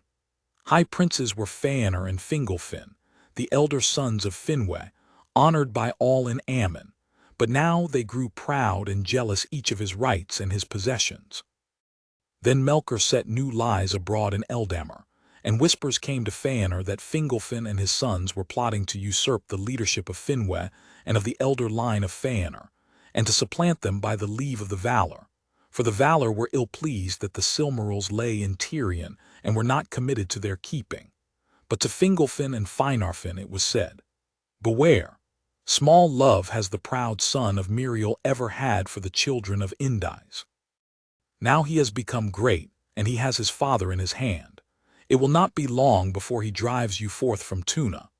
And when Melkor saw that these lies were smoldering, and that pride and anger were awake among the Noldor, he spoke to them concerning weapons. And in that time the Noldor began the smithing of swords and axes and spears. Shields also they made, displaying the tokens of many houses and kindreds that vied one with another. And these only they wore abroad, and of other weapons they did not speak, for each believed that he alone had received the warning. And Ainur made a secret forge, of which not even Melkor was aware. And there he tempered fell swords for himself and for his sons, and made tall helms with plumes of red. Bitterly did Motin rue the day when he taught to the husband of Nerdinal all the lore of metalwork that he had learned of Alle. Thus with lies and evil whisperings and false counsel Melkor kindled the hearts of the Noldor to strife, and of their quarrels came at length the end of the high days of Valinor and the evening of its ancient glory. For Ainur now began openly to speak words of rebellion against the Valar, crying aloud that he would depart from Valinor back to the world without, and would deliver the Noldor from thraldom if they would follow him. Then there was great unrest in Tirion, and Finwë was troubled, and he summoned all his lords to council. But Fingolfin hastened to his halls and stood before him, saying, "King and father, wilt thou not restrain the pride of our brother, Finwë, who is called the Spirit of Fire, all too truly? By what right does he speak for all our people, as if he were king? Thou it was who long ago spoke before the Quendi, bidding them accept the summons of the Valar to Aman. Thou it was that led the Noldor upon the long road through the perils of Middle-earth to the light of Eldamar. If thou dost not now repent of it, 2 sons at least thou hast to honor thy words." But even as Fingolfin spoke, Ainur strode into the chamber, and he was fully armed, his high helm upon his head, and at his side a mighty sword. "So it is even as I guessed," he said. "My half-brother would be before me with my father in this as in all other matters." Then turning upon Fingolfin he drew his sword, crying, "Get thee gone and take thy due place." Fingolfin bowed before Finwë, and without word or glance to Ainur he went from the chamber. But Ainur followed him, and at the door of the king's house he stayed him, and the point of his bright sword he set against Fingolfin's breast. "See, half-brother," he said, "this is sharper than thy tongue. Try but once more to usurp my place and the love of my father, and maybe it will rid the Noldor of one who seeks to be the master of thralls." These words were heard by many, for the house of Finwë was in the great square beneath the Minden. But again Fingolfin made no answer, and passing through the throng in silence he went to seek Finarfin his brother. Now the unrest of the Noldor was not indeed hidden from the Valar, but its seed had been sown in the dark, and therefore, since Ainur first spoke openly against them, they judged that he was the mover of discontent, being eminent in self-will and arrogance, though all the Noldor had become proud.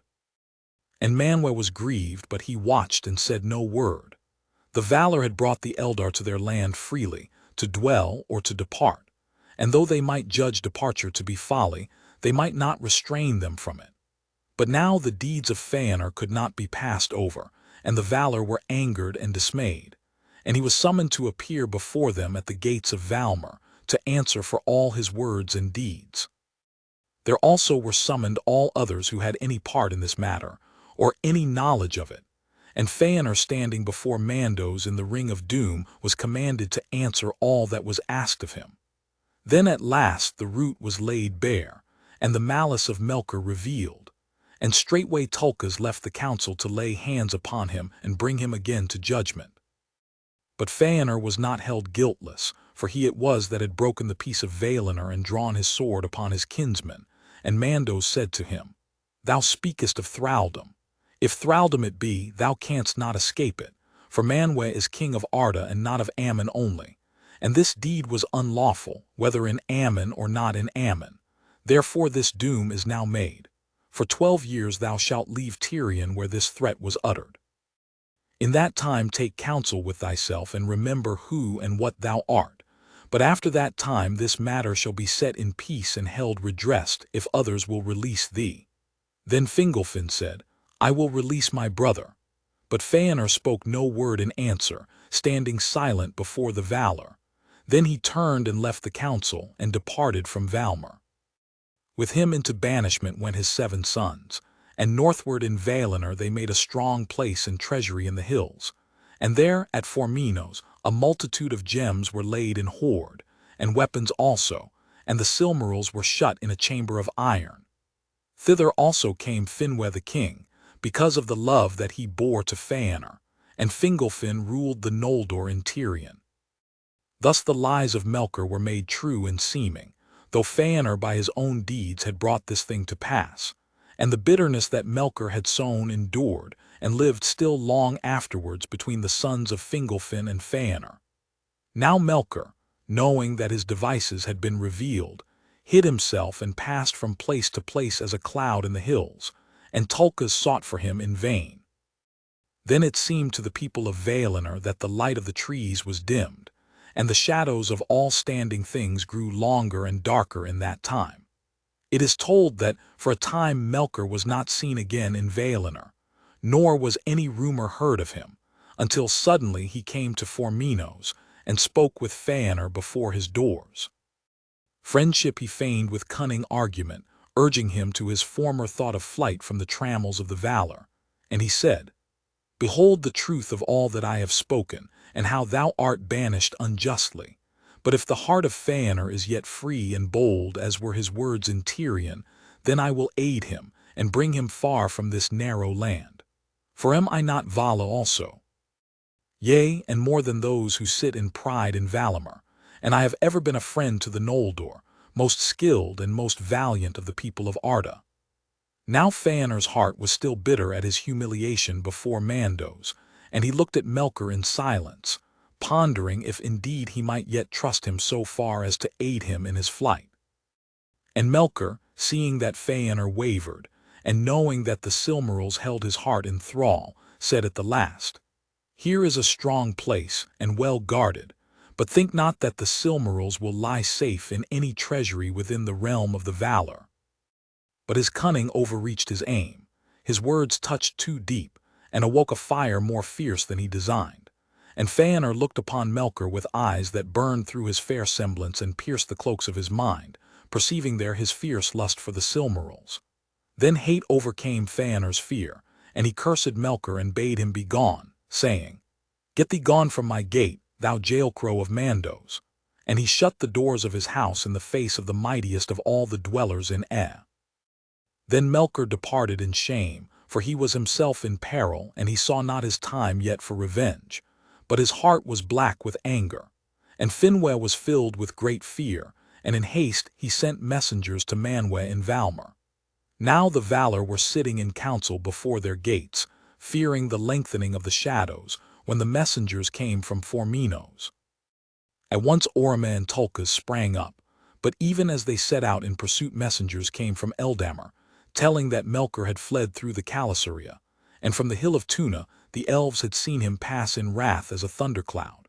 And they said that thence he had turned northward, for the Teleri in Oqualinda had seen his shadow going by their haven towards Erhammon. Thus Melkor departed from Valinor, and for a while the 2 trees shone again unshadowed, and the land was filled with light. But the Valar sought in vain for tidings of their enemy, and as a cloud far off that looms ever higher, borne upon a slow cold wind, a doubt now marred the joy of all the dwellers in Ammon, dreading they knew not what evil that yet might come. Chapter 8. Of the Darkening of Valinor. When Manwë heard of the ways that Melkor had taken, it seemed plain to him that he purposed to escape to his old strongholds in the north of Middle-earth, and Orome and Tulkas went with all speed northward, seeking to overtake him if they might. But they found no trace or rumor of him beyond the shores of the Teleri, in the unpeopled wastes that drew near to the ice. Thereafter the watch was redoubled along the northern fences of Ammon, but to no purpose, for ere ever the pursuit set out Melkor had turned back, and in secrecy passed away far to the south. For he was yet as one of the Valar and could change his form or walk unclad, as could his brethren, though that power he was soon to lose forever. Thus unseen he came at last to the dark region of Avathar. That narrow land lay south of the Bay of Eldamar, beneath the eastern feet of the Pelori, and its long and mournful shores stretched away into the south, lightless and unexplored. There, beneath the sheer walls of the mountains and the cold dark sea, the shadows were deepest and thickest in the world. And there in Avathar, secret and unknown, Ungoliant had made her abode. The Eldar knew not whence she came, but some have said that in ages long before she descended from the darkness that lies about Arda, when Melkor first looked down in envy upon the kingdom of Manwë, and that in the beginning she was one of those that he corrupted to his service. But she had disowned her master, desiring to be mistress of her own lust, taking all things to herself to feed her emptiness, and she fled to the south, escaping the assaults of the Valar and the hunters of Orome, for their vigilance had ever been to the north, and the south was long unheeded. Thence she had crept towards the light of the blessed realm, for she hungered for light and hated it. In a ravine she lived, and took shape as a spider of monstrous form, weaving her black webs in a cleft of the mountains. There she sucked up all light that she could find, and spun it forth again in dark nets of strangling gloom, until no light more could come to her abode, and she was famished. Now Melkor came to Avathar and sought her out, and he put on again the form that he had worn as the tyrant of Utumno, a dark lord, tall and terrible. In that form he remained ever after. There in the black shadows, beyond the sight even of Manwë in his highest halls, Melkor with Ungoliant plotted his revenge. But when Ungoliant understood the purpose of Melkor, she was torn between lust and great fear, for she was loath to dare the perils of Ammon and the power of the dreadful lords, and she would not stir from her hiding. Therefore Melkor said to her, "Do as I bid, and if thou hunger still when all is done, then I will give thee whatsoever thy lust may demand, yea, with both hands." Lightly he made this vow, as he ever did, and he laughed in his heart. Thus did the great thief set his lure for the lesser. A cloak of darkness she wove about them when Melkor and Ungoliant set forth, an unlight in which things seemed to be no more, and which eyes could not pierce, for it was void. Then slowly she wrought her webs, rope by rope from cleft to cleft, from jutting rock to pinnacle of stone, ever climbing upwards, crawling and clinging, until at last she reached the very summit of Hjarmantir, the highest mountain in that region of the world, far south of great Taniquetil.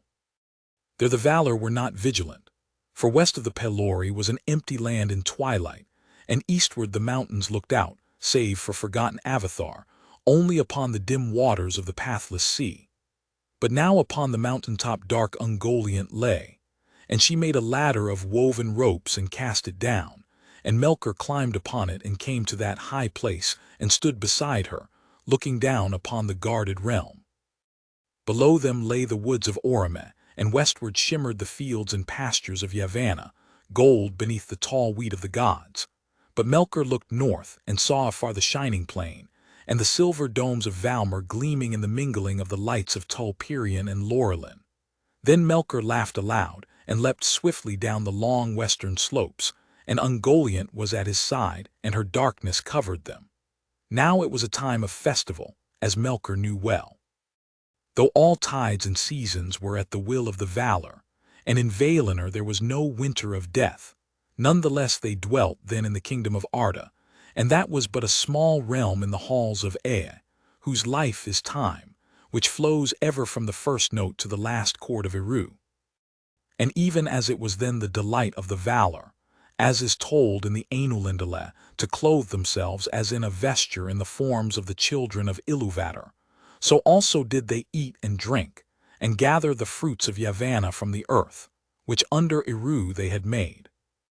Therefore Yavanna set times for the flowering and the ripening of all things that grew in Valinor, and at each first gathering of fruits, Manwë made a high feast for the praising of Eru, when all the peoples of Valinor poured forth their joy in music and song upon Taniquetil. This now was the hour, and Manwë decreed a feast more glorious than any that had been held since the coming of the Eldar to Ammon.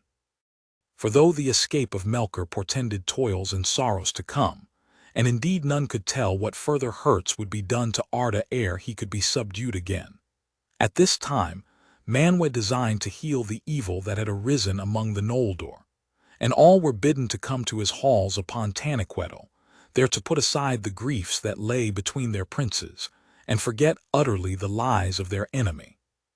There came the Vanyar, and there came the Noldor of Tirion, and the Maiar were gathered together, and the Valar were arrayed in their beauty and majesty, and they sang before Manwë and Varda in their lofty halls, or danced upon the green slopes of the mountain that looked west towards the trees. In that day the streets of Valmar were empty, and the stairs of Tirion were silent, and all the land lay sleeping in peace. Only the Teleri beyond the mountain still sang upon the shores of the sea, for they recked little of seasons or times, and gave no thought to the cares of the rulers of Arda, or the shadow that had fallen on Valinor, for it had not touched them as yet. One thing only marred the design of Manwë. Feanor came indeed, for him alone Manwë had commanded to come, but Finwë came not, nor any others of the Noldor of Forminos. For said Finwë, while the ban lasts upon Feanor my son, that he may not go to Tirion, I hold myself unkinged, and I will not meet my people. And Feanor came not in raiment of festival, and he wore no ornament, neither silver nor gold nor any gem, and he denied the sight of the Silmarils to the Valar and the Eldar, and left them locked in Forminos in their chamber of iron.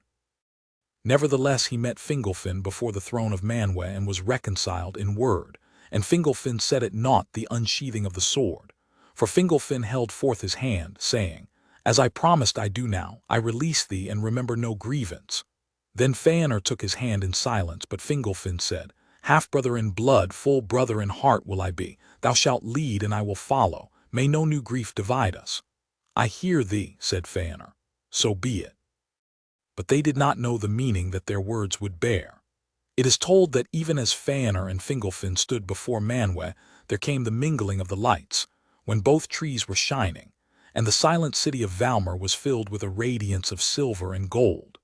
And in that very hour Melkor and Ungoliant came hastening over the fields of Valinor, as the shadow of a black cloud upon the wind fleets over the sunlit earth, and they came before the green mound Ezilohar. Then the unlight of Ungoliant rose up even to the roots of the trees, and Melkor sprang upon the mound, and with his black spear he smote each tree to its core, wounded them deep, and their sap poured forth as it were their blood and was spilled upon the ground. But Ungoliant sucked it up, and going then from tree to tree she set her black beak to their wounds till they were drained, and the poison of death that was in her went into their tissues and withered them, root, branch, and leaf, and they died. And still she thirsted, and going to the wells of Varda she drank them dry, but Ungoliant belched forth black vapors as she drank, and swelled to a shape so vast and hideous that Melkor was afraid. So the great darkness fell upon Valinor. Of the deeds of that day much is told in the Aljudainia that Elamure of the Vanyar made, and is known to all the Eldar. Yet no song or tale could contain all the grief and terror that then befell. The light failed, but the darkness that followed was more than loss of light. In that hour was made a darkness that seemed not lack but a thing with being of its own, for it was indeed made by malice out of light, and it had power to pierce the eye, and to enter heart and mind and strangle the very will. Varda looked down from Taniquetil and beheld the shadow soaring up in sudden towers of gloom. Valmar had foundered in a deep sea of night. Soon the holy mountain stood alone, a last island in a world that was drowned. all song ceased. There was silence in Valinor, and no sound could be heard, save only from afar there came on the wind through the pass of the mountains the wailing of the Teleri like the cold cry of gulls. For it blew chill from the east in that hour, and the vast shadows of the sea were rolled against the walls of the shore. But Manwë from his high seat looked out, and his eyes alone pierced through the night, until they saw a darkness beyond dark which they could not penetrate, huge but far away, moving now northward with great speed, and he knew that Melkor had come and gone. Halls of Manwë, Taniquetil. Then the pursuit was begun, and the earth shook beneath the horses of the host of Orome, and the fire that was stricken from the hooves of Nahar was the first light that returned to Valinor. But so soon as any came up with the cloud of Ungoliant, the riders of the Valar were blinded and dismayed, and they were scattered and went they knew not whither, and the sound of the Valaroma faltered and failed. And Tulkas was as one caught in a black net at night, and he stood powerless and beat the air in vain. But when the darkness had passed, it was too late. Melkor had gone whither he would, and his vengeance was achieved. Chapter 9. Of the Flight of the Noldor. After a time a great concourse gathered about the Ring of Doom, and the Valar sat in shadow, for it was night. But the stars of Varda now glimmered overhead, and the air was clear, for the winds of Manwë had driven away the vapors of death and rolled back the shadows of the sea. Then Yavanna arose and stood upon Ezilohar, the green mound, but it was bare now and black, and she laid her hands upon the trees, but they were dead and dark, and each branch that she touched broke and fell lifeless at her feet. Then many voices were lifted in lamentation, and it seemed to those that mourned that they had drained to the dregs the cup of woe that Melkor had filled for them. But it was not so. Yavanna spoke before the Valar, saying, "The light of the trees has passed away, and lives now only in the Silmarils of Ainur. Foresighted was he. Even for those who are mightiest under Ilúvatar there is some work that they may accomplish once, and once only. The light of the trees I brought into being, and within I can do so never again. Yet had I but a little of that light I could recall life to the trees, ere their roots decay, and then our hurt should be healed and the malice of Melkor be confounded." Then Manwë spoke and said, "Hearest thou, Ainur son of Finwë, the words of Yavanna? Wilt thou grant what she would ask?" There was long silence, but Ainur answered no word. Then Tulkas cried, "Speak, O Noldor, yea or nay." But who shall deny Yavanna? And did not the light of the Silmarils come from her work in the beginning? But Allah the Maker said, "Be not hasty, we ask a greater thing than thou knowest. Let him have peace yet a while." But Ainur spoke then and cried bitterly, "For the less even as for the greater there is some deed that he may accomplish but once only, and in that deed his heart shall rest. It may be that I can unlock my jewels, but never again shall I make their like. And if I must break them, I shall break my heart, and I shall be slain, first of all the Eldar in Ammon." "Not the first," said Mandos, but they did not understand his word, and again there was silence, while Ainur brooded in the dark. It seemed to him that he was beset in a ring of enemies, and the words of Melkor returned to him, saying that the Silmarils were not safe if the Valar would possess them. "And is he not Vala as are they?" said his thought, "and does he not understand their hearts? Yea, a thief shall reveal thieves." Then he cried aloud, "This thing I will not do of free will, but if the Valar will constrain me, then shall I know indeed that Melkor is of their kindred." Then Mandos said, "Thou hast spoken." And Nienna arose and went up unto Ezilohar, and cast back her grey hood, and with her tears washed away the defilements of Ungoliant. And she sang in mourning for the bitterness of the world and the marring of Arda. But even as Nienna mourned, there came messengers from Forminos, and they were Noldor and bore new tidings of evil.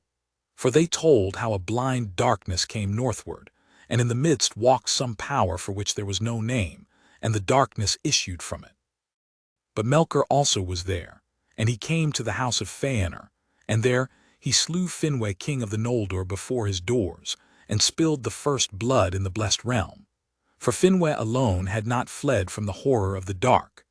And they told that Melkor had broken the stronghold of Forminos, and taken all the jewels of the Noldor that were hoarded in that place, and the Silmarils were gone.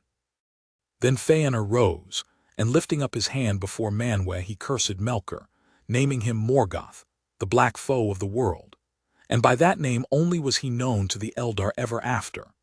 And he cursed also the summons of Manwë and the hour in which he came to Taniquetil, thinking in the madness of his rage and grief that had he been at Formenos his strength would have availed more than to be slain also, as Melkor had purposed. Then Feanor ran from the ring of doom and fled into the night, for his father was dearer to him than the light of Valinor or the peerless works of his hands, and who among sons, of elves or of men, have held their fathers of greater worth.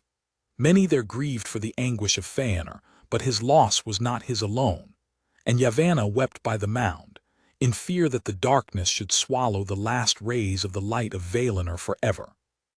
For though the Valar did not yet understand fully what had befallen, they perceived that Melkor had called upon some aid that came from beyond Arda. The Silmarils had passed away, and all one it may seem whether Feanor had said yea or nay to Yavanna. Yet had he said yea at the first, before the tidings came from Formenos, it may be that his after deeds would have been other than they were. But now the doom of the Noldor drew near. Meanwhile Morgoth, escaping from the pursuit of the Valar, came to the wastes of Araman. This land lay northward between the mountains of the Pelori and the Great Sea, as Avathar lay to the south.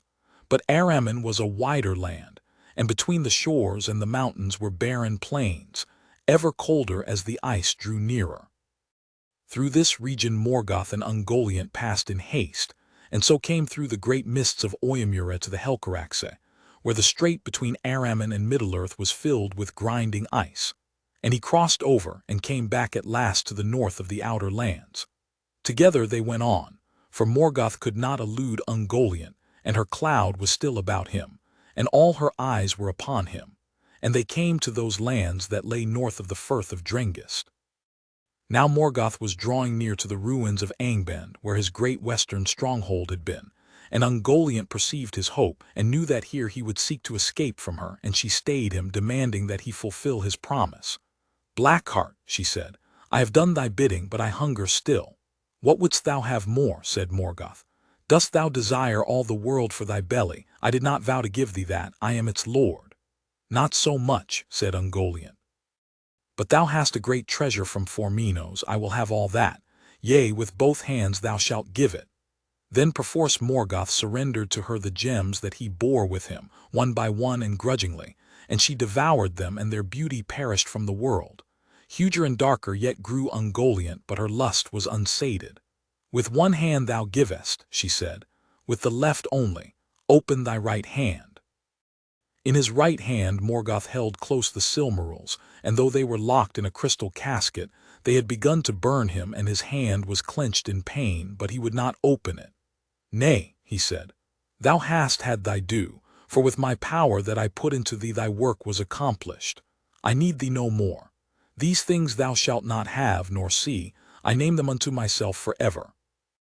But Ungoliant had grown great, and he less by the power that had gone out of him, and she rose against him, and her cloud closed about him, and she enmeshed him in a web of clinging thongs to strangle him. Then Morgoth sent forth a terrible cry that echoed in the mountains. Therefore that region was called Lamoth, for the echoes of his voice dwelt there ever after, so that any who cried aloud in that land awoke them, and all the waste between the hills and the sea was filled with a clamor as of voices in anguish. The cry of Morgoth in that hour was the greatest and most dreadful that was ever heard in the northern world. The mountains shook, and the earth trembled, and rocks were riven asunder. Deep in forgotten places that cry was heard. Far beneath the ruined halls of Angband, in vaults to which the Valar in the haste of their assault had not descended, Balrogs lurked still, awaiting ever the return of their lord.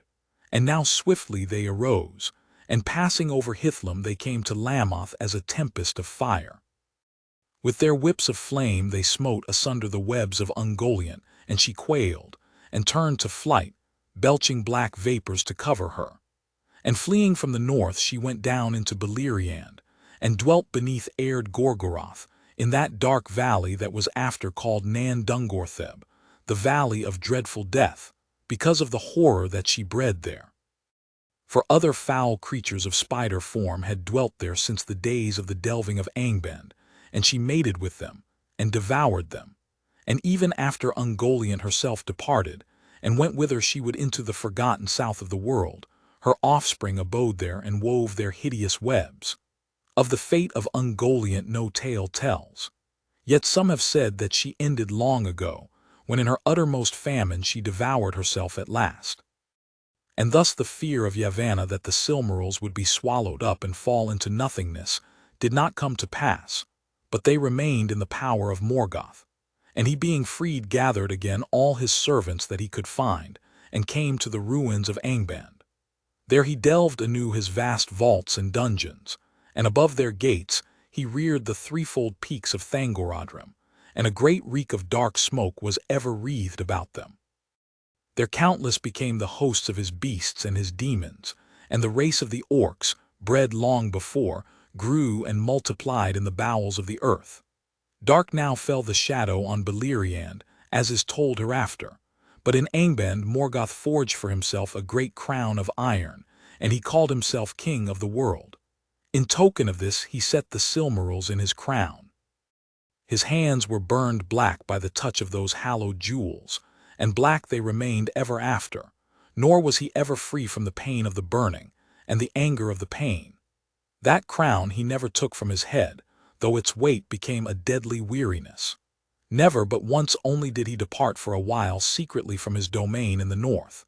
Seldom indeed did he leave the deep places of his fortress, but governed his armies from his northern throne. And once only also did he himself wield weapon, while his realm lasted.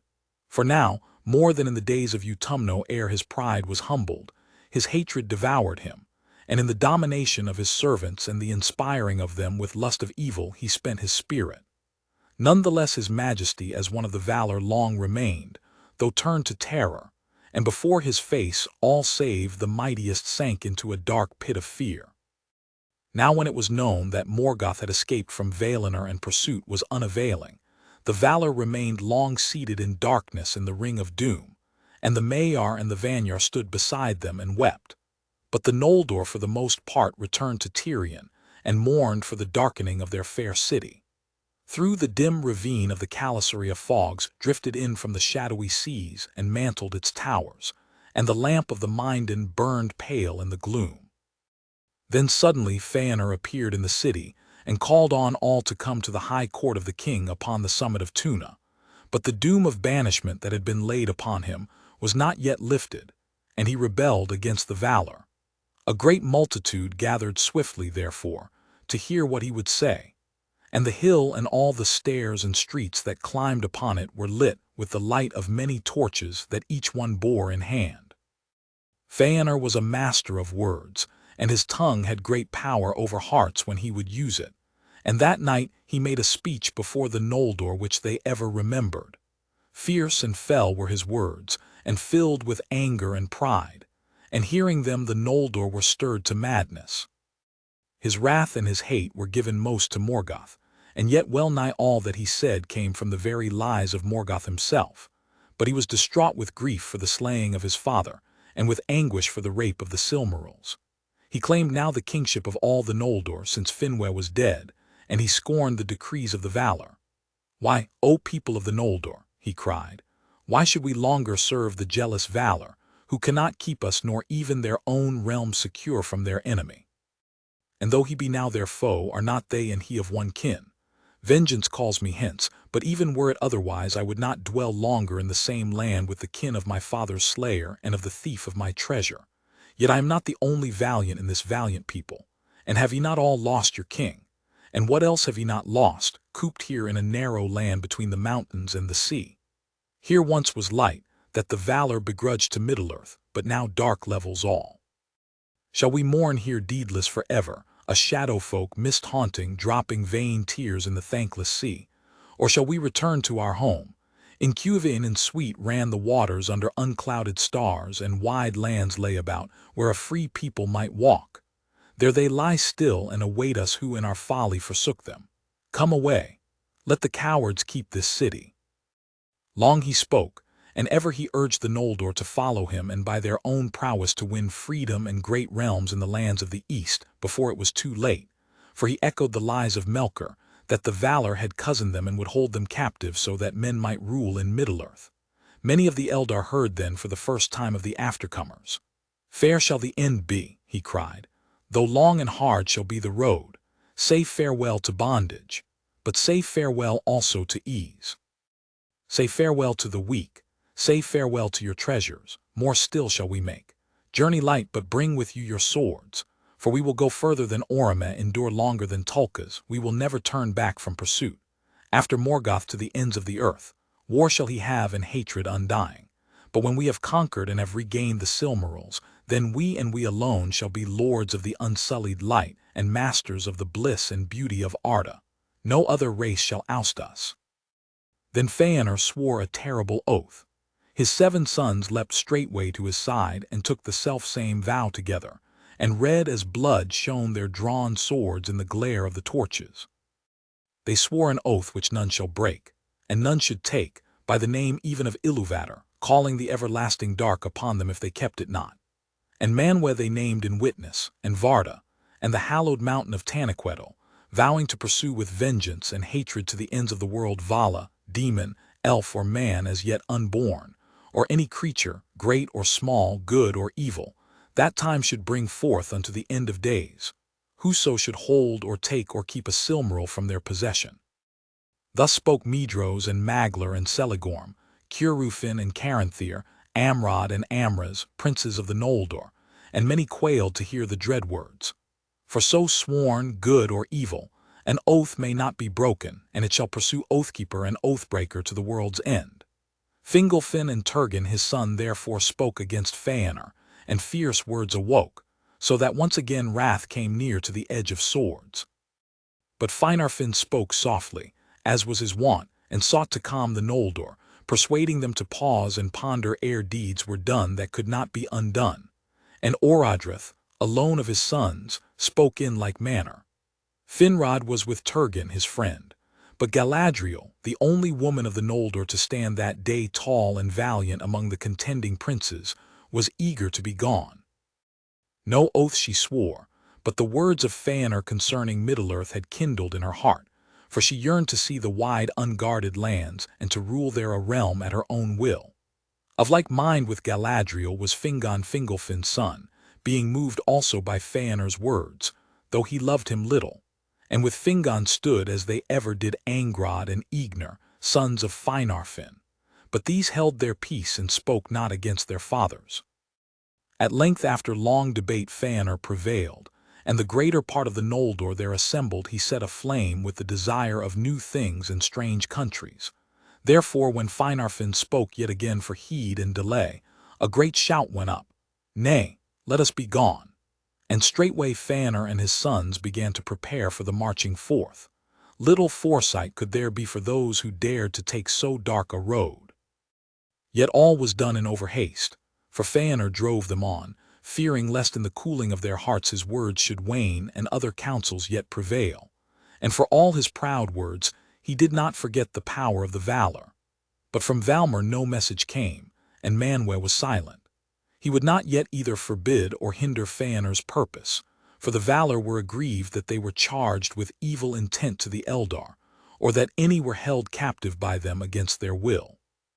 Now they watched and waited, for they did not yet believe that Feanor could hold the host of the Noldor to his will. And indeed when Feanor began the marshalling of the Noldor for their setting out, then at once dissension arose. For though he had brought the assembly in a mind to depart, by no means all were of a mind to take Feanor as king. Greater love was given to Fingolfin and his sons, and his household and the most part of the dwellers in Tirion refused to renounce him, if he would go with them. And thus at the last as two divided hosts, the Noldor set forth upon their bitter road.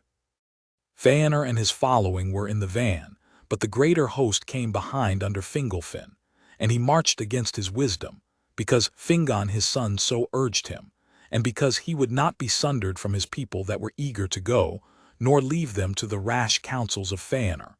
Nor did he forget his words before the throne of Manwë. With Fingolfin went Finarfin also, and for like reasons, but most loath was he to depart. And of all the Noldor in Valinor who were grown now to great people, but one tithe refused to take the road, some for the love that they bore to the valor, and to all and not least, some for the love of Tirion and the many things that they had made, none for fear of peril by the way. But even as the trumpet sang and Feanor issued from the gates of Tirion, a messenger came at last from Manwë, saying, Against the folly of Feanor shall be set my counsel only. Go not forth. For the hour is evil, and your road leads to sorrow that ye do not foresee. No aid will the valor lend you in this quest, but neither will they hinder you, for this ye shall know, as ye came hither freely, freely shall ye depart. But thou, Feanor Finwë's son, by thine oath art exiled. The lies of Melkor thou shalt unlearn in bitterness. Vala he is, thou sayest. Then thou hast sworn in vain, for none of the valor canst thou overcome now or ever within the halls of Air, not though Eru whom thou namest had made thee thrice greater than thou art. But Feanor laughed and spoke not to the herald but to the Noldor, saying, So, then will this valiant people send forth the heir of their king alone into banishment with his sons only, and return to their bondage. But if any will come with me, I say to them, Is sorrow foreboded to you?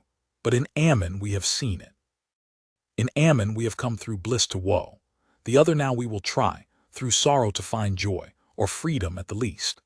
Then turning to the herald he cried, Say this to Manwë Sulimo, High King of Arda, if Feanor cannot overthrow Morgoth, at least he delays not to assail him, and sits not idle in grief.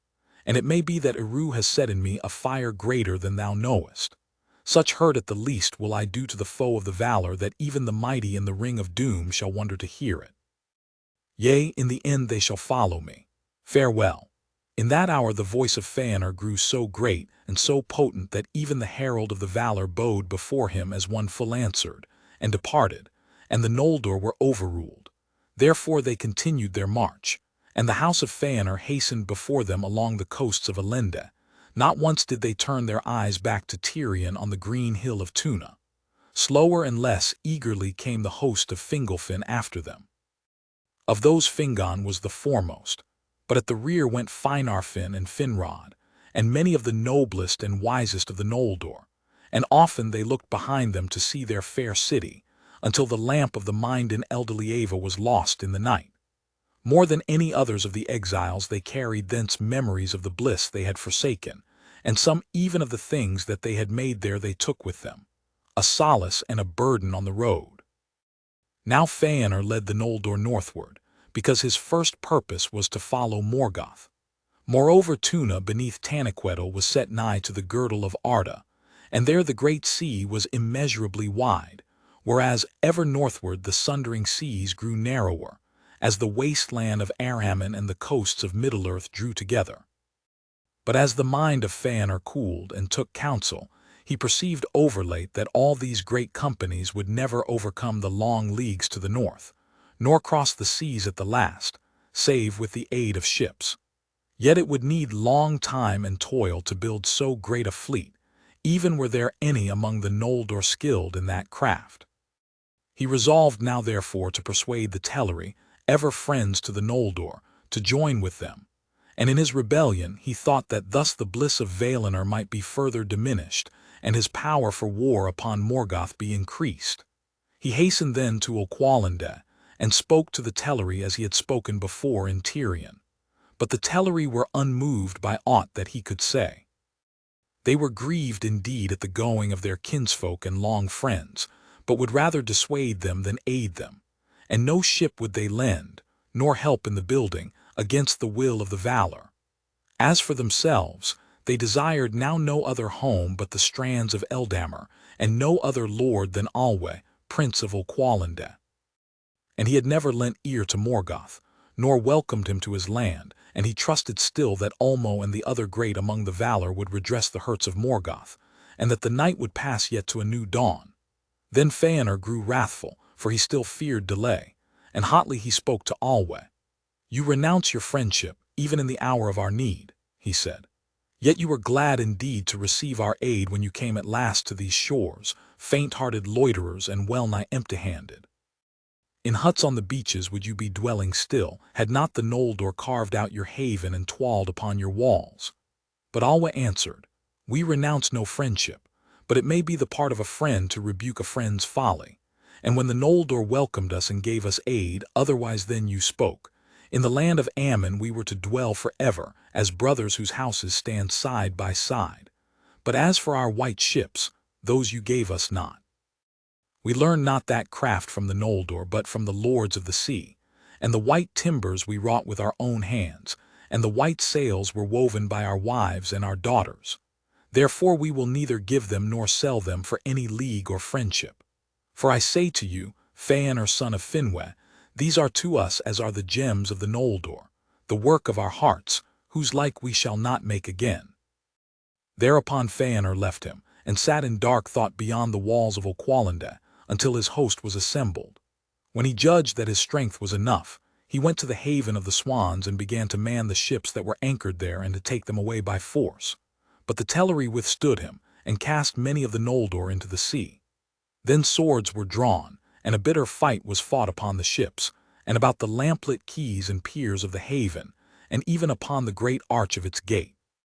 Thrice the people of Fëanor were driven back, and many were slain upon either side. But the vanguard of the Noldor were succored by Fingon with the foremost of the host of Fingolfin, who coming up found a battle joined and their own kin falling, and rushed in before they knew rightly the cause of the quarrel.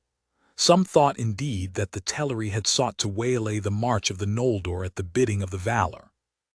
Thus at last the Teleri were overcome, and a great part of their mariners that dwelt in Oqualinda were wickedly slain. For the Noldor were become fierce and desperate, and the Teleri had less strength, and were armed for the most part but with slender bows. Then the Noldor drew away their white ships and manned their oars as best they might, and rowed them north along the coast. And Alwa called upon Ase, but he came not, for it was not permitted by the Valar that the flight of the Noldor should be hindered by force. But Eoinen wept for the mariners of the Teleri, and the sea rose in wrath against the slayers, so that many of the ships were wrecked and those in them drowned. Of the kinslaying at Oqualinda more is told in that lament which is named Noldalante, the fall of the Noldor, that Maglar made ere he was lost. Nonetheless the greater part of the Noldor escaped, and when the storm was past they held on their course, some by ship and some by land. But the way was long and ever more evil as they went forward. After they had marched for a great while in the unmeasured night, they came at length to the northern confines of the guarded realm, upon the borders of the empty waste of Araman, which were mountainous and cold. There they beheld suddenly a dark figure standing high upon a rock that looked down upon the shore. Some say that it was Mandos himself, and no lesser herald of Manwë. And they heard a loud voice, solemn and terrible, that bade them stand and give ear. Then all halted and stood still, and from end to end of the hosts of the Noldor the voice was heard speaking the curse and prophecy which is called the prophecy of the North, and the doom of the Noldor. Much it foretold in dark words, which the Noldor understood not until the woes indeed after befell them. But all heard the curse that was uttered upon those that would not stay nor seek the doom and pardon of the Valar. Tears unnumbered ye shall shed, and the Valar will fence Valinor against you, and shut you out, so that not even the echo of your lamentation shall pass over the mountains. On the house of Fëanor the wrath of the Valar lieth from the west unto the uttermost east, and upon all that will follow them it shall be laid also. Their oath shall drive them, and yet betray them, and ever snatch away the very treasures that they have sworn to pursue. To evil end shall all things turn that they begin well, and by treason of kin unto kin, and the fear of treason, shall this come to pass. The dispossessed shall they be forever. Ye have spilled the blood of your kindred unrighteously, and have stained the land of Ammon. For blood ye shall render blood, and beyond Ammon ye shall dwell in death's shadow. For though Eru appointed to you to die not in air, and no sickness may assail you, yet slain ye may be, and slain ye shall be, by weapon and by torment and by grief, and your houseless spirits shall come then to Mandos. There long shall ye abide and yearn for your bodies, and find little pity though all whom ye have slain should entreat for you. And those that endure in Middle-earth and come not to Mandos shall grow weary of the world as with a great burden, and shall wane, and become as shadows of regret before the younger race that cometh after. The Valar have spoken. Then many quailed, but Ainur hardened his heart and said, We have sworn, and not lightly. This oath we will keep. We are threatened with many evils, and treason not least, but one thing is not said, that we shall suffer from cowardice, from cravens, or the fear of cravens. Therefore I say that we will go on, and this doom I add. The deeds that we shall do shall be the matter of song until the last days of Arda. But in that hour Finarfin forsook the march, and turned back, being filled with grief, and with bitterness against the house of Ainur, because of his kinship with Alwe of Oqualinda. And many of his people went with him, retracing their steps in sorrow, until they beheld once more the far beam of the Minden upon Tuna still shining in the night, and so came at last to Valinor. There they received the pardon of the Valar, and Finarfin was set to rule the remnant of the Noldor in the blessed realm. But his sons were not with him, for they would not forsake the sons of Fingolfin, and all Fingolfin's folk went forward still, feeling the constraint of their kinship and the will of Ainur, and fearing to face the doom of the Valar, since not all of them had been guiltless of the kinslaying at Oqualinda. Moreover, Fingon and Turgon were bold and fiery of heart, and loath to abandon any task to which they had put their hands until the bitter end, if bitter it must be. So the main host held on, and swiftly the evil that was foretold began its work. The Noldor came at last far into the north of Arda, and they saw the first teeth of the ice that floated in the sea, and knew that they were drawing nigh to the Helcaraxe. For between the land of Ammon that in the north curved eastward, and the east shores of Endor, which is Middle-earth, that bore westward, there was a narrow strait, through which the chill waters of the encircling sea and the waves of Belegir flowed together, and there were vast fogs and mists of deathly cold, and the sea streams were filled with clashing hills of ice and the grinding of ice deep sunken. Such was the Helcaraxe, and there none yet had dared to tread save the Valar only and Ungoliant. Therefore Ainur halted, and the Noldor debated what course they should now take. But they began to suffer anguish from the cold, and the clinging mists through which no gleam of star could pierce, and many repented of the road and began to murmur, especially those that followed Fingolfin, cursing Ainur, and naming him as the cause of all the woes of the Eldar. But Ainur, knowing all that was said, took counsel with his sons, and two courses only they saw to escape from Araman and come into Endor, by the straits or by ship. But the Helcaraxe they deemed impassable, whereas the ships were too few. Many had been lost upon their long journey, and there remained now not enough to bear across all the great host together, yet none were willing to abide upon the western coast while others were ferried first. Already the fear of treachery was awake among the Noldor. Therefore it came into the hearts of Ainur and his sons to seize all the ships and depart suddenly, for they had retained the mastery of the fleet since the battle of the Haven, and it was manned only by those who had fought there and were bound to Ainur. And as though it came at his call, there sprang up a wind from the northwest, and Ainur slipped away secretly with all whom he deemed true to him, and went aboard, and put out to sea, and left Fingolfin in Araman. And since the sea was there narrow, steering east and somewhat south, he passed over without loss, and first of all the Noldor set foot once more upon the shores of Middle-earth.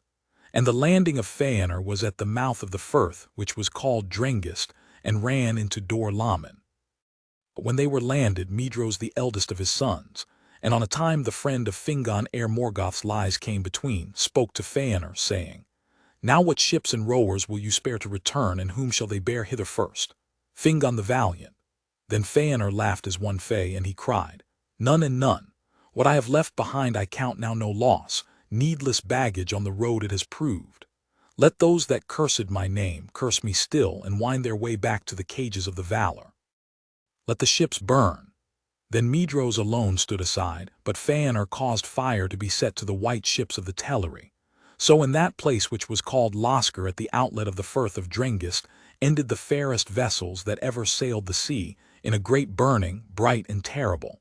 And Fingolfin and his people saw the light afar off, red beneath the clouds, and they knew that they were betrayed.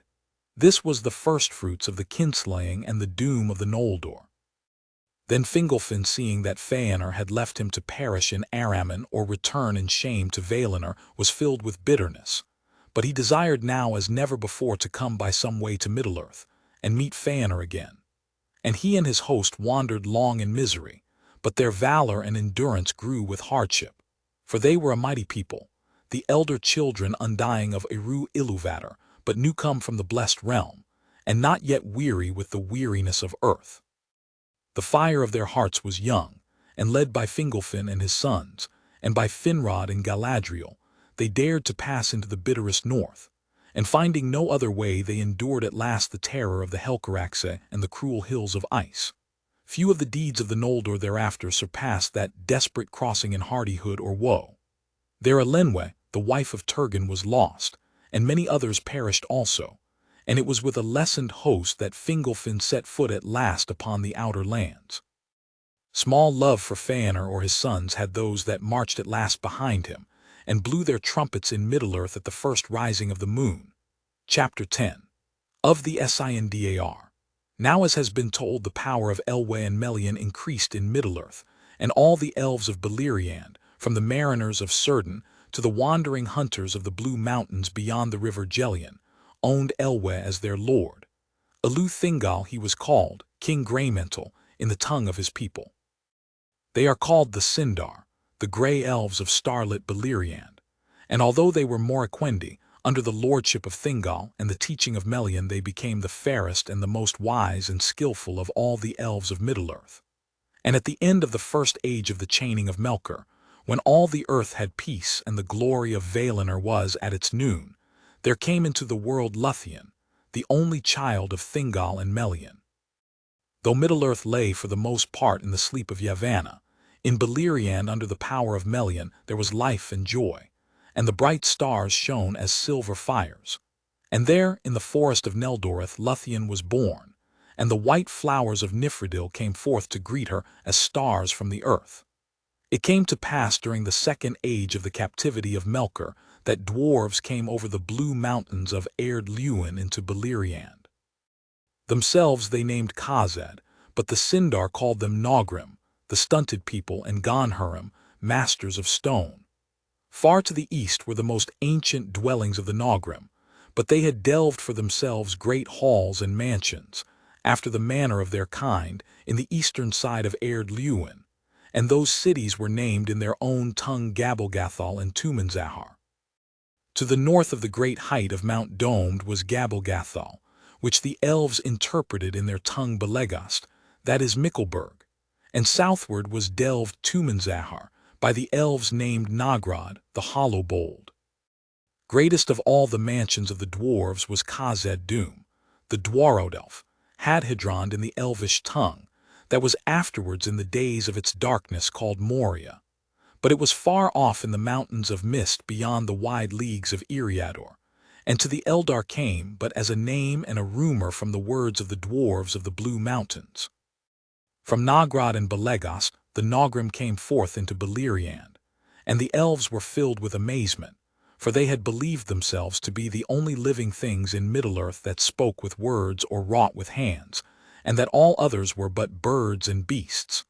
But they could understand no word of the tongue of the Nogrim, which to their ears was cumbrous and unlovely, and few ever of the Eldar have achieved the mastery of it. But the dwarves were swift to learn, and indeed were more willing to learn the elven tongue than to teach their own to those of alien race. Few of the Eldar went ever to Nogrod and Belegast, save Errol of Nan Elmoth and Meaglin his son, but the dwarves trafficked into Beleriand, and they made a great road that passed under the shoulders of Mount Domed and followed the course of the river Iskar, crossing Gelion at Sarn Athrad, the ford of stones, where battle after befell.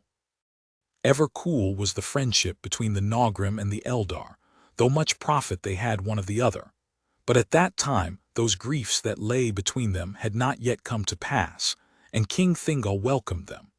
But the Nogrim gave their friendship more readily to the Noldor in after days than to any others of elves and men, because of their love and reverence for Alle, and the gems of the Noldor they praised above all other wealth.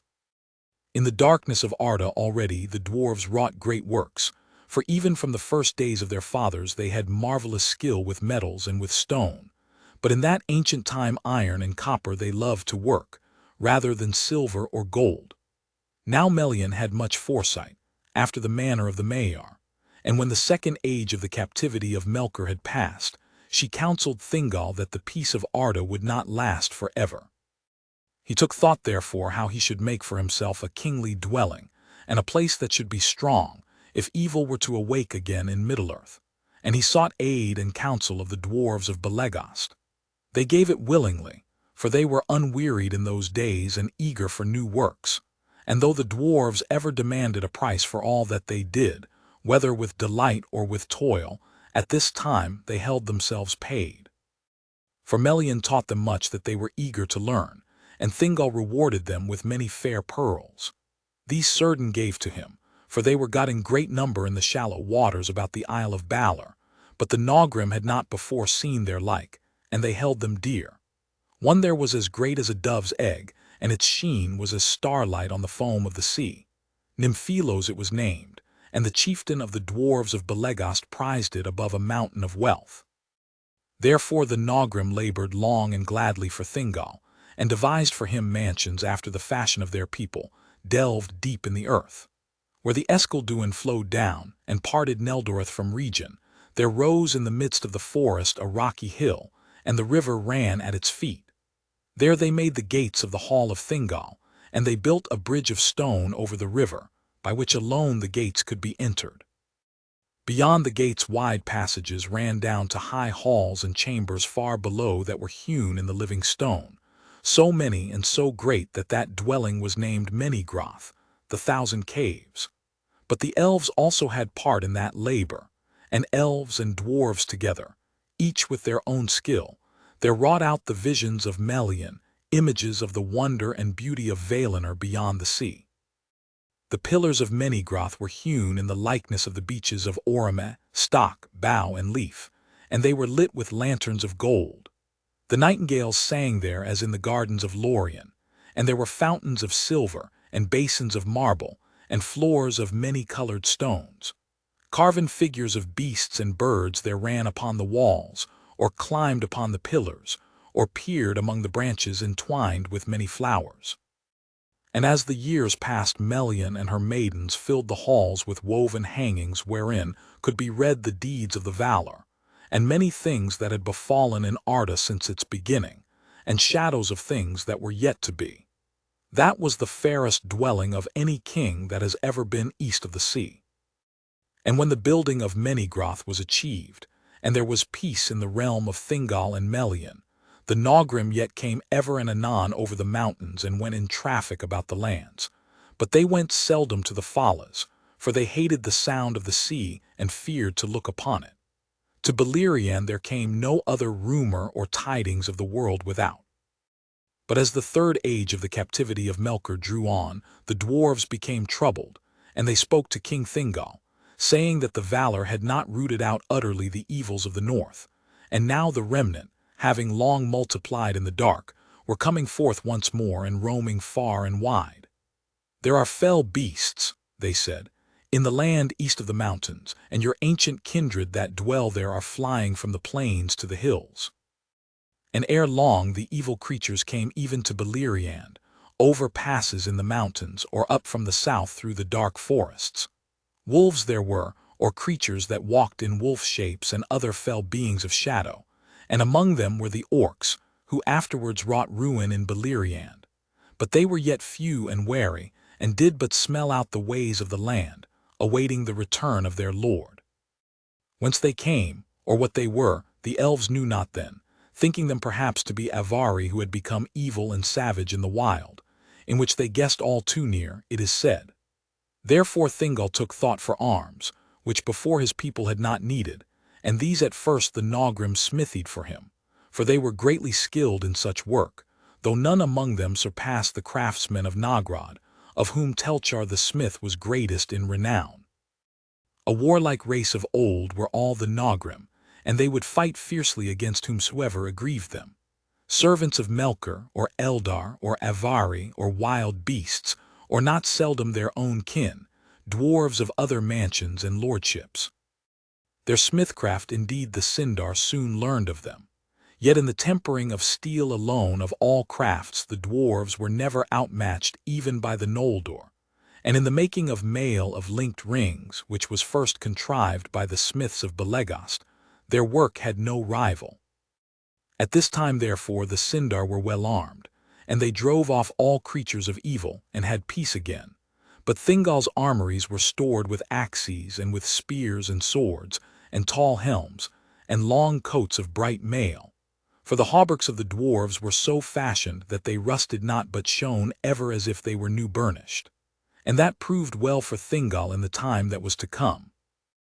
Now, as has been told, one Lenwe of the host of Alwe forsook the march of the Eldar at that time, when the Teleri were halted by the shores of the great river, upon the borders of the westlands of Middle-earth. Little is known of the wanderings of the Nandor, whom he led away down Anduin. Some, it is said, dwelt age-long in the woods of the vale of the great river. Some came at last to its mouths and there dwelt by the sea. And yet others passing by Erd Nimrais, the White Mountains, came north again and entered the wilderness of Eriador between Erd Luin and the far mountains of Mist. Now these were a woodland people and had no weapons of steel, and the coming of the fell beasts of the north filled them with great fear, as the Nogrim declared to King Thingol in Menigroth. Therefore Denethor, the son of Lenwe, hearing rumor of the might of Thingol and his majesty, and of the peace of his realm, gathered such host of his scattered people as he could, and led them over the mountains into Beleriand. There they were welcomed by Thingol, as kin long lost that return, and they dwelt in Osiriand, the land of 7 rivers. Of the long years of peace that followed after the coming of Denethor there is little tale. In those days, it is said, Daron the minstrel, chief loremaster of the kingdom of Thingol, devised his runes, and the Nogrim that came to Thingol learned them, and were well pleased with the device, esteeming Daron's skill higher than did the Sindar, his own people. By the Nogrim the Surth were taken east over the mountains and passed into the knowledge of many peoples. But they were little used by the Sindar for the keeping of records until the days of the war, and much that was held in memory perished in the ruins of Doriath.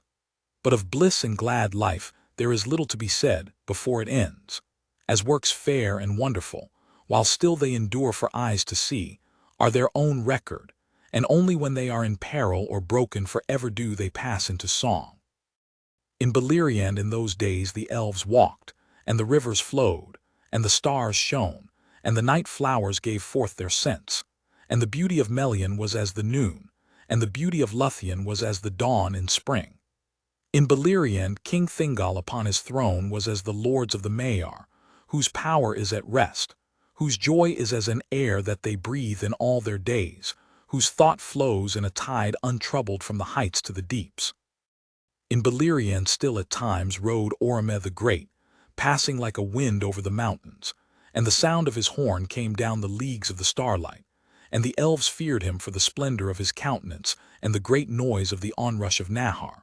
But when the Valaroma echoed in the hills, they knew well that all evil things were fled far away.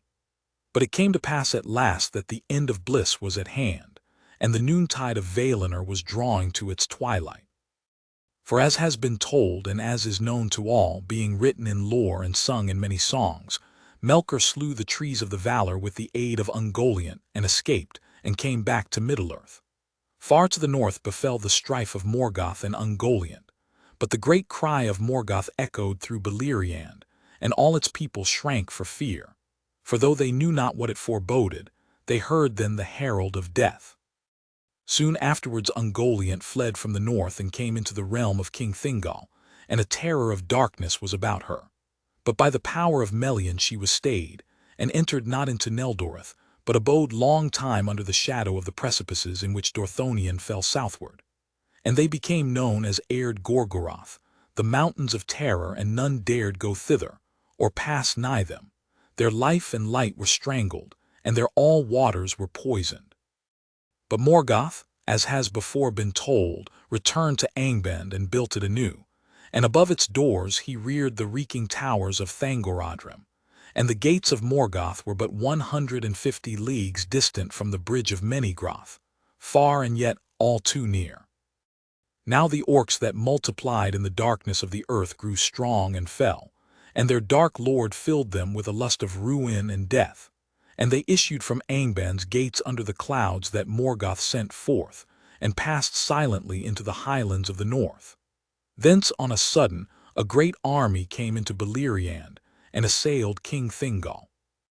Now in his wide realm many elves wandered free in the wild, or dwelt at peace in small kindreds far sundered, and only about Menegroth in the midst of the land, and along the Falas in the country of the mariners, were there numerous peoples. But the orcs came down upon either side of Menegroth, and from camps in the east between Selen and Gelion, and west in the plains between Sirion and Narog, they plundered far and wide, and Thingol was cut off from Círdan at Eglarist. Therefore he called upon Denethor, and the elves came in force from region beyond Arrows and from Osiriand, and fought the first battle in the wars of Beleriand. And the eastern host of the orcs was taken between the armies of the Eldar, north of the Andram and midway between Arrows and Gelion, and there they were utterly defeated, and those that fled north from the great slaughter were waylaid by the axes of the Nogrim that issued from Mount Domed. Few, indeed, returned to Angband. But the victory of the elves was dear bought, for those of Osiriand were light-armed, and no match for the orcs, who were shod with iron and iron-shielded and bore great spears with broad blades, and Denethor was cut off and surrounded upon the hill of Ammon-Ereb. There he fell, and all his nearest kin about him, before the host of Thingol could come to his aid. Bitterly though his fall was avenged, when Thingol came upon the rear of the orcs and slew them in heaps, his people lamented him ever after and took no king again. After the battle some returned to Osiriand, and their tidings filled the remnant of their people with great fear, so that thereafter they came never forth in open war, but kept themselves by wariness and secrecy. And they were called the Laquendi, the green elves, because of their raiment of the color of leaves.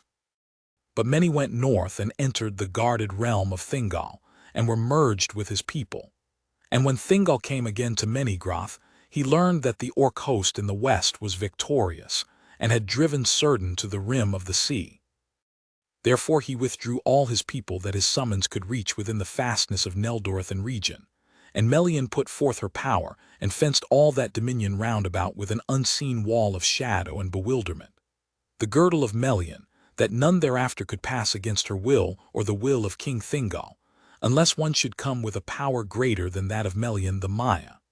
And this inner land, which was long named Eglador, was after called Doriath, the guarded kingdom, land of the girdle.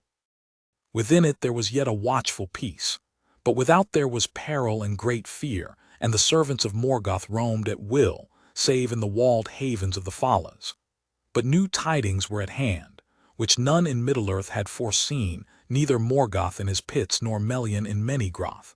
For no news came out of Ammon, whether by messenger, or by spirit, or by vision in dream, after the death of the trees.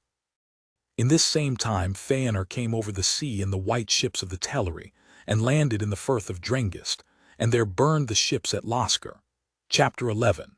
Of the Sun and Moon and the hiding of Valinor. It is told that after the flight of Melkor the Valar sat long unmoved upon their thrones in the Ring of Doom, but they were not idle, as Feanor declared in the folly of his heart. For the Valar may work many things with thought rather than with hands, and without voices in silence they may hold counsel one with another. Thus they held vigil in the night of Valinor, and their thought passed back beyond Ea and forth to the end. Yet neither power nor wisdom assuaged their grief, and the knowing of evil in the hour of its being. And they mourned not more for the death of the trees than for the marring of Feanor, of the works of Melkor one of the most evil. For Feanor was made the mightiest in all parts of body and mind, in valor, in endurance, in beauty, in understanding, in skill, in strength, and in subtlety alike, of all the children of Ilúvatar, and a bright flame was in him. The works of wonder for the glory of Arda that he might otherwise have wrought only Manwë might in some measure conceive.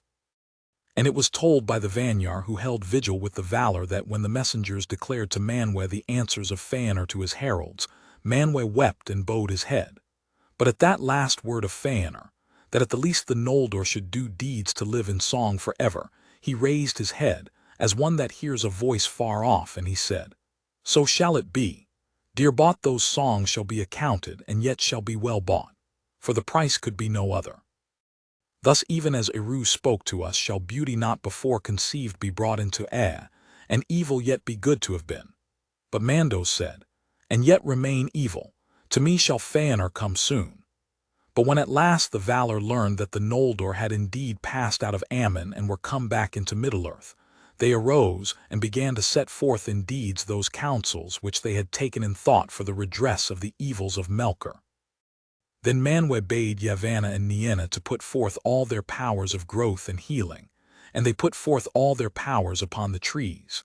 But the tears of Nienna availed not to heal their mortal wounds, and for a long while Yavanna sang alone in the shadows. Yet even as hope failed and her song faltered, Tulpirion bore at last upon a leafless bough one great flower of silver, and Laurelin a single fruit of gold.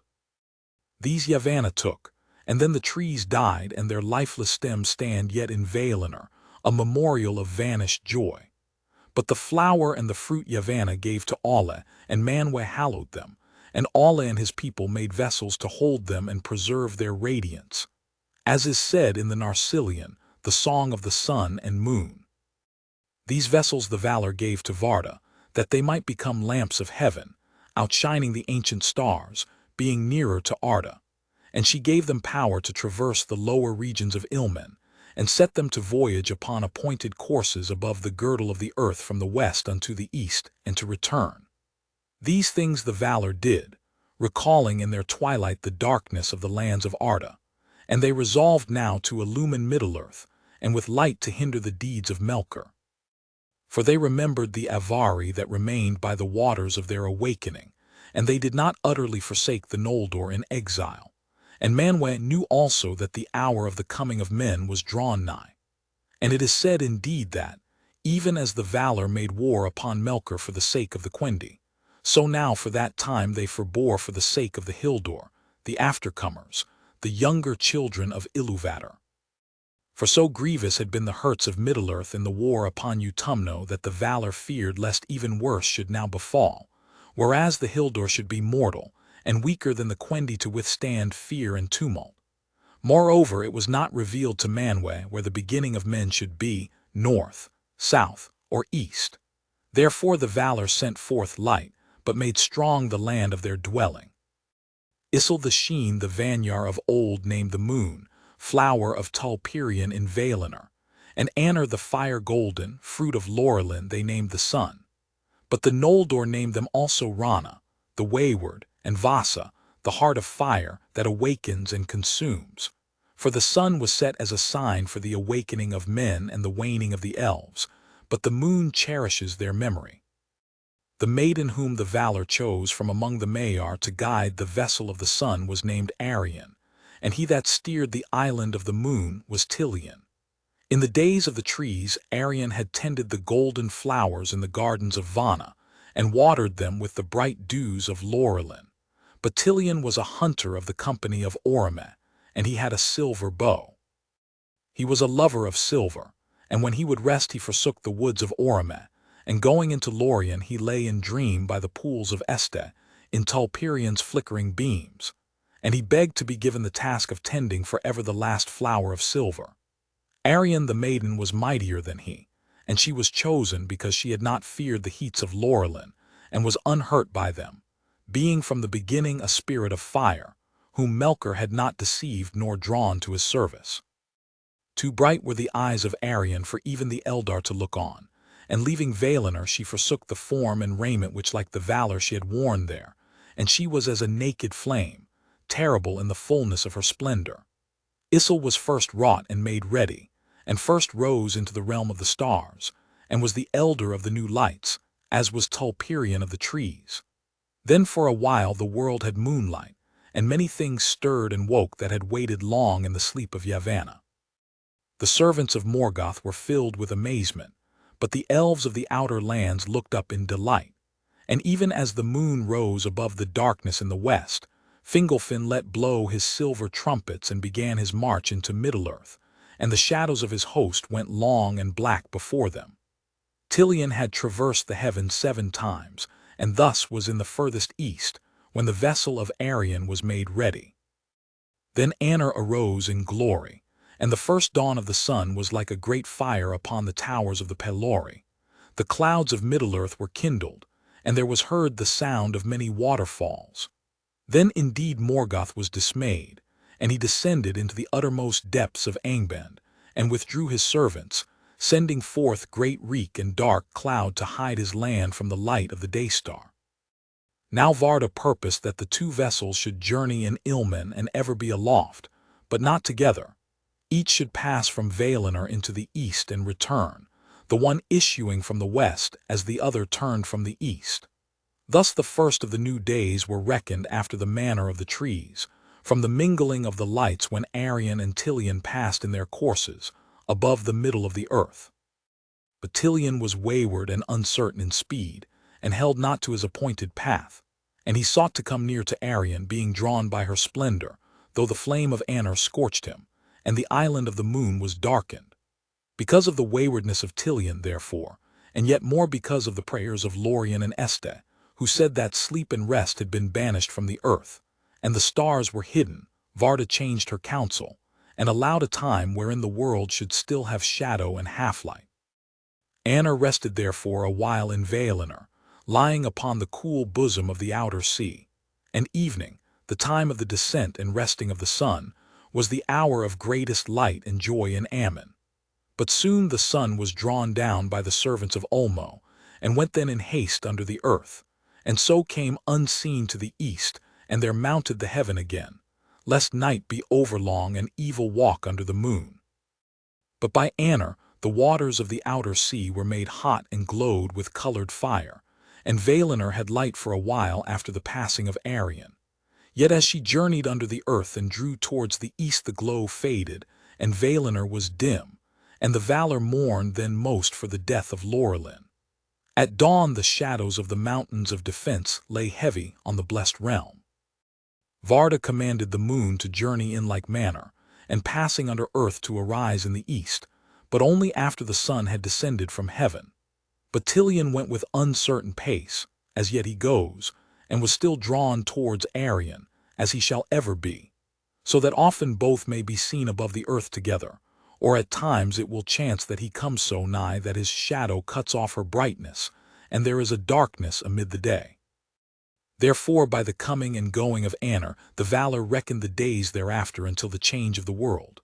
For Tilion tarried seldom in Valinor, but more often would pass swiftly over the western land, over Avathar, or Araman, or Valinor, and plunge in the chasm beyond the outer sea, pursuing his way alone amid the grots and caverns at the roots of Arda.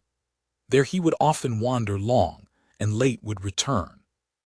Still therefore, after the long night, the light of Valinor was greater and fairer than upon Middle-earth, for the sun rested there, and the lights of heaven drew nearer to earth in that region. But neither the sun nor the moon can recall the light that was of old, that came from the trees before they were touched by the poison of Ungoliant. That light lives now in the Silmarils alone. But Morgoth hated the new lights, and was for a while confounded by this unlooked-for stroke of the Valar. Then he assailed Tilion, sending spirits of shadow against him, and there was strife in Ilmen beneath the paths of the stars, but Tilion was victorious. And Arion Morgoth feared with a great fear, but dared not come nigh her, having indeed no longer the power. For as he grew in malice, and sent forth from himself the evil that he conceived in lies and creatures of wickedness, his might passed into them and was dispersed, and he himself became ever more bound to the earth, unwilling to issue from his dark strongholds. With shadows he hid himself and his servants from Arion, the glance of whose eyes they could not long endure, and the lands near his dwelling were shrouded in fumes and great clouds. But seeing the assault upon Tilion the Valar were in doubt, fearing what the malice and cunning of Morgoth might yet contrive against them.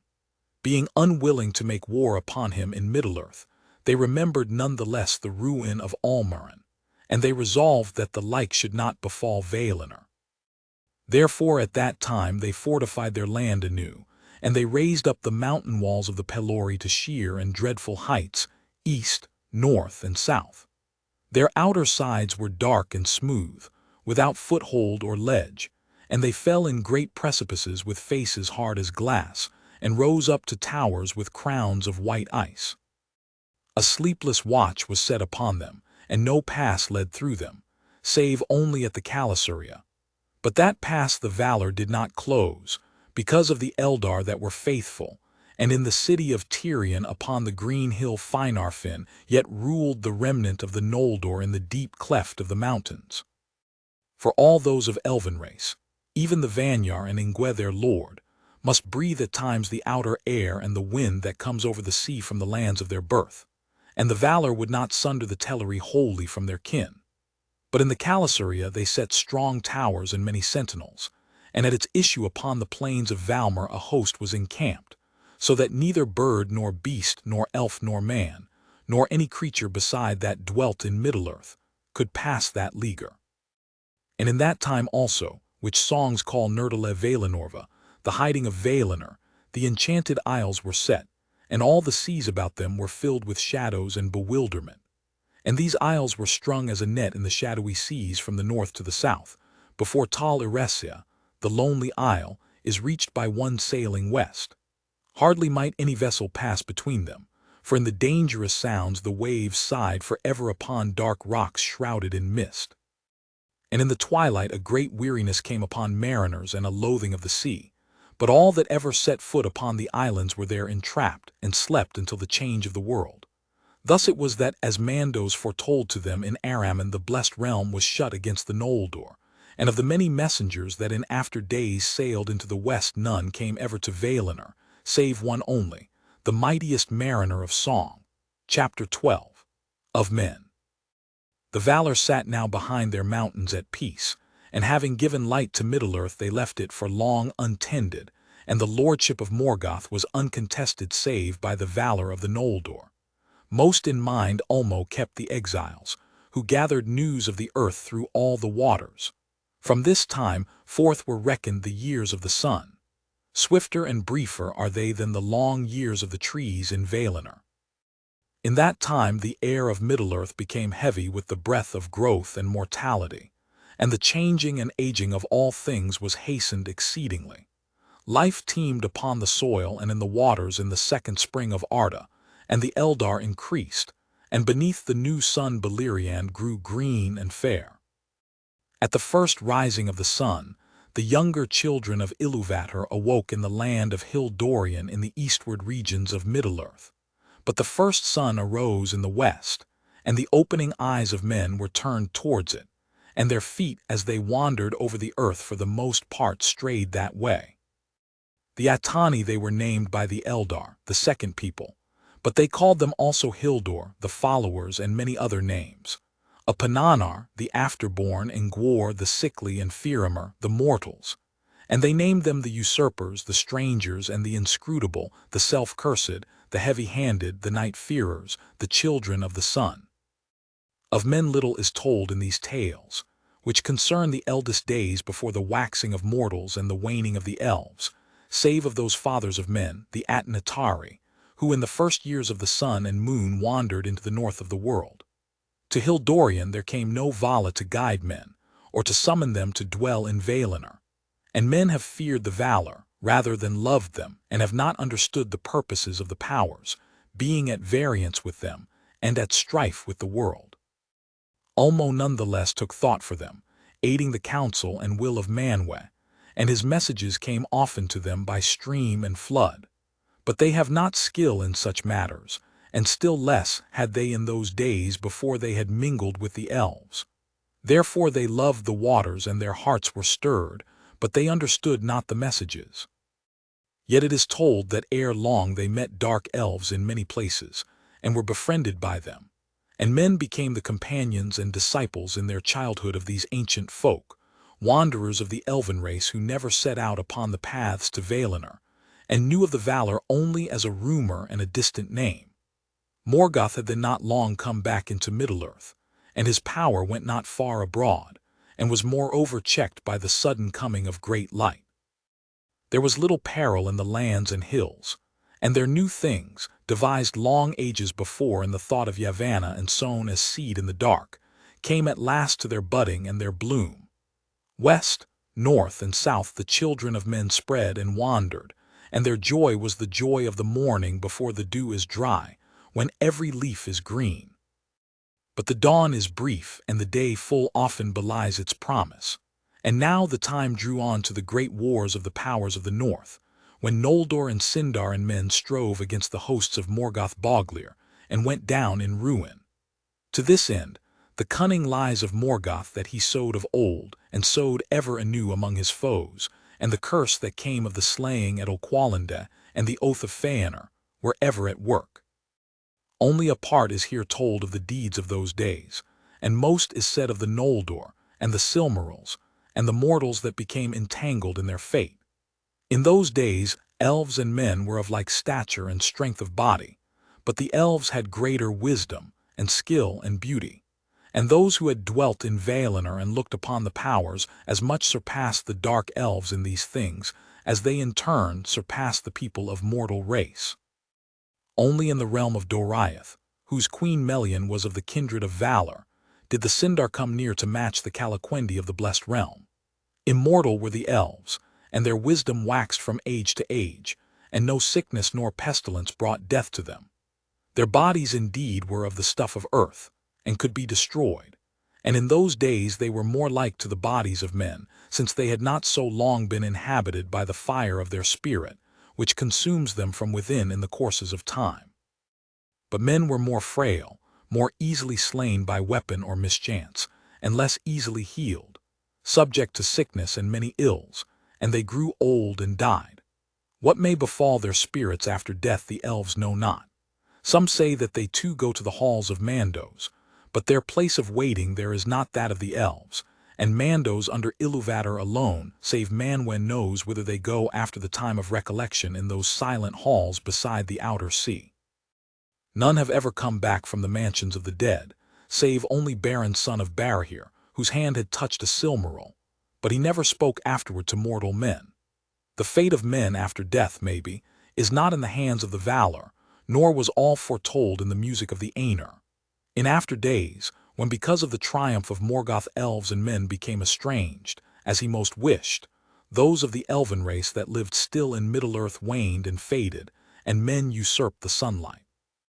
Then the Quendi wandered in the lonely places of the great lands and the isles, and took to the moonlight and the starlight, and to the woods and caves, becoming as shadows and memories, save those who ever and anon set sail into the west and vanished from Middle-earth.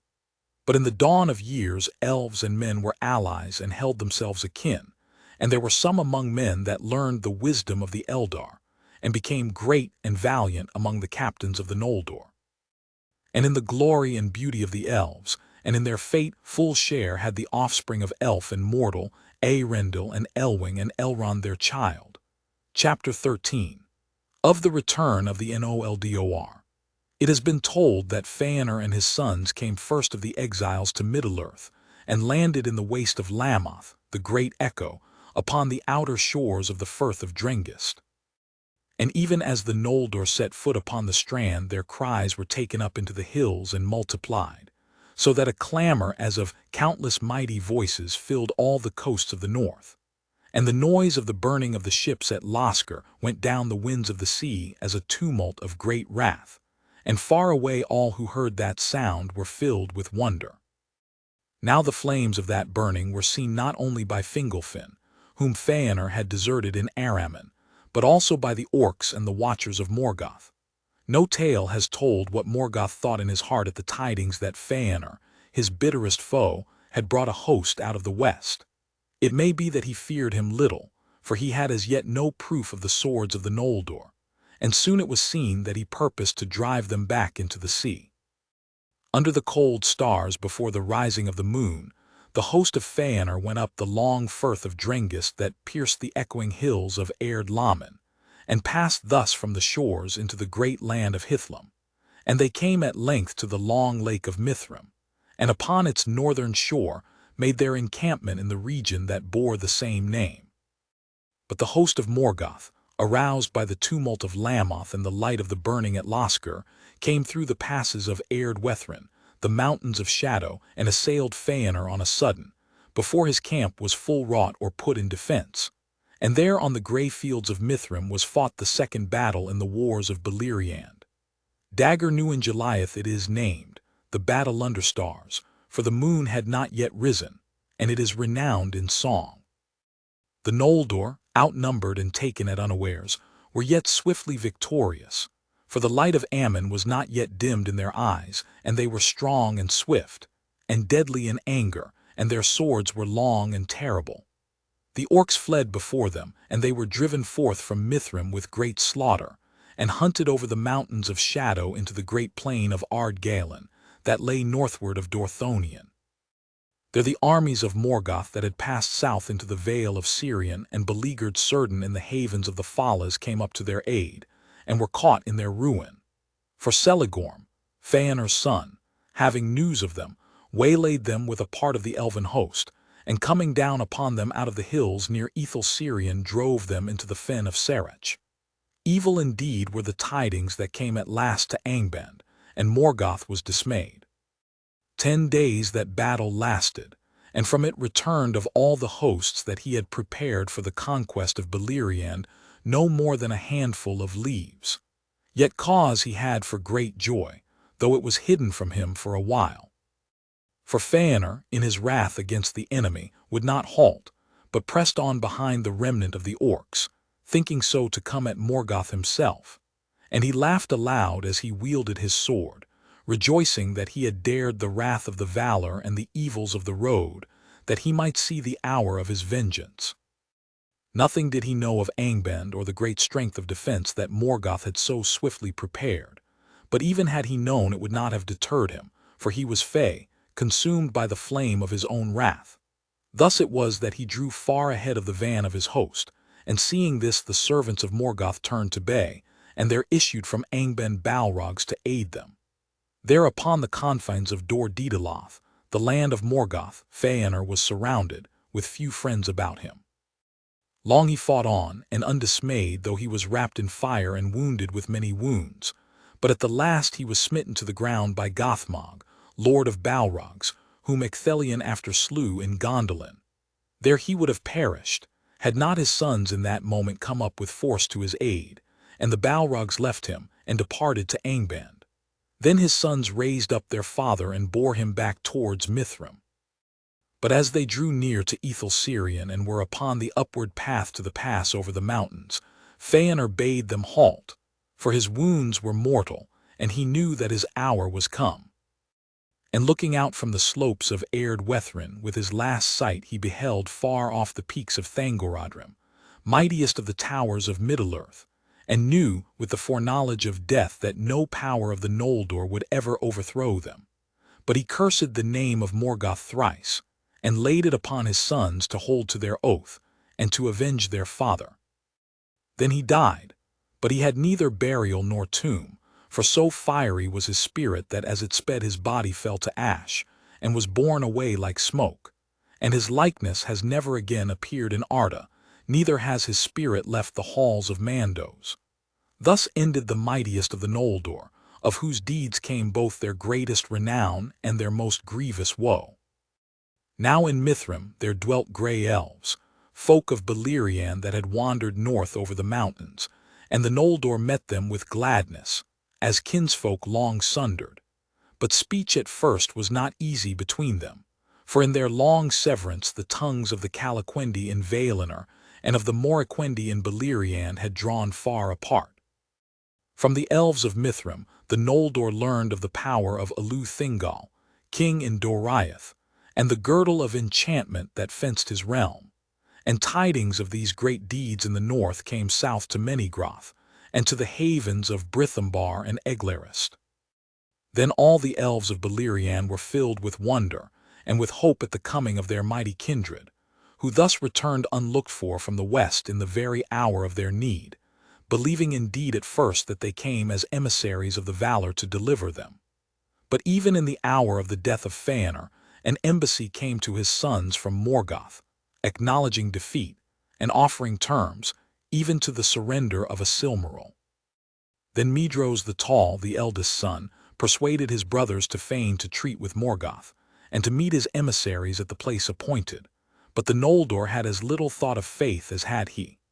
Wherefore each embassy came with greater force than was agreed, but Morgoth sent the more, and there were Balrogs. Medros was ambushed, and all his company were slain, but he himself was taken alive by the command of Morgoth, and brought to Angband. Then the brothers of Medros drew back, and fortified a great camp in Hithlum. But Morgoth held Medros as hostage, and sent word that he would not release him unless the Noldor would forsake their war, returning into the west, or else departing far from Beleriand into the south of the world. But the sons of Ainur knew that Morgoth would betray them, and would not release Medros, whatsoever they might do, and they were constrained also by their oath, and might not for any cause forsake the war against their enemy. Therefore Morgoth took Medros and hung him from the face of a precipice upon Thangorodrim, and he was caught to the rock by the wrist of his right hand in a band of steel. Mithrim. Now rumor came to the camp in Hithlum of the march of Fingolfin and those that followed him, who had crossed the grinding ice, and all the world lay then in wonder at the coming of the moon. But as the host of Fingolfin marched into Mithrim, the sun rose flaming in the west, and Fingolfin unfurled his blue and silver banners, and blew his horns, and flowers sprang beneath his marching feet, and the ages of the stars were ended. At the uprising of the great light, the servants of Morgoth fled into Angband, and Fingolfin passed unopposed through the fastness of Dor Daedaloth, while his foes hid beneath the earth. Then the elves smote upon the gates of Angband, and the challenge of their trumpets shook the towers of Thangorodrim, and Medros heard them amid his torment and cried aloud, but his voice was lost in the echoes of the stone. But Fingolfin, being of other temper than Ainur, and wary of the wiles of Morgoth, withdrew from Dor Daedaloth and turned back towards Mithrim, for he had heard tidings that there he should find the sons of Ainur, and he desired also to have the shield of the mountains of shadow while his people rested and grew strong, for he had seen the strength of Angband, and thought not that it would fall to the sound of trumpets only. Therefore coming at length to Hithlum, he made his first camp and dwelling by the northern shores of Lake Mithrim. No love was there in the hearts of those that followed Fingolfin for the house of Ainur, for the agony of those that endured the crossing of the ice had been great, and Fingolfin held the sons the accomplices of their father. Then there was peril of strife between the hosts, but grievous as were their losses upon the road, the people of Fingolfin and of Finrod son of Finarfin were still more numerous than the followers of Ainur, and these now withdrew before them, and removed their dwelling to the southern shore, and the lake lay between them. Many of Ainur's people indeed repented of the burning at Loskar, and were filled with amazement at the valor that had brought the friends whom they had abandoned over the ice of the north, and they would have welcomed them, but they dared not for shame. Thus because of the curse that lay upon them the Noldor achieved nothing, while Morgoth hesitated, and the dread of light was new and strong upon the orcs. But Morgoth arose from thought, and seeing the division of his foes he laughed. In the pits of Angband he caused vast smokes and vapors to be made, and they came forth from the reeking tops of the iron mountains, and afar off they could be seen in Mithrim, staining the bright airs in the first mornings of the world. A wind came out of the east and bore them over Hithlum, darkening the new sun, and they fell, and coiled about the fields and hollows, and lay upon the waters of Mithrim, drear and poisonous.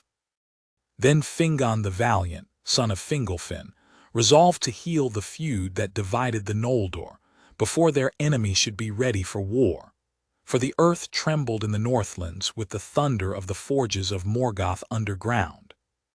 Long before, in the bliss of Valinor, before Melkor was unchained, or lies came between them, Fingon had been close in friendship with Medros, and though he knew not yet that Medros had not forgotten him at the burning of the ships, the thought of their ancient friendship stung his heart. Therefore he dared a deed which is justly renowned among the feats of the princes of the Noldor. Alone, and without the counsel of any, he set forth in search of Medros, and aided by the very darkness that Morgoth had made, he came unseen into the fastness of his foes. High upon the shoulders of Thangorodrim he climbed, and looked in despair upon the desolation of the land, but no passage or crevice could he find through which he might come within Morgoth's stronghold.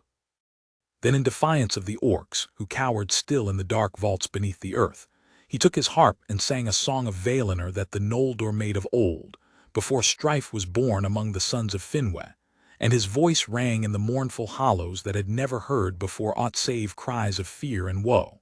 Thus Fingon found what he sought, for suddenly above him, far and faint, his song was taken up, and a voice answering called to him. Medros it was that sang amid his torment. But Fingon climbed to the foot of the precipice where his kinsman hung, and then could go no further, and he wept when he saw the cruel device of Morgoth.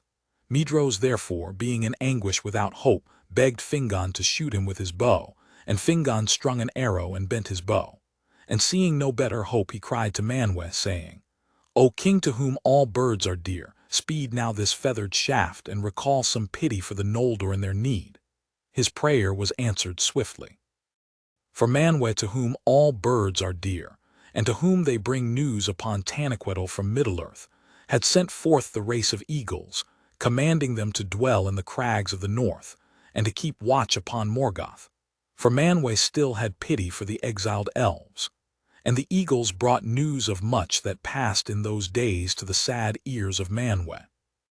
Now even as Fingon bent his bow, there flew down from the high airs Thorondor, king of eagles, mightiest of all birds that have ever been, whose outstretched wings span 30 fathoms. And staying Fingon's hand, he took him up, and bore him to the face of the rock where Medros hung. But Fingon could not release the hell-wrought bond upon his wrist, nor sever it, nor draw it from the stone.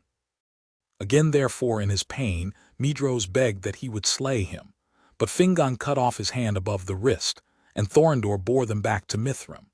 Their Medros in time was healed, for the fire of life was hot within him, and his strength was of the ancient world, such as those possessed who were nurtured in Valinor. His body recovered from his torment and became hale, but the shadow of his pain was in his heart, and he lived to wield his sword with left hand more deadly than his right had been. By this deed Fingon won great renown, and all the Noldor praised him, and the hatred between the houses of Fingolfin and Fëanor was assuaged. For Medros begged forgiveness for the desertion in Araman, and he waived his claim to kingship over all the Noldor, saying to Fingolfin, "If there lay no grievance between us, Lord, still the kingship would rightly come to you, the eldest here of the house of Finwë, and not the least wise." But to this his brothers did not all in their hearts agree. Therefore, even as Mandos foretold, the house of Fëanor were called the Dispossessed, because the overlordship passed from it, the elder, to the house of Fingolfin, both in Elendë and in Beleriand, and because also of the loss of the Silmarils. But the Noldor, being again united, set a watch upon the borders of Dor Daedaloth, and Angband was beleaguered from west, and south, and east, and they sent forth messengers far and wide to explore the countries of Beleriand, and to treat with the people that dwelt there. Now King Thingol welcomed not with a full heart the coming of so many princes in might out of the west, eager for new realms, and he would not open his kingdom, nor remove its girdle of enchantment. For wise with the wisdom of Melian, he trusted not that the restraint of Morgoth would endure. Alone of the princes of the Noldor, those of Finarfin's house were suffered to pass within the confines of Doriath, for they could claim close kinship with King Thingol himself, since their mother was Eärwen of Oqualandë, Alwë's daughter. Angrod, son of Finarfin, was the first of the exiles to come to Menegroth, as messenger of his brother Finrod, and he spoke long with the king, telling him of the deeds of the Noldor in the north, and of their numbers, and of the ordering of their force.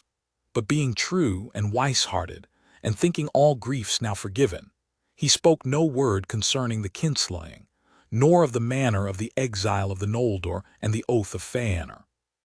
King Thingol hearkened to the words of Angrod, and ere he went he said to him, "Thus shall you speak for me to those that sent you. In Hithlum the Noldor have leave to dwell, and in the highlands of Dorthonion, and in the lands east of Doriath that are empty and wild. But elsewhere there are many of my people, and I would not have them restrained of their freedom, still less ousted from their homes. Beware therefore how you princes of the west bear yourselves, for I am the Lord of Beleriand, and all who seek to dwell there shall hear my word. Into Doriath none shall come to abide, but only such as I call as guests, or who seek me in great need." Now the lords of the Noldor held council in Mithrim, and thither came Angrod out of Doriath, bearing the message of King Thingol. Cold seemed its welcome to the Noldor, and the sons of Fëanor were angered at the words, but Medros laughed, saying, "A king is he that can hold his own, or else his title is vain. Thingol does but grant us lands where his power does not run. Indeed, Doriath alone would be his realm this day, but for the coming of the Noldor. Therefore in Doriath let him reign, and be glad that he has the sons of Finwë for his neighbors, not the orcs of Morgoth that we found. Elsewhere it shall go as seems good to us." But Caranthir, who loved not the sons of Finarfin, and was the harshest of the brothers and the most quick to anger, cried aloud, "Yea more, let not the sons of Finarfin run hither and thither with their tales to this dark elf in his caves, who made them our spokesman to deal with him. And though they be come indeed to Beleriand, let them not so swiftly forget that their father is a lord of the Noldor, though their mother be of other kin." Then Angrod was wrathful and went forth from the council. Medros indeed rebuked Caranthir, but the greater part of the Noldor, of both followings, hearing his words were troubled in heart, fearing the fell spirit of the sons of Fëanor that it seemed would ever be like to burst forth in rash word or violence. But Medros restrained his brothers, and they departed from the council, and soon afterwards they left Mithrim and went eastward beyond Arrows to the wide lands about the hill of Himring.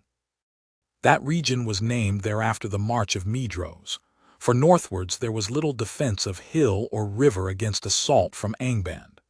There Medros and his brothers kept watch, gathering all such people as would come to them, and they had few dealings with their kinsfolk westward, save at need. It is said indeed that Medros himself devised this plan, to lessen the chances of strife, and because he was very willing that the chief peril of assault should fall upon himself. And he remained for his part in friendship with the houses of Fingolfin and Finarfin, and would come among them at times for common counsel. Yet he also was bound by the oath, though it slept now for a time. Now the people of Caranthir dwelt furthest east beyond the upper waters of Gelion, about Lake Helivorn under Mount Rerir and to the southward. And they climbed the heights of Erd Luin and looked eastward in wonder, for wild and wide it seemed to them were the lands of Middle-earth. And thus it was that Caranthir's people came upon the dwarves, who after the onslaught of Morgoth and the coming of the Noldor had ceased their traffic into Beleriand. But though either people loved skill and were eager to learn, no great love was there between them, for the dwarves were secret and quick to resentment, and Caranthir was haughty and scarce concealed his scorn for the unloveliness of the Nogrim, and his people followed their lord. Nevertheless, since both peoples feared and hated Morgoth, they made alliance, and had of it great profit. For the Nogrim learned many secrets of craft in those days, so that the smiths and masons of Nogrod and Belegost became renowned among their kin. And when the dwarves began again to journey into Beleriand, all the traffic of the dwarf mines passed first through the hands of Caranthir, and thus great riches came to him. When 20 years of the sun had passed, Fingolfin king of the Noldor made a great feast, and it was held in the spring near to the pools of Ivrin, whence the swift river Narog rose, for there the lands were green and fair at the feet of the mountains of shadow that shielded them from the north. The joy of that feast was long remembered in later days of sorrow, and it was called Murith Adurthad, the feast of reuniting. Thither came many of the chieftains and people of Fingolfin and Finrod, and of the sons of Fëanor Medros and Maglar with warriors of the eastern march. And there came also great numbers of the grey elves, wanderers of the woods of Beleriand and folk of the havens, with Círdan their lord. There came even green elves from Osiriand, the land of 7 rivers, far off under the walls of the Blue Mountains. But out of Doriath there came but two messengers, Mablung and Daron, bearing greetings from the king. At Murith Adurthed many counsels were taken in good will, and oaths were sworn of league and friendship. And it is told that at this feast the tongue of the grey elves was most spoken even by the Noldor, for they learned swiftly the speech of Beleriand, whereas the Sindar were slow to master the tongue of Valinor. The hearts of the Noldor were high and full of hope, and to many among them it seemed that the words of Fëanor had been justified, bidding them seek freedom and fair kingdoms in Middle-earth. And indeed there followed after long years of peace, while their swords fenced Beleriand from the ruin of Morgoth, and his power was shut behind his gates. In those days there was joy beneath the new sun and moon, and all the land was glad. But still, the shadow brooded in the north. And when again 30 years had passed, Turgon son of Fingolfin left Nevrast where he dwelt and sought out Finrod his friend upon the island of Tal Sirion, and they journeyed southward along the river, being weary for a while of the northern mountains. And as they journeyed night came upon them beyond the meres of twilight beside the waters of Sirion, and they slept upon his banks beneath the summer stars. But Ulmo coming up the river laid a deep sleep upon them and heavy dreams, and the trouble of the dreams remained after they awoke, but neither said aught to the other, for their memory was not clear, and each believed that Ulmo had sent a message to him alone. But unquiet was upon them ever after, and doubt of what should befall, and they wandered often alone in untrodden lands, seeking far and wide for places of hidden strength. For it seemed to each that he was bidden to prepare for a day of evil, and to establish a retreat, lest Morgoth should burst from Angband and overthrow the armies of the north. Now on a time Finrod and Galadriel his sister were the guests of Thingol their kinsman in Doriath. Then Finrod was filled with wonder at the strength and majesty of Menegroth, its treasuries and armories, and its many-pillared halls of stone. And it came into his heart that he would build wide halls behind ever-guarded gates in some deep and secret place beneath the hills. Therefore he opened his heart to Thingol, telling him of his dreams, and Thingol spoke to him of the deep gorge of the river Narog, and the caves under the high Faroth in its steep western shore. And when he departed, he gave him guides to lead him to that place of which few yet knew. Thus Finrod came to the caverns of Narog, and began to establish their deep halls and armories after the fashion of the mansions of Menegroth, and that stronghold was called Nargothrond. In that labor Finrod was aided by the dwarves of the Blue Mountains, and they were rewarded well, for Finrod had brought more treasures out of Tirion than any other of the princes of the Noldor. And in that time was made for him the Noglamir, the necklace of the dwarves, most renowned of their works in the elder days. It was a carcanet of gold, and set therein were gems uncounted from Valinor, but it had a power within it so that it rested lightly on its wearer as a strand of flax, and whatsoever neck it clasped it sat always with grace and loveliness. Nargothrond I. There in Nargothrond Finrod made his home with many of his people, and he was named in the tongue of the dwarves Felagund, hewer of caves, and that name he bore thereafter until his end. But Finrod Felagund was not the first to dwell in the caves beside the river Narog. Galadriel his sister went not with him to Nargothrond, for in Doriath dwelt Celeborn, kinsman of Thingol, and there was great love between them. Therefore she remained in the hidden kingdom, and abode with Melian, and of her learned great lore and wisdom concerning Middle-earth. But Turgon remembered the city set upon a hill, Tirion the fair with its tower and tree, and he found not what he sought, but returned to Nevrast, and sat in peace in Viniamur by the shores of the sea. And in the next year Ulmo himself appeared to him, and bade him go forth again alone into the vale of Sirion. And Turgon went forth, and by the guidance of Ulmo he discovered the hidden vale of Tumladen in the encircling mountains, in the midst of which there was a hill of stone. Of this he spoke to none as yet, but returned once more to Nevrast, and there began in his secret counsels to devise the plan of a city after the manner of Tirion upon Tuna, for which his heart yearned in exile. Now Morgoth, believing the report of his spies that the lords of the Noldor were wandering abroad with little thought of war, made trial of the strength and watchfulness of his enemies. Once more, with little warning, his might was stirred, and suddenly there were earthquakes in the north, and fire came from fissures in the earth, and the iron mountains vomited flame, and orcs poured forth across the plain of Ardgallen. Thence they thrust down the pass of Sirion in the west, and in the east they burst through the land of Maglar, in the gap between the hills of Medros and the outliers of the Blue Mountains. But Fingolfin and Medros were not sleeping, and while others sought out the scattered bands of orcs that strayed in Beleriand and did great evil, they came upon the main host from either side as it was assaulting Dorthonion, and they defeated the servants of Morgoth, and pursuing them across Ardgallen destroyed them utterly, to the least and last, within sight of Angban's gates. That was the third great battle of the wars of Beleriand, and it was named Dagor Aglaerb, the glorious battle.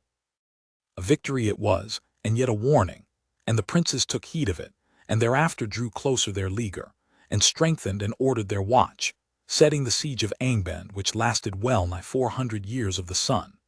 For a long time after Dagor Aglaerb no servant of Morgoth would venture from his gates, for they feared the lords of the Noldor, and Fingolfin boasted that save by treason among themselves Morgoth could never again burst from the leaguer of the Eldar, nor come upon them at unawares. Yet the Noldor could not capture Angban, nor could they regain the Silmarils, and war never wholly ceased in all that time of the siege, for Morgoth devised new evils, and ever and anon he would make trial of his enemies.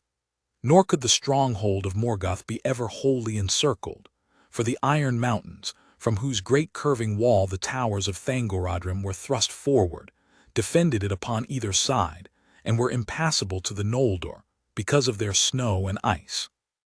Thus in his rear and to the north Morgoth had no foes, and by that way his spies at times went out, and came by devious routes into Beleriand. And desiring above all to sow fear and disunion among the Eldar, he commanded the orcs to take alive any of them that they could and bring them bound to Angband.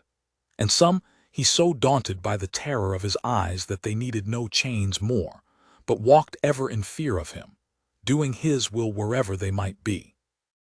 Thus Morgoth learned much of all that had befallen since the rebellion of Feanor, and he rejoiced, seeing therein the seed of many dissensions among his foes. When nearly 100 years had run since the Dagor Aglaerb, Morgoth endeavored to take Fingolfin at unawares, for he knew of the vigilance of Medros. And he sent forth an army into the white north, and they turned west and again south and came down the coasts to the firth of Drengist, by the route that Fingolfin followed from the grinding ice. Thus they would enter into the realm of Hithlum from the west, but they were espied in time, and Fingon fell upon them among the hills at the head of the firth, and most of the orcs were driven into the sea. This was not reckoned among the great battles, for the orcs were not in great number, and only a part of the people of Hithlum fought there. But thereafter there was peace for many years and no open assault from Angband, for Morgoth perceived now that the orcs unaided were no match for the Noldor, and he sought in his heart for new counsel. Again, after 100 years Glorung, the first of the Urloki, the fire drakes of the north, issued from Angband's gates by night. He was yet young and scarce half-grown, for long and slow is the life of the dragons, but the elves fled before him to Erd Wethrin and Dorthonion in dismay, and he defiled the fields of Ardgallen. Then Fingon, prince of Hithlum, rode against him with archers on horseback, and hemmed him round with a ring of swift riders, and Glorung could not endure their darts, being not yet come to his full armory, and he fled back to Angband and came not forth again for many years. Fingon won great praise, and the Noldor rejoiced, for few foresaw the full meaning and threat of this new thing. But Morgoth was ill-pleased that Glorung had disclosed himself oversoon, and after his defeat there was the long peace of well nigh 200 years. In all that time there were but affrays on the marches, and all Beleriand prospered and grew rich. Behind the guard of their armies in the north the Noldor built their dwellings and their towers, and many fair things they made in those days, and poems and histories and books of lore. In many parts of the land the Noldor and the Sindar became welded into one people, and spoke the same tongue. Though this difference remained between them, that the Noldor had the greater power of mind and body, and were the mightier warriors and sages, and they built with stone, and loved the hill slopes and open lands. But the Sindar had the fairer voices and were more skilled in music, save only Maglar son of Feanor, and they loved the woods and the riversides. And some of the grey elves still wandered far and wide without settled abode, and they sang as they went. Chapter 14. Of Beli and D and its realms.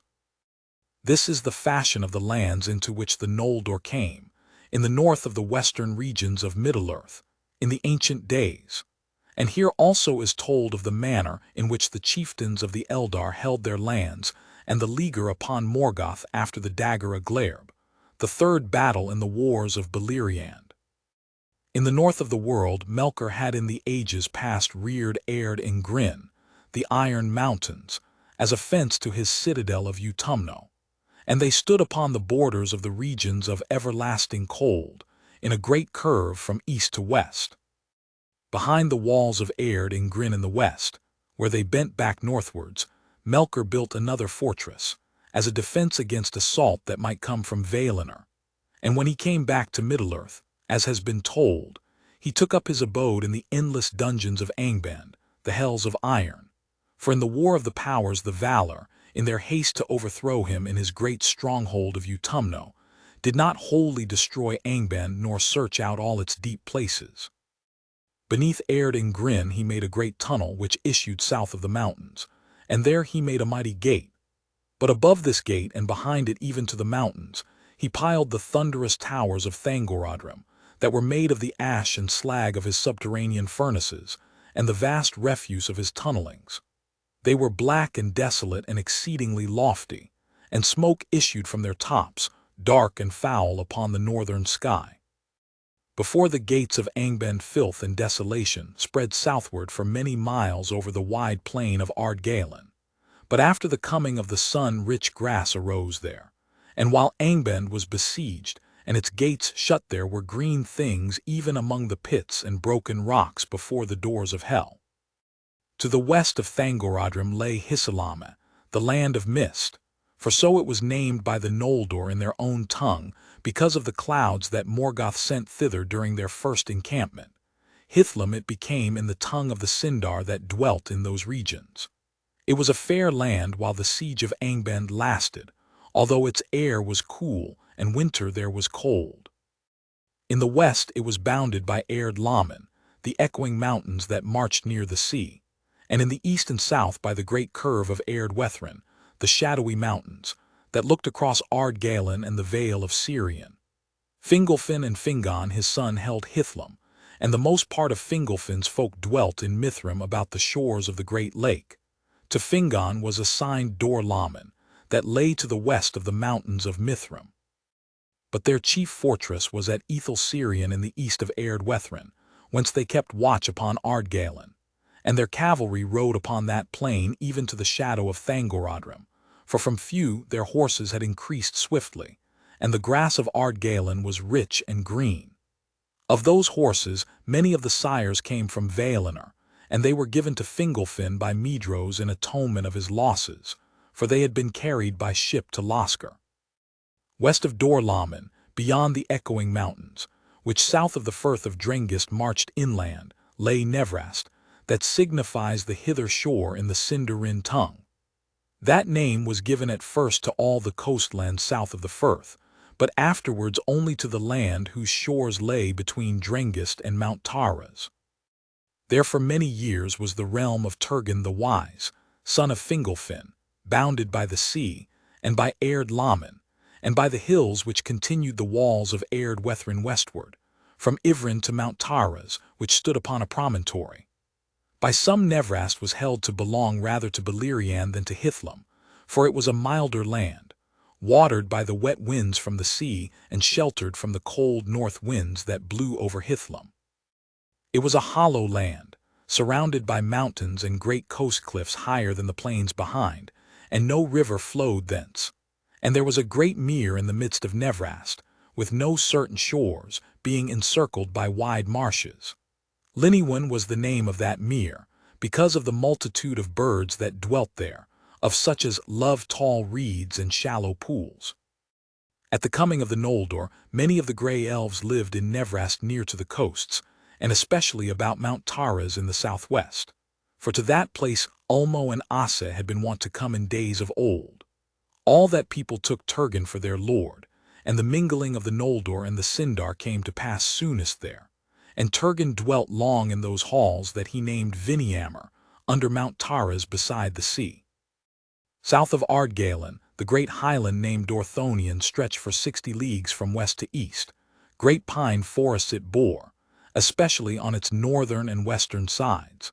By gentle slopes from the plain it rose to a bleak and lofty land, where lay many tarns at the feet of bare tors whose heads were higher than the peaks of Erd Wethrin. But southward where it looked towards Doriath it fell suddenly in dreadful precipices. From the northern slopes of Dorthonion Angrod and Ignor, sons of Finarfin, looked out over the fields of Ardgallen, and were the vassals of their brother Finrod, lord of Nargothrond. Their people were few, for the land was barren, and the great highlands behind were deemed to be a bulwark that Morgoth would not lightly seek to cross. Between Dorthonion and the shadowy mountains there was a narrow vale, whose sheer walls were clad with pines, but the vale itself was green, for the river Sirion flowed through it, hastening towards Beleriand. Finrod held the pass of Sirion, and upon the isle of Tal Sirion in the midst of the river he built a mighty watchtower, Minas Tirith. But after Nargothrond was made, he committed that fortress mostly to the keeping of Orodreth his brother. Now the great and fair country of Beleriand lay on either side of the mighty river Sirion, renowned in song, which rose at Ethel Sirion and skirted the edge of Ardgallen ere he plunged through the pass, becoming ever fuller with the streams of the mountains.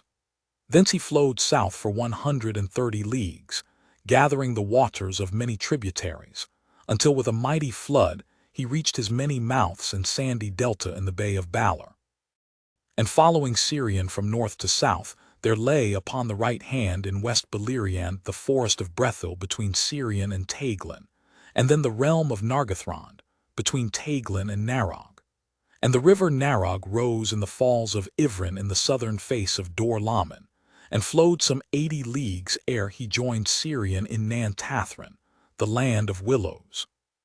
South of Nan Tathrin was a region of meads filled with many flowers, where few folk dwelt, and beyond lay the marshes and isles of reed about the mouths of Sirion, and the sands of his delta empty of all living things save birds of the sea. But the realm of Nargothrond extended also west of Narog to the river Nenning, that reached the sea at Eglarist, and Finrod became the overlord of all the elves of Beleriand between Sirion and the sea, save only in the Falas. There dwelt those of the Sindar who still loved ships, and Círdan the shipbuilder was their lord. But between Círdan and Finrod there was friendship and alliance, and with the aid of the Noldor the havens of Brithembar and Eglarist were built anew. Behind their great walls they became fair towns and harbors with quays and piers of stone. Upon the cape west of Eglarist Finrod raised the tower of Barad Nimraz to watch the western sea, though needlessly, as it proved. For at no time ever did Morgoth essay to build ships or to make war by sea. Water all his servants shunned, and to the sea none would willingly go nigh, save in dire need. With the aid of the elves of the havens, some of the folk of Nargothrond built new ships, and they went forth and explored the great Isle of Balor, thinking there to prepare a last refuge if evil came, but it was not their fate that they should ever dwell there. Thus the realm of Finrod was the greatest by far, though he was the youngest of the great lords of the Noldor, Fingolfin, Fingon, and Medros, and Finrod Felagund. But Fingolfin was held overlord of all the Noldor, and Fingon after him, though their own realm was but the northern land of Hithlum. Yet their people were the most hardy and valiant, most feared by the orcs and most hated by Morgoth. Upon the left hand of Sirion lay East Beleriand, at its widest 100 leagues from Sirion to Gelion and the borders of Osiriand. And first, between Sirion and Mindeb, lay the empty land of Dimbar under the peaks of the Crissigrim, abode of eagles. Between Mindeb and the upper waters of Eskelduin lay the no land of Nan Dungortheb, and that region was filled with fear, for upon its one side the power of Melian fenced the north march of Doriath, but upon the other side the sheer precipices of Erd Gorgoroth, mountains of terror, fell down from high Dorthonion. Thither, as was earlier told, Ungoliant had fled from the whips of the Balrogs, and there she dwelt a while, filling the ravines with her deadly gloom, and there still, when she had passed away, her foul offspring lurked and wove their evil nets. And the thin waters that spilled from Erd Gorgoroth were defiled, and perilous to drink, for the hearts of those that tasted them were filled with shadows of madness and despair. All living things else shunned that land, and the Noldor would pass through Nan Dungortheb only at great need, by paths near to the borders of Doriath and furthest from the haunted hills. That way was made long before, in the time ere Morgoth returned to Middle-earth, and if one fared upon it, he came eastwards to Escalduin, where still there stood in the days of the siege the stone bridge of Ainur. Thence he passed through Dor Dainan, the Silent Land, and crossing the Arosiach, which signifies the fords of arrows, came to the north marches of Beleriand, where dwelt the sons of Fëanor. Southward lay the guarded woods of Doriath, abode of Thingol the hidden king, into whose realm none passed save by his will. Its northern and lesser part, the forest of Neldoreth, was bounded east and south by the dark river Escalduin, which bent westward in the midst of the land, and between Arrows and Escalduin lay the denser and greater woods of Region. Upon the southern bank of Escalduin, where it turned westward towards Sirion, were the caves of Menigroth, and all Doriath lay east of Sirion, save for a narrow region of woodland between the meeting of Taglin and Sirion and the Meres of Twilight. By the people of Doriath this wood was called Nivrim, the West March. Great oak trees grew there, and it also was encompassed within the girdle of Melian, that so some portion of Sirion which she loved in reverence of Ulmo should be wholly under the power of Thingol. In the southwest of Doriath, where arrows flowed into Sirion, lay great pools and marshes on either side of the river, which halted there in his course and strayed in many channels. That region was named Ainulindalë, the Twilight Meres, for they were wrapped in mists, and the enchantment of Doriath lay over them. Now all the northern part of Beleriand sloped southward to this point, and then for a while was plain, and the flood of Sirion was stayed. But south of Ainulindalë the land fell suddenly and steeply, and all the lower fields of Sirion were divided from the upper fields by this fall, which to one looking from the south northward appeared as an endless chain of hills, running from Eglarist beyond Narog in the west to Ammon Ereb in the east, within far sight of Gelion. Narog came through these hills in a deep gorge, and flowed over rapids but had no fall, and on its western bank the land rose into the great wooded highlands of Torin Faroth. On the west side of this gorge, where the short and foaming stream Ringwill tumbled headlong into Narog from the high Faroth, Finrod established Nargothrond. But some 25 leagues east of the gorge of Nargothrond Sirion fell from the north in a mighty fall below the Meres, and then he plunged suddenly underground into great tunnels that the weight of his falling waters delved, and he issued again 3 leagues southward with great noise and smoke through rocky arches at the foot of the hills which were called the Gates of Sirion. This dividing fall was named Andram, the long wall from Nargothrond to Ramdal, the wall's end in East Beleriand. But in the east it became ever less sheer, for the vale of Gelion sloped steadily southward, and Gelion had neither fall nor rapids throughout his course, but was ever swifter than was Sirion. Between Ramdal and Gelion there stood a single hill of great extent and gentle slopes, but seeming mightier than it was, for it stood alone, and that hill was named Ammon Ereb. Upon Ammon Ereb died Denethor, lord of the Nandor that dwelt in Osiriand, who marched to the aid of Thingol against Morgoth in those days when the orcs first came down in force, and broke the starlit peace of Beleriand, and upon that hill Medros dwelt after the great defeat. But south of the Andram between Sirion and Gelion was a wild land of tangled forest in which no folk went, save here and there a few dark elves wandering. Torim Duinath it was named, the forest between the rivers. Gelion was a great river, and he rose in two sources and had at first two branches, Little Gelion that came from the hill of Himring and Greater Gelion that came from Mount Rerir. From the meeting of his arms he flowed south for 40 leagues before he found his tributaries, and before he found the sea he was twice as long as Sirion, though less wide and full, for more rain fell in Hithlam and Dorthonion, whence Sirion drew his waters, than in the east. From Erdluin flowed the 6 tributaries of Gelion, Ascar, that was after named Rathloriel, Thalos, Legoland, Brilthor, Duilwin, and Adurant, swift and turbulent streams, falling steeply from the mountains, and between Ascar in the north and Adurant in the south, and between Gelion and Erdluin lay the far green country of Osiriand, the land of 7 rivers. Now at a point nearly midway in its course, the stream of Adurant divided and then joined again, and the island that its waters enclosed was named Tal Galen, the Green Isle. There Beren and Luthien dwelt after their return. In Osiriand dwelt the Green Elves, in the protection of their rivers, for after Sirion Ulmo loved Gelion above all the waters of the western world. The woodcraft of the elves of Osiriand was such that a stranger might pass through their land from end to end and see none of them. They were clad in green in spring and summer, and the sound of their singing could be heard even across the waters of Gelion. Wherefore the Noldor named that country Linden, the land of music, and the mountains beyond they named Erd Linden, for they first saw them from Osiriand. East of Dorthonion, the marches of Beleriand were most open to attack, and only hills of no great height guarded the vale of Gelion from the north.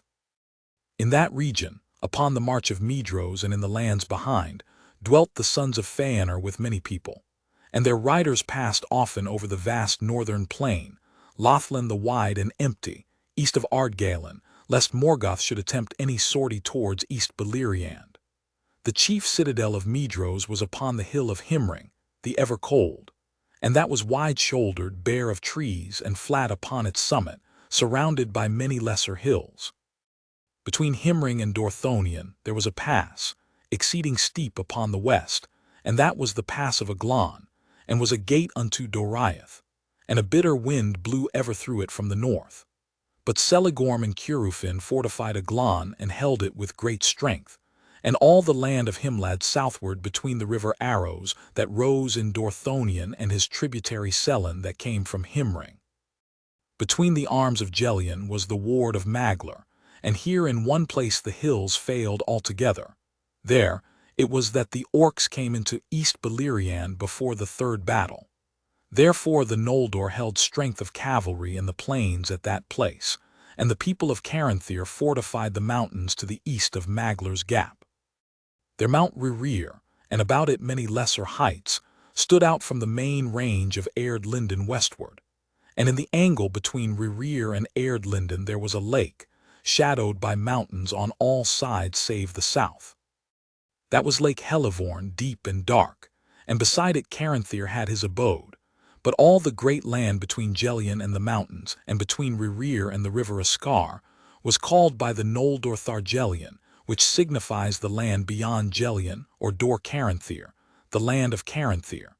And it was here that the Noldor first met the dwarves. But Thargelion was before called by the grey elves Talath Runen, the East Vale. Thus the sons of Feanor under Medros were the lords of East Beleriand, but their people were in that time mostly in the north of the land, and southward they rode only to hunt in the greenwoods. But their Amrod and Amras had their abode, and they came seldom northward while the siege lasted, and there also other of the elf lords would ride at times, even from afar, for the land was wild but very fair. Of these Finrod Felagund came most often, for he had great love of wandering, and he came even into Osiriand and won the friendship of the Green Elves. But none of the Noldor went ever over Erd Linden, while their realm lasted, and little news and late came into Beleriand of what passed in the regions of the east. Chapter 15. Of the Noldor in Beleriand. It has been told how by the guidance of Ulmo Turgon of Nevrast discovered the hidden vale of Tumladen, and that, as was after known, lay east of the upper waters of Sirion, in a ring of mountains tall and sheer, and no living thing came there save the eagles of Thorondor. But there was a deep way under the mountains delved in the darkness of the world by waters that flowed out to join the streams of Sirion, and this way Turgon found, and so came to the green plain amid the mountains, and saw the island hill that stood there of hard smooth stone, for the vale had been a great lake in ancient days. Then Turgon knew that he had found the place of his desire, and he resolved to build there a fair city, a memorial of Tirion upon Tuna. But he returned to Nevrast, and remained there in peace, though he pondered ever in his thought how he should accomplish his design. Now after the dagger Aglairb the unquiet that almost set in his heart returned to him, and he summoned many of the hardiest and most skilled of his people, and led them secretly to the hidden vale, and there they began the building of the city that Turgon had devised. And they set a watch all about it, that none might come upon their work from without, and the power of Ulmo that ran in Sirion protected them. But Turgon dwelt still for the most part in Nevrast, until it came to pass that at last the city was full wrought, after 52 years of secret toil. It is said that Turgon appointed its name to be Ainulindalë in the speech of the elves of Valinor, the rock of the music of water, for there were fountains upon the hill. But in the Sindarin tongue the name was changed, and it became Gondolin, the hidden rock. Then Turgon prepared to depart from Nevrast and leave his halls in Viniamur beside the sea, and there Ulmo came to him once again, and spoke with him. And he said, "Now thou shalt go at last to Gondolin, Turgon, and I will maintain my power in the vale of Sirion, and in all the waters therein, so that none shall mark thy going, nor shall any find there the hidden entrance against thy will. Longest of all the realms of the Eldalia shall Gondolin stand against Melkor. But love not too well the work of thy hands and the devices of thy heart, and remember that the true hope of the Noldor lieth in the west and cometh from the sea." And Ulmo warned Turgon that he also lay under the doom of Mandos, which Ulmo had no power to remove. "Thus it may come to pass," he said, "that the curse of the Noldor shall find thee too ere the end, and treason awake within thy walls. Then they shall be in peril of fire. But if this peril draweth nigh indeed, then even from Nevrast one shall come to warn thee, and from him beyond ruin and fire hope shall be born for elves and men. Leave therefore in this house arms and a sword, that in years to come he may find them, and thus shalt thou know him, and not be deceived." And Ulmo declared to Turgon of what kind and stature should be the helm and mail and sword that he left behind. Then Ulmo returned to the sea, and Turgon sent forth all his people, even to a third part of the Noldor of Fingolfin's following, and a yet greater host of the Sindar. And they passed away, company by company, secretly under the shadows of Erdwethrin, and they came unseen to Gondolin, and none knew whither they had gone. And last of all Turgon arose and went with his household silently through the hills, and past the gates in the mountains, and they were shut behind him. Through many long years none passed inward thereafter, save Hurin and Huor only, and the host of Turgon came never forth again until the year of lamentation after 350 years and more.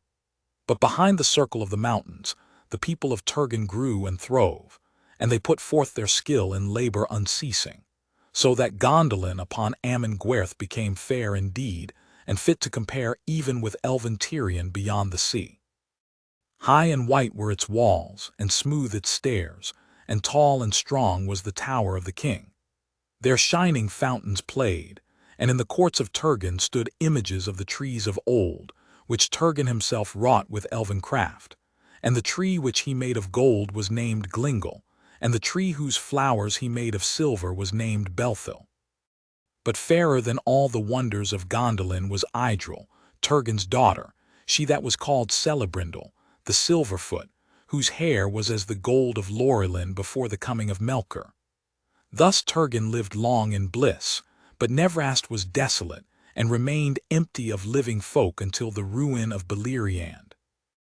Now while the city of Gondolin was building in secret, Finrod Felagund wrought in the deep places of Nargothrond, but Galadriel his sister dwelt, as has been told, in Thingol's realm in Doriath, and at times Melian and Galadriel would speak together of Valinor and the bliss of old, But beyond the dark hour of the death of the trees Galadriel would not go, but ever fell silent. And on a time Melian said, "There is some woe that lies upon you and your kin, that I can see in you, but all else is hidden from me, for by no vision or thought can I perceive anything that passed or passes in the west. A shadow lies over all the land of Ammon and reaches far out over the sea. Why will you not tell me more? For that woe is past," said Galadriel, "and I would take what joy is here left, untroubled by memory. And maybe there is woe enough yet to come, though still hope may seem bright." Then Melian looked in her eyes and said, "I believe not that the Noldor came forth as messengers of the Valar, as was said at first, not though they came in the very hour of our need. For they speak never of the Valar, nor have their high lords brought any message to Thingol, whether from Manwë or Ulmo, or even from Alwë the king's brother, and his own folk that went over the sea. For what cause, Galadriel, were the high people of the Noldor driven forth as exiles from Ammon? Or what evil lies on the sons of Fëanor that they are so haughty and so fell? Do I not strike near the truth?" "Near," said Galadriel, "save that we were not driven forth, but came of our own will and against that of the Valar. And through great peril and in despite of the Valar for this purpose we came, to take vengeance upon Morgoth and regain what he stole."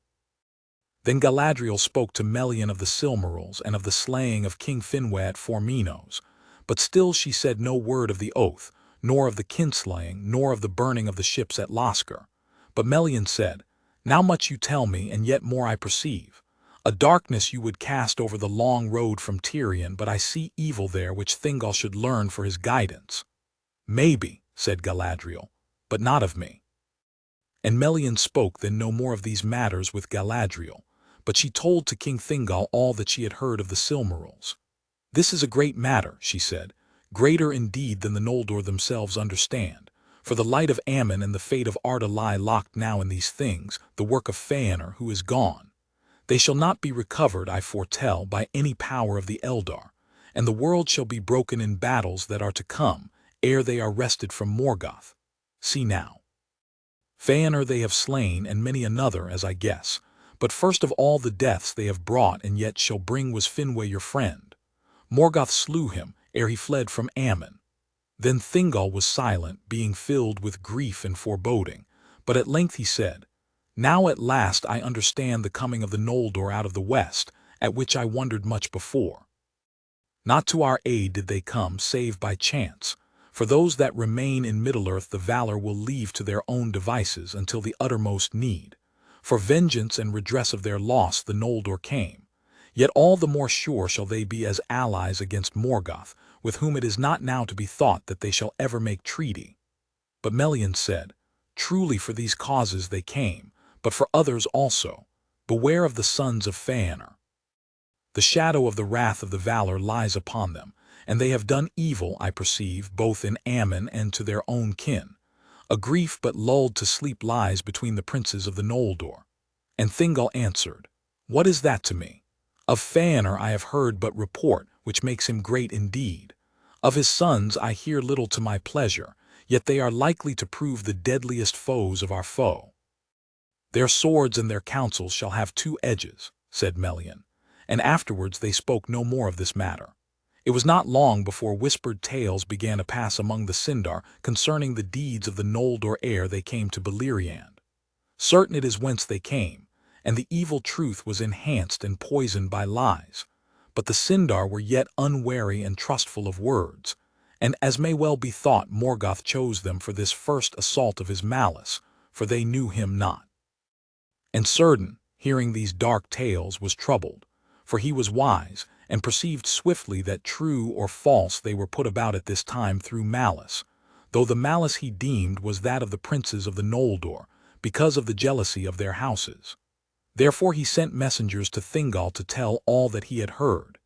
It chanced that at that time the sons of Finarfin were again the guests of Thingol, for they wished to see their sister Galadriel. Then Thingol, being greatly moved, spoke in anger to Finrod, saying, "Ill have you done to me, kinsman, to conceal so great matters from me, for now I have learned of all the evil deeds of the Noldor." But Finrod answered, "What ill have I done you, lord? Or what evil deed have the Noldor done in all your realm to grieve you? Neither against your kingship nor against any of your people have they thought evil or done evil. I marvel at you, son of Eärwen, said Thingol, that you would come to the board of your kinsmen thus red-handed from the slaying of your mother's kin, and yet say naught in defense, nor yet seek any pardon. Then Finrod was greatly troubled, but he was silent, for he could not defend himself, save by bringing charges against the other princes of the Noldor, and that he was loath to do before Thingol. But in Angrad's heart the memory of the words of Caranthir welled up again in bitterness, and he cried, Lord, I know not what lies you have heard nor whence, but we came not red-handed. Guiltless we came forth, save maybe of folly, to listen to the words of fell Fëanor, and become as if besotted with wine, and as briefly. No evil did we do on our road, but suffered ourselves great wrong, and forgave it. For this we are named tale-bearers to you and treasonable to the Noldor, untruly as you know, for we have of our loyalty been silent before you, and thus earned your anger.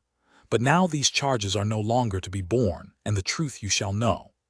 Then Angrad spoke bitterly against the sons of Fëanor, telling of the blood at Oqualinda, and the doom of Mandos, and the burning of the ships at Loskar. And he cried, Wherefore should we that endured the grinding ice bear the name of kinslayers and traitors? Yet the shadow of Mandos lies on you also, said Melian. But Thingol was long silent ere he spoke. Go now, he said, for my heart is hot within me. Later you may return if you will, for I will not shut my doors for ever against you, my kindred that were ensnared in an evil that you did not aid.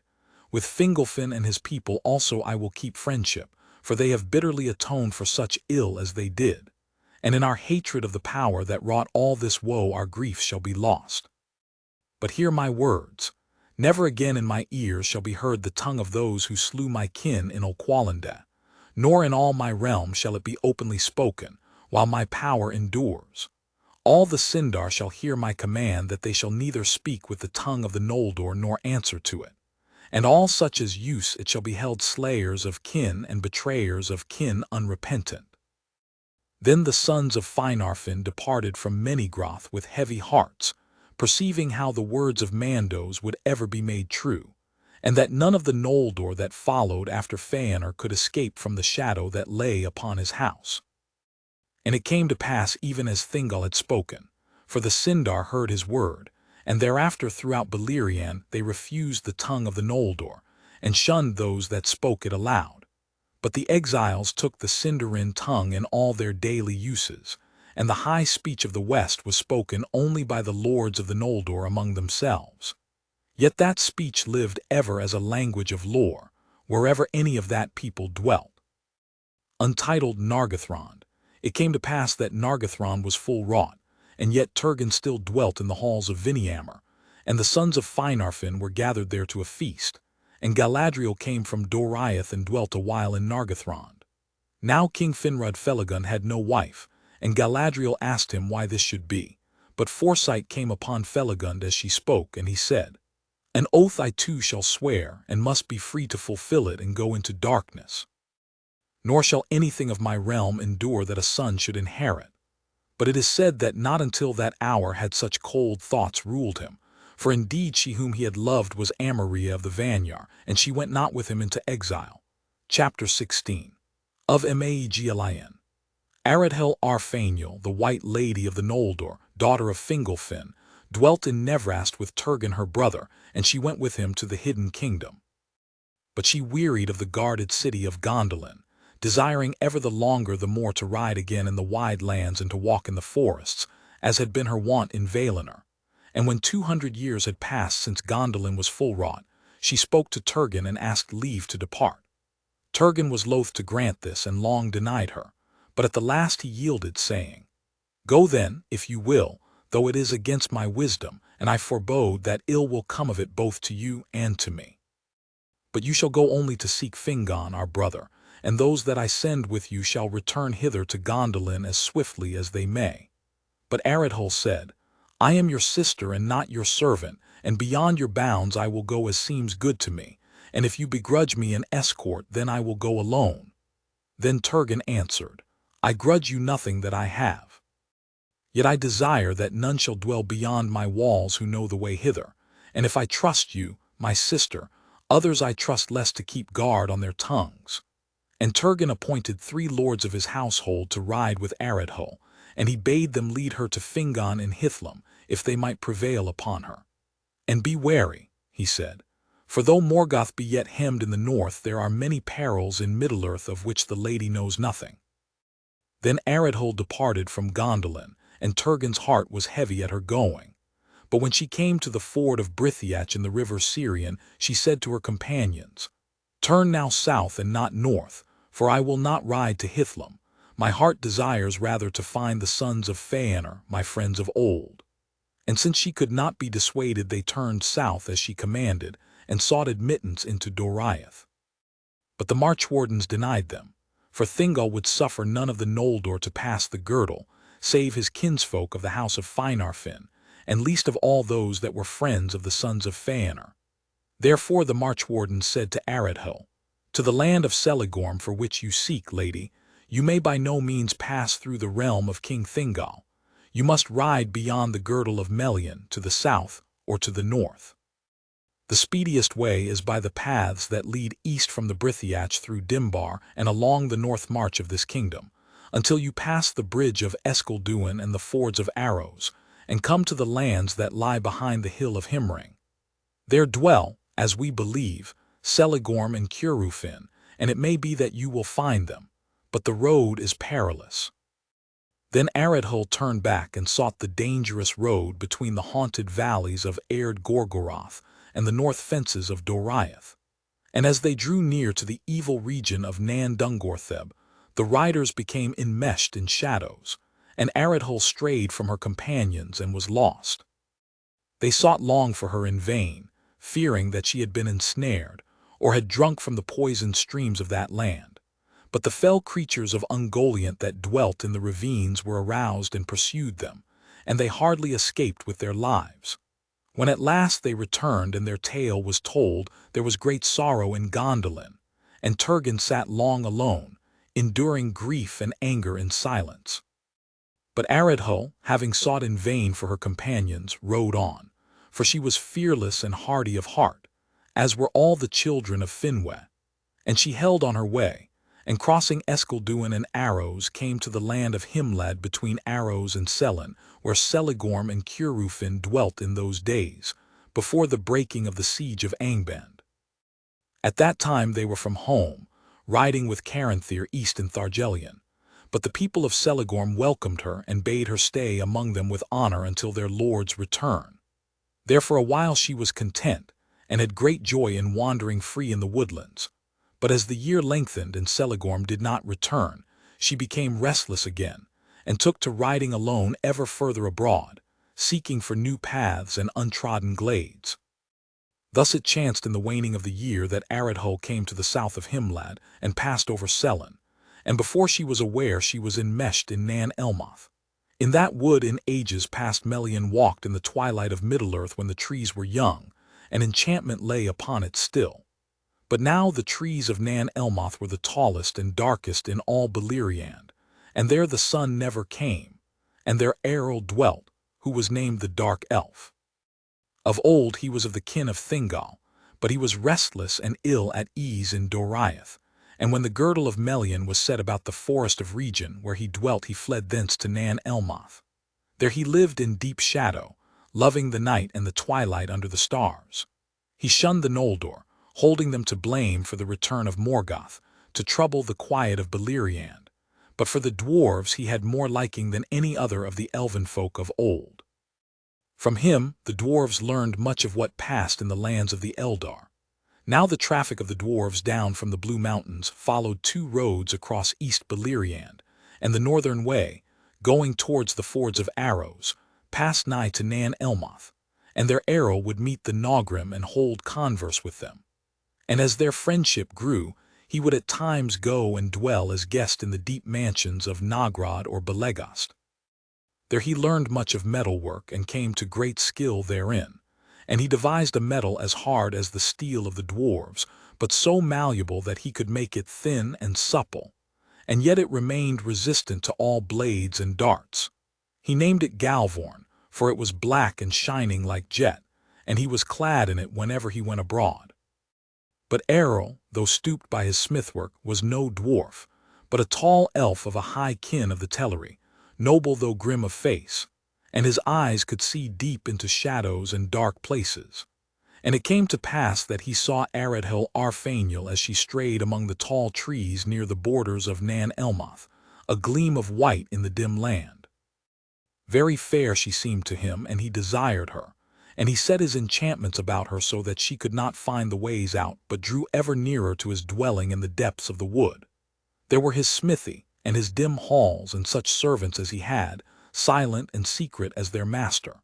And when Aradhil, weary with wandering, came at last to his doors, he revealed himself, and he welcomed her and led her into his house. And there she remained, for Eru took her to wife, and it was long ere any of her kin heard of her again. It is not said that Aradhil was wholly unwilling, nor that her life in Nan Elmoth was hateful to her for many years. For though at Eril's command she must shun the sunlight, they wandered far together under the stars or by the light of the sickle moon. Or she might fare alone as she would, save that Eru forbade her to seek the sons of Ainur or any others of the Noldor. And Aradhil bore to Eru a son in the shadows of Nan Elmoth, and in her heart she gave him a name in the forbidden tongue of the Noldor, Lomian, that signifies child of the twilight. But his father gave him no name until he was 12 years old. Then he called him Meaglin, which is sharp glance, for he perceived that the eyes of his son were more piercing than his own, and his thought could read the secrets of hearts beyond the mist of words. Untitled, frieze of trees. As Meaglin grew to full stature, he resembled in face and form rather his kindred of the Noldor, but in mood and mind he was the son of his father.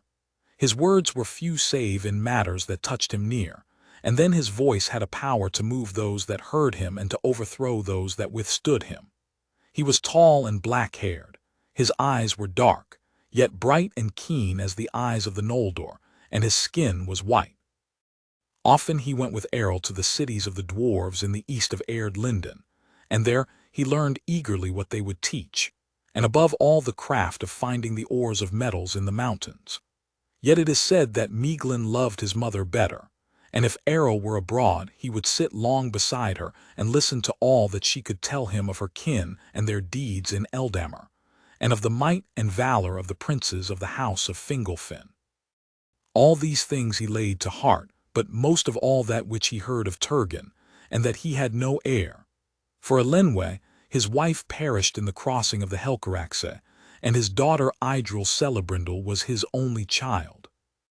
In the telling of these tales, there was awakened in Aradhil a desire to see her own kin again, and she marveled that she had grown weary of the light of Gondolin, and the fountains in the sun, and the green sward of Tumladen under the windy skies of spring. Moreover, she was often alone in the shadows when both her son and her husband were away. Of these tales also grew the first quarrels of Meaglin and Eru. For by no means would his mother reveal to Meaglin where Turgon dwelt, nor by what means one might come thither, and he bided his time, trusting yet to wheedle the secret from her, or perhaps to read her unguarded mind. But ere that could be done he desired to look on the Noldor and speak with the sons of Ainur, his kin, that dwelt not far away. But when he declared his purpose to Eru, his father was wrathful. "You are of the house of Eru, Meaglin, my son," he said, "and not of the Galadrim. All this land is the land of the Teleri, and I will not deal nor have my son deal with the slayers of our kin, the invaders and usurpers of our homes. In this you shall obey me, or I will set you in bonds." And Meaglin did not answer, but was cold and silent, and went abroad no more with Eru, and Eru mistrusted him. It came to pass that at the midsummer the dwarves, as was their custom, bade Eru to a feast in Nogrod, and he rode away. Now Meaglin and his mother were free for a while to go where they wished, and they rode often to the eaves of the wood, seeking the sunlight. And desire grew hot in Meaglin's heart to leave Nan Elmoth forever. Therefore he said to Aradhil, "Lady, let us depart while there is time. What hope is there in this wood for you or for me? Here we are held in bondage, and no profit shall I find here, for I have learned all that my father has to teach, or that the Nogrim will reveal to me. Shall we not seek for Gondolin? You shall be my guide, and I will be your guard."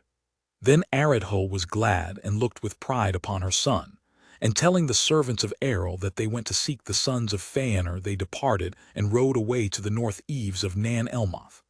There they crossed the slender stream of Selin into the land of Himlad, and rode on to the fords of Arrows, and so westward along the fences of Doriath. Now Errol returned out of the east sooner than Meiglin had foreseen, and found his wife and his son but 2 days gone, and so great was his anger that he followed after them even by the light of day. As he entered the Himlad, he mastered his wrath and went warily, remembering his danger, for Celigorm and Curufin were mighty lords who loved Errol not at all, and Curufin moreover was of perilous mood. But the scouts of Aglan had marked the riding of Meiglin and Aradhol to the fords of Arrows, and Curufin, perceiving that strange deeds were afoot, came south from the pass and encamped near the fords. And before Errol had ridden far across the Himlad, he was waylaid by the riders of Curufin and taken to their lord. Then Curufin said to Errol, "What errand have you, dark elf, in my lands? An urgent matter, perhaps, that keeps one so sun-shy abroad by day." And Errol, knowing his peril, restrained the bitter words that arose in his mind. "I have learned, Lord Curufin," he said, "that my son and my wife, the White Lady of Gondolin, have ridden to visit you while I was from home, and it seemed to me fitting that I should join them on this errand." Then Curufin laughed at Errol, and he said, "They might have found their welcome here less warm than they hoped, had you accompanied them. But it is no matter, for that was not their errand. It is not 2 days since they passed over the Erosyach, and thence rode swiftly westward. It seems that you would deceive me, unless indeed you yourself have been deceived." And Errol answered, "Then, Lord, perhaps you will give me leave to go and discover the truth of this matter." "You have my leave, but not my love," said Curufin. "The sooner you depart from my land, the better will it please me." Then Errol mounted his horse, saying, "It is good, Lord Curufin, to find a kinsman thus kindly at need. I will remember it when I return." Then Curufin looked darkly upon Errol. "Do not flaunt the title of your wife before me," he said. "For those who steal the daughters of the Noldor and wed them without gift or leave do not gain kinship with their kin. I have given you leave to go. Take it and be gone.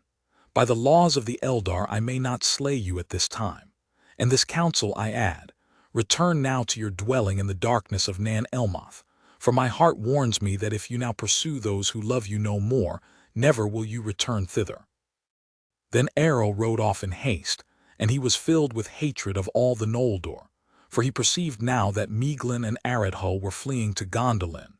And driven by anger and the shame of his humiliation, he crossed the fords of Arrows and rode hard upon the way that they had gone before. But though they knew not that he followed them, and he had the swiftest steed, he came never in sight of them until they reached the Brithiach, and abandoned their horses. Then by ill fate they were betrayed, for the horses neighed loudly, and Errol's steed heard them, and sped towards them. And Errol saw from afar the white raiment of Aradhol, and marked which way she went, seeking the secret path into the mountains. Now Aradhol and Meiglin came to the outer gate of Gondolin and the dark guard under the mountains, and there she was received with joy, and passing through the 7 gates she came with Meiglin to Turgon upon Amon Gwerth. Then the king listened with wonder to all that Aradhol had to tell, and he looked with liking upon Meiglin his sister-son, seeing in him one worthy to be accounted among the princes of the Noldor. "I rejoice indeed that our Fëanor has returned to Gondolin," he said, "and now more fair again shall my city seem than in the days when I deemed her lost, and Meiglin shall have the highest honor in my realm." Then Meiglin bowed low and took Turgon for lord and king, to do all his will, but thereafter he stood silent and watchful, for the bliss and splendor of Gondolin surpassed all that he had imagined from the tales of his mother, and he was amazed by the strength of the city and the hosts of its people, and the many things strange and beautiful that he beheld. Yet to none were his eyes more often drawn than to Idril the king's daughter, who sat beside him, for she was golden as the Vanyar, her mother's kindred, and she seemed to him as the sun from which all the king's hall drew its light. But Errol, following after Aradhol, found the dry river and the secret path, and so creeping in by stealth he came to the guard and was taken and questioned. And when the guard heard that he claimed Aradhull as wife, they were amazed, and sent a swift messenger to the city, and he came to the king's hall. "Lord," he cried, "the guard have taken captive one that came by stealth to the dark gate. Errol he names himself, and he is a tall elf, dark and grim, of the kindred of the Sindar. Yet he claims the lady Aradhull as his wife, and demands to be brought before you. His wrath is great, and he is hard to restrain, but we have not slain him as your law commands." Then Aradhull said, "Alas, Errol has followed us even as I feared, but with great stealth was it done, for we saw and heard no pursuit as we entered upon the hidden way." Then she said to the messenger, "He speaks but the truth. He is Errol, and I am his wife, and he is the father of my son. Slay him not, but lead him hither to the king's judgment, if the king so wills." And so it was done, and Errol was brought to Turgon's hall and stood before his high seat, proud and sullen.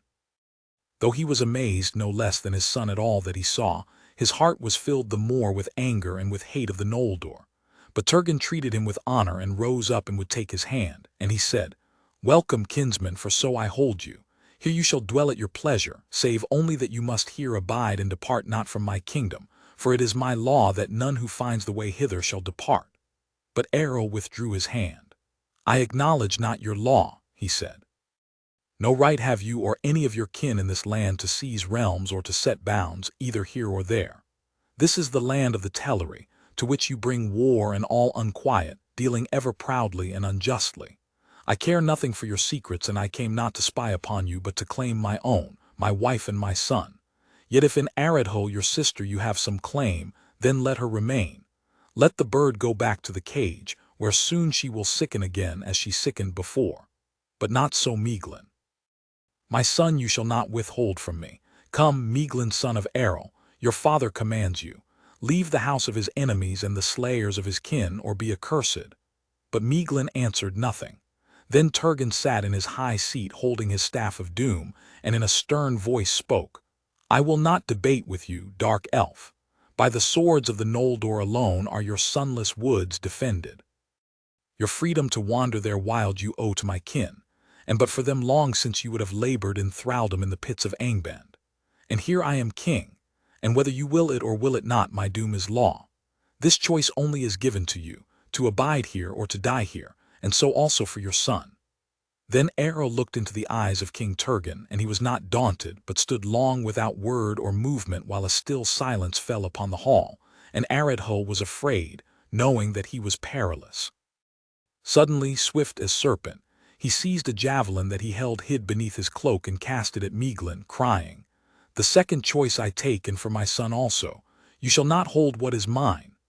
But Aradhull sprang before the dart, and it smote her in the shoulder, and Errol was overborne by many and set in bonds and led away, while others tended Aradhull. But Meiglin, looking upon his father, was silent. It was appointed that Errol should be brought on the next day to the king's judgment, and Aradhull and Idril moved Turgon to mercy. But in the evening Aradhull sickened, though the wound had seemed little, and she fell into the darkness, and in the night she died, for the point of the javelin was poisoned, though none knew it until too late. Therefore when Errol was brought before Turgon he found no mercy, and they led him forth to the Carrigdur, a precipice of black rock upon the north side of the hill of Gondolin, there to cast him down from the sheer walls of the city. And Meiglin stood by and said nothing, but at the last Errol cried out, "So you forsake your father and his kin, ill-gotten son. Here shall you fail of all your hopes, and here may you yet die the same death as I." Then they cast Errol over the Carrigdur, and so he ended, and to all in Gondolin it seemed just. But Idril was troubled, and from that day she mistrusted her kinsman. But Meiglin prospered and grew great among the Gondolindrim, praised by all, and high in the favor of Turgon, for if he would learn eagerly and swiftly all that he might, he had much also to teach. And he gathered about him all such as had the most bent to smithcraft and mining, and he sought in the Echoriath, which are the encircling mountains, and found rich loads of ore of divers metals. Most he prized the hard iron of the mine of Anghabar in the north of the Echoriath, and thence he got a wealth of forged metal and of steel, so that the arms of the Gondolindrim were made ever stronger and more keen, and that stood them in good stead in the days to come. Wise in counsel was Melian and wary, and yet hardy and valiant at need, and that was seen in after days. For when in the dread year of the Nirneth Arnodiad Turgon opened his leaguer and marched forth to the help of Fingon in the north, Melian would not remain in Gondolin as regent of the king, but went to the war and fought beside Turgon, and proved fell and fearless in battle. Thus all seemed well with the fortunes of Melian, who had risen to be mighty among the princes of the Noldor, and greatest save one in the most renowned of their realms. Yet he did not reveal his heart, and though not all things went as he would, he endured it in silence, hiding his mind so that few could read it, unless it were Idril Celebrindle. For from his first days in Gondolin he had borne a grief, ever worsening, that robbed him of all joy. He loved the beauty of Idril and desired her without hope. The Eldar wedded not with kin so near, nor ever before had any desire to do so. And however that might be, Idril loved Melian not at all, and knowing his thought of her she loved him the less. For it seemed to her a thing strange and crooked in him, as indeed the Eldar ever since have deemed it, an evil fruit of the kinslaying, whereby the shadow of the curse of Mandos fell upon the last hope of the Noldor. But as the years passed still Melian watched Idril and waited, and his love turned to darkness in his heart. And he sought the more to have his will in other matters, shirking no toil or burden, if he might thereby have power.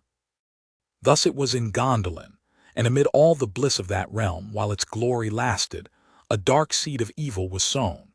Chapter 17. Of the coming of men into the west. When 300 years and more were gone since the Noldor came to Beleriand, in the days of the long peace, Finrod Felagund, lord of Nargothrond, journeyed east of Sirion and went hunting with Maglar and Medros, sons of Feanor. But he wearied of the chase and passed on alone towards the mountains of Erd Linden that he saw shining afar, and taking the dwarf road he crossed Gelion at the ford of Sarn Athrad, and turning south over the upper streams of Ascar, he came into the north of Osiriand. In a valley among the foothills of the mountains, below the springs of Thalos, he saw lights in the evening, and far off he heard the sound of song. At this he wondered much, for the green elves of that land lit no fires, nor did they sing by night. At first he feared that a raid of orcs had passed the leaguer of the north, but as he drew near he perceived that it was not so, for the singers used a tongue that he had not heard before, neither that of dwarves nor of orcs. Then Felagund, standing silent in the night shadow of the trees, looked down into the camp, and there he beheld a strange people. Now these were a part of the kindred and following of Bear the Old, as he was afterwards called, a chieftain among men. After many lives of wandering out of the east he had led them at last over the Blue Mountains, the first of the race of men to enter Beleriand, and they sang because they were glad, and believed that they had escaped from all perils and had come at last to a land without fear. Long Felagund watched them, and love for them stirred in his heart, but he remained hidden in the trees until they had all fallen asleep. Then he went among the sleeping people, and sat beside their dying fire where none kept watch, and he took up a rude harp which Bear had laid aside, and he played music upon it such as the ears of men had not heard, for they had as yet no teachers in the art, save only the dark elves in the wild lands. Now men awoke and listened to Felagund as he harped and sang, and each thought that he was in some fair dream, until he saw that his fellows were awake also beside him. But they did not speak or stir while Felagund still played, because of the beauty of the music and the wonder of the song. Wisdom was in the words of the Elven King, and the hearts grew wiser that hearkened to him. For the things of which he sang, of the making of Arda and the bliss of Ammon beyond the shadows of the sea, came as clear visions before their eyes, and his elvish speech was interpreted in each mind according to its measure. Thus it was that men called King Felagund, whom they first met of all the Eldar, Nam, that is wisdom, in the language of that people, and after him they named his folk Namen, the wise. Indeed they believed at first that Felagund was one of the Valar, of whom they had heard rumor that they dwelt far in the west, and this was, some say, the cause of their journeying. But Felagund dwelt among them and taught them true knowledge, and they loved him, and took him for their lord, and were ever after loyal to the house of Finarfin. Now the Eldar were beyond all other people skilled in tongues, and Felagund discovered also that he could read in the minds of men such thoughts as they wished to reveal in speech, so that their words were easily interpreted. It is said also that these men had long had dealings with the dark elves east of the mountains, and from them had learned much of their speech. And since all the languages of the Quendi were of one origin, the language of Bear and his folk resembled the elven tongue in many words and devices. It was not long, therefore, before Felagund could hold converse with Bear, and while he dwelt with him they spoke much together. But when he questioned him concerning the arising of men and their journeys, Bear would say little, and indeed he knew little, for the fathers of his people had told few tales of their past, and a silence had fallen upon their memory. "A darkness lies behind us," Bear said, "and we have turned our backs upon it, and we do not desire to return thither even in thought. Westwards our hearts have been turned, and we believe that there we shall find light." But it was said afterwards among the Eldar that when men awoke in Hildorian at the rising of the sun, the spies of Morgoth were watchful, and tidings were soon brought to him. And this seemed to him so great a matter that secretly under shadow he himself departed from Angband, and went forth into Middle-earth, leaving to Sauron the command of the war. Of his dealings with men the Eldar indeed knew nothing at that time, and learnt but little afterwards, but that a darkness lay upon the hearts of men, as the shadow of the kinslaying and the doom of Mandos lay upon the Noldor. They perceived clearly even in the people of the elf friends whom they first knew. To corrupt or destroy whatsoever arose new and fair was ever the chief desire of Morgoth, and doubtless he had this purpose also in his errand, by fear and lies to make men the foes of the Eldar, and bring them up out of the east against Beleriand. But this design was slow to ripen, and was never wholly achieved. For men, it is said, were at first very few in number, whereas Morgoth grew afraid of the growing power and union of the Eldar and came back to Angband, leaving behind at that time but few servants, and those of less might and cunning. Now Felagund learned from Bear that there were many other men of like mind who were also journeying westward. "Others of my own kin have crossed the mountains," he said, "and they are wandering not far away, and the Haladin, a people from whom we are sundered in speech, are still in the valleys on the eastern slopes, awaiting tidings before they venture further. There are yet other men, whose tongue is more like to ours, with whom we have had dealings at times. They were before us on the westward march, but we passed them, for they are a numerous people, and yet keep together and move slowly, being all ruled by one chieftain whom they call Marach. Now the green elves of Osirian were troubled by the coming of men, and when they heard that a lord of the Eldar from over the sea was among them, they sent messengers to Felagund.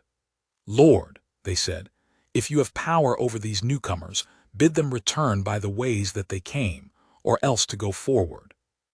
For we desire no strangers in this land to break the peace in which we live.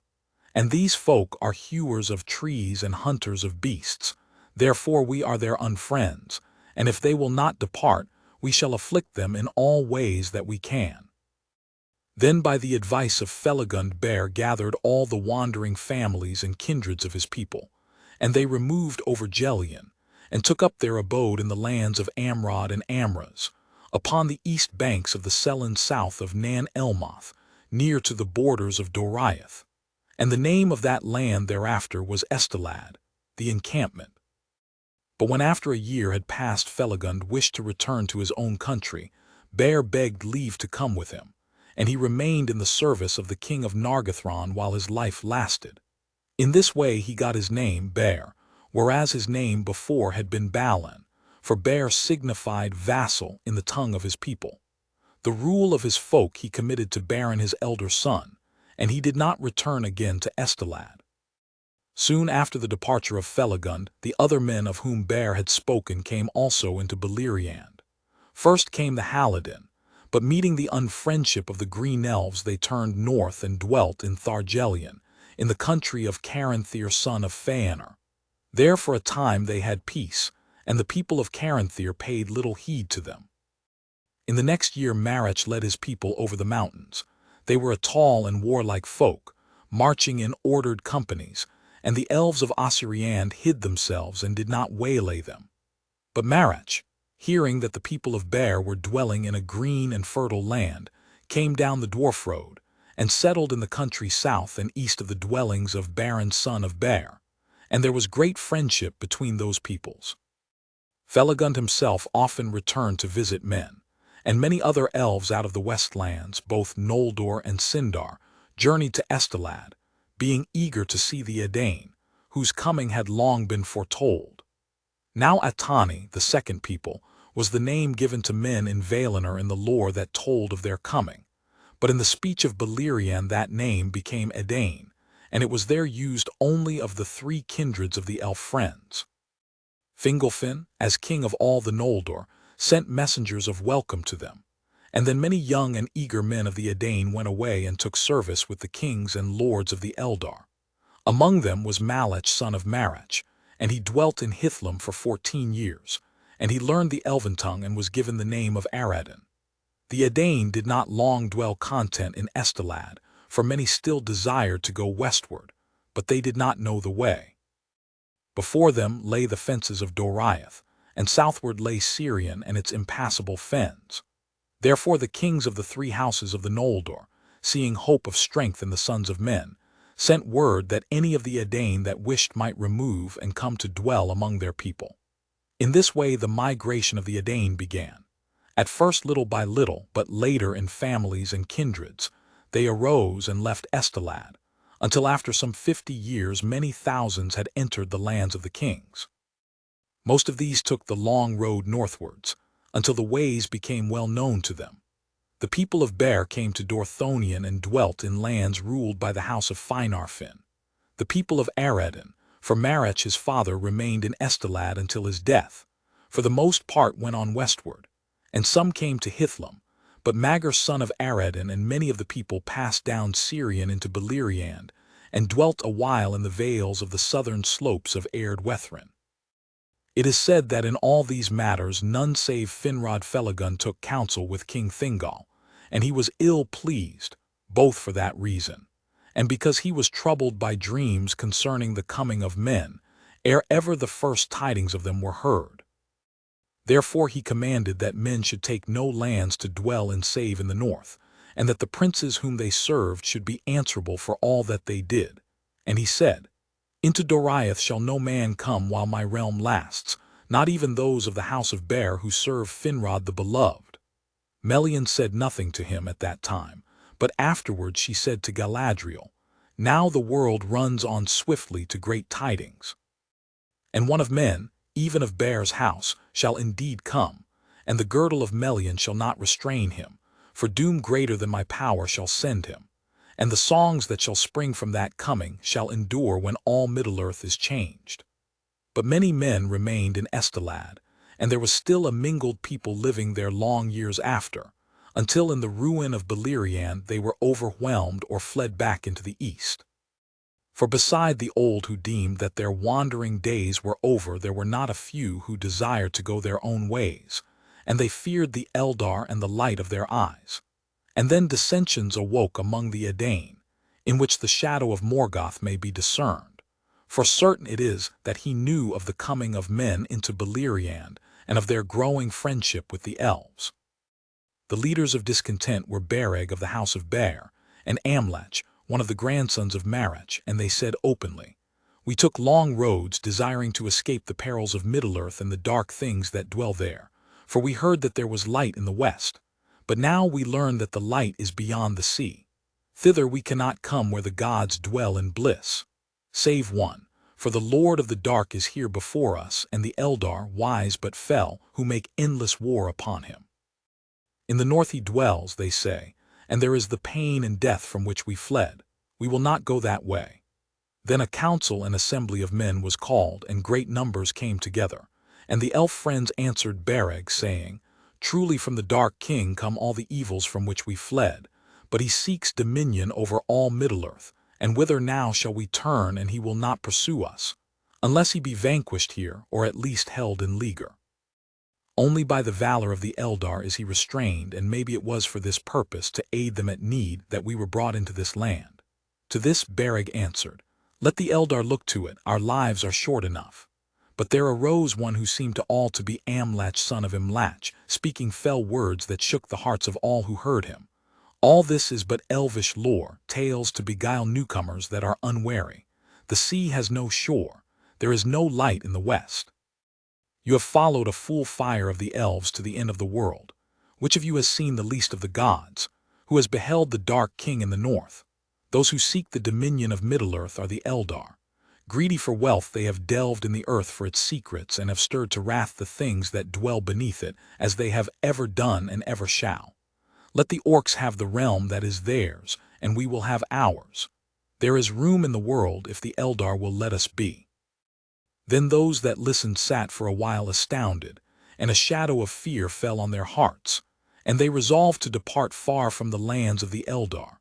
But afterwards Amlach returned among them, and denied that he had been present at their debate or had spoken such words as they reported, and there was doubt and bewilderment among men. Then the elf friends said, You will now believe this at least. There is indeed a dark lord, and his spies and emissaries are among us, for he fears us and the strength that we may give to his foes.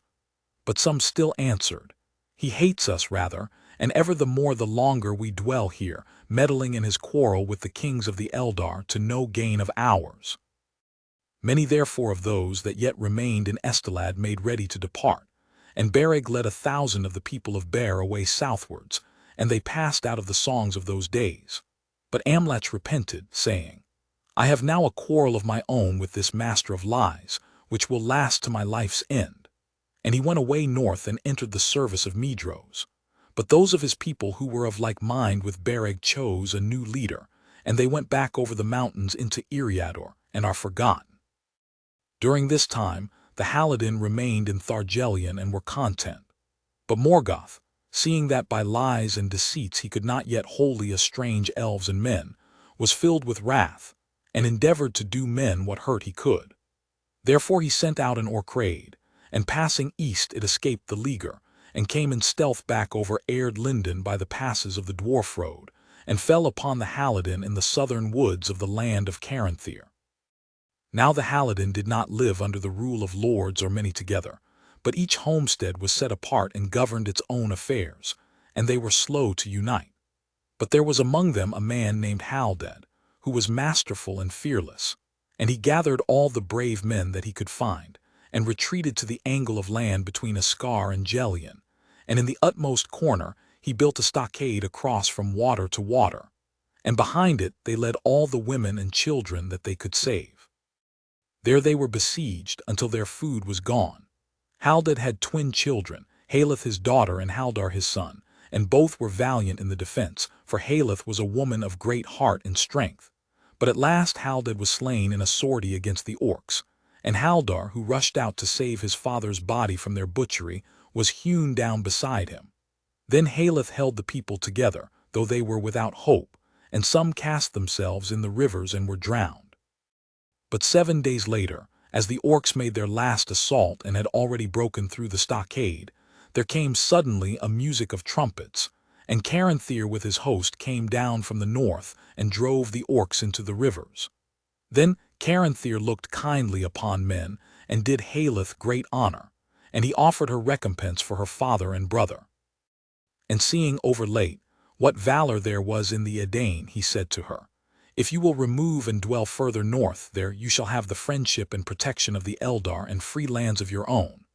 But Haleth was proud and unwilling to be guided or ruled, and most of the Haladin were of like mood. Therefore she thanked Caranthir, but answered, My mind is now set, Lord, to leave the shadow of the mountains and go west, whither others of our kin have gone. When therefore the Haladin had gathered all whom they could find alive of their folk who had fled wild into the woods before the orcs, and had gleaned what remained of their goods in their burned homesteads, they took Haleth for their chief, and she led them at last to Estelad, and there dwelt for a time. But they remained a people apart, and were ever after known to elves and men as the people of Haleth. Haleth remained their chief while her days lasted, but she did not wed, and the headship afterwards passed to Haldan son of Haldar her brother. Soon, however, Haleth desired to move westward again, and though most of her people were against this counsel, she led them forth once more, and they went without help or guidance of the Eldar, and passing over Selen and Arrows they journeyed in the perilous land between the mountains of Terror and the girdle of Melian. That land was even then not yet so evil as it after became, but it was no road for mortal men to take without aid, and Haleth only brought her people through it with hardship and loss, constraining them to go forward by the strength of her will. At last they crossed over the Brithiach, and many bitterly repented of their journey, but there was now no returning. Therefore in new lands they went back to their old life as best they could, and they dwelt in free homesteads in the woods of Talath Durnan beyond Taglin, and some wandered far into the realm of Nargothrond. But there were many who loved the lady Haleth and wished to go whither she would, and dwell under her rule, and these she led into the forest of Brethil, between Taglin and Sirion. Thither in the evil days that followed many of her scattered folk returned. Now Brethil was claimed as part of his realm by King Thingol, though it was not within the girdle of Melian, and he would have denied it to Haleth. But Felagund, who had the friendship of Thingol, hearing of all that had befallen the people of Haleth, obtained this grace for her, that she should dwell free in Brethil, upon the condition only that her people should guard the crossings of Taglin against all enemies of the Eldar, and allow no orcs to enter their woods. To this Haleth answered, "Where are Haldad my father and Haldar my brother? If the king of Doriath fears a friendship between Haleth and those who have devoured her kin, then the thoughts of the Eldar are strange to men." And Haleth dwelt in Brethil until she died, and her people raised a green mound over her in the heights of the forest, Tuor Haretha, the Lady Barrow, Hawden Arwen in the Sindarin tongue.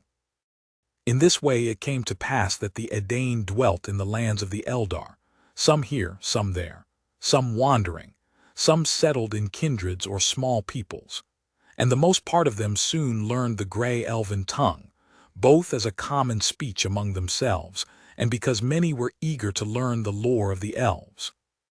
But after a time the elf kings, seeing that it was not good for elves and men to dwell mingled together without order, and that men needed lords of their own kind, set regions apart where men could live their own lives, and appointed chieftains to hold these lands freely.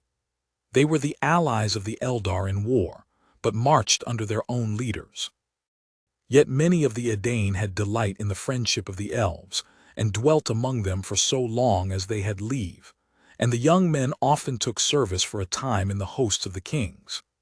Now Hador Lorindal, son of Hathal, son of Magar, son of Malach Eredin, entered the household of Fingolfin in his youth, and was loved by the king. Fingolfin therefore gave to him the lordship of Dor Lamin, and into that land he gathered most of the people of his kin, and became the mightiest of the chieftains of the Edain. In his house only the elven tongue was spoken, but their own speech was not forgotten, and from it came the common tongue of Numenor. But in Dorthonion the lordship of the people of Bear and the country of Ladros was given to Boromir, son of Boron, who was the grandson of Bear the Old. The sons of Hador were Galdor and Gundor, and the sons of Galdor were Hurin and Huor, and the son of Hurin was Tirin the Bane of Glorung, and the son of Huor was Chuor, father of Eärendil the Blessed.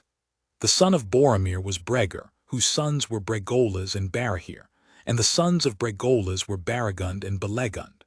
The daughter of Baragund was Morwen, the mother of Tirin, and the daughter of Belegund was Ryan, the mother of Chuor. But the son of Barahir was Baron One Hand, who won the love of Lúthien Thingol's daughter, and returned from the dead. From them came Elwing the wife of Eärendil, and all the kings of Numenor after.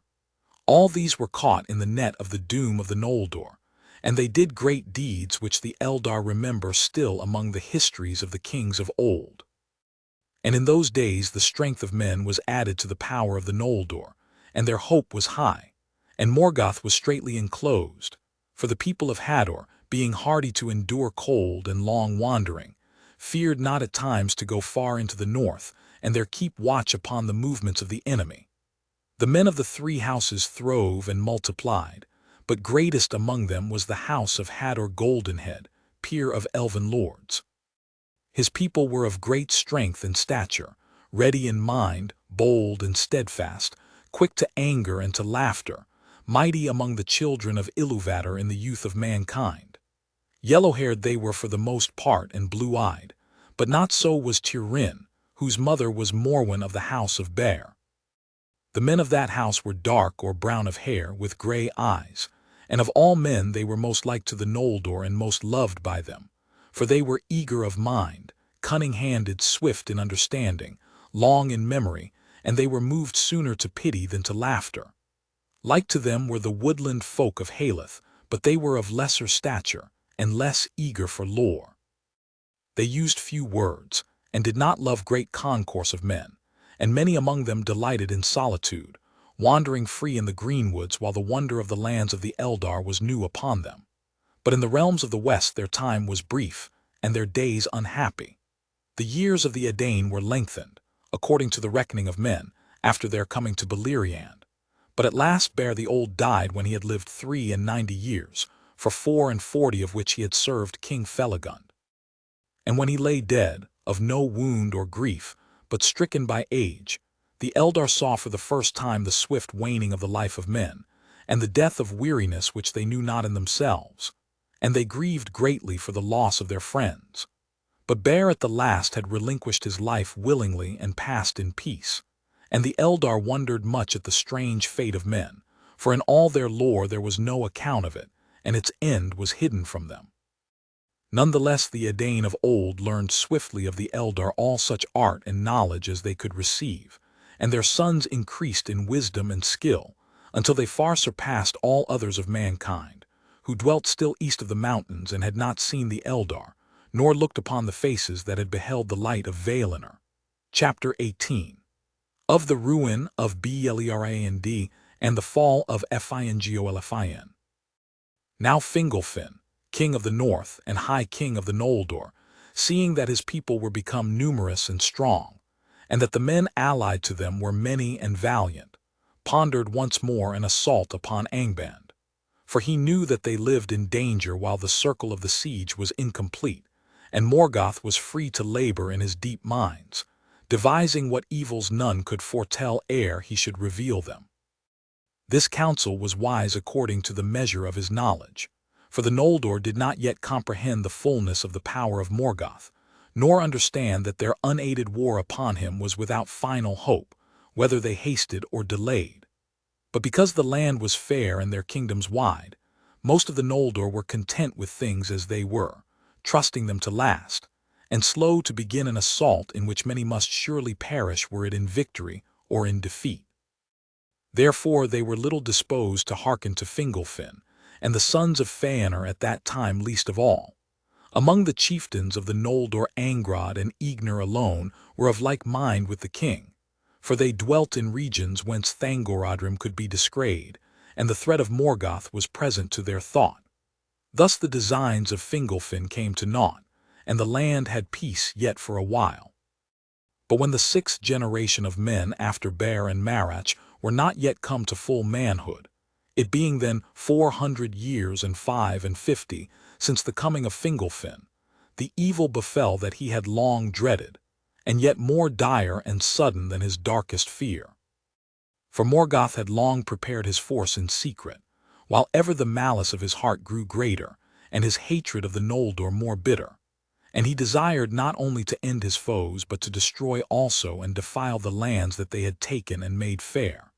And it is said that his hate overcame his counsel, so that if he had but endured to wait longer until his designs were full, then the Noldor would have perished utterly.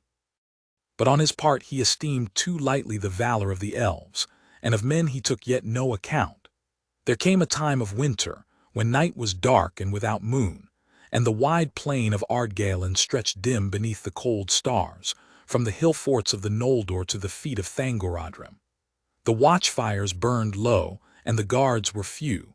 On the plain few were waking in the camps of the horsemen of Hithlum. Then suddenly Morgoth sent forth great rivers of flame that ran down swifter than Balrogs from Thangorodrim, and poured over all the plain. And the mountains of iron belched forth fires of many poisonous hues, and the fume of them stank upon the air and was deadly.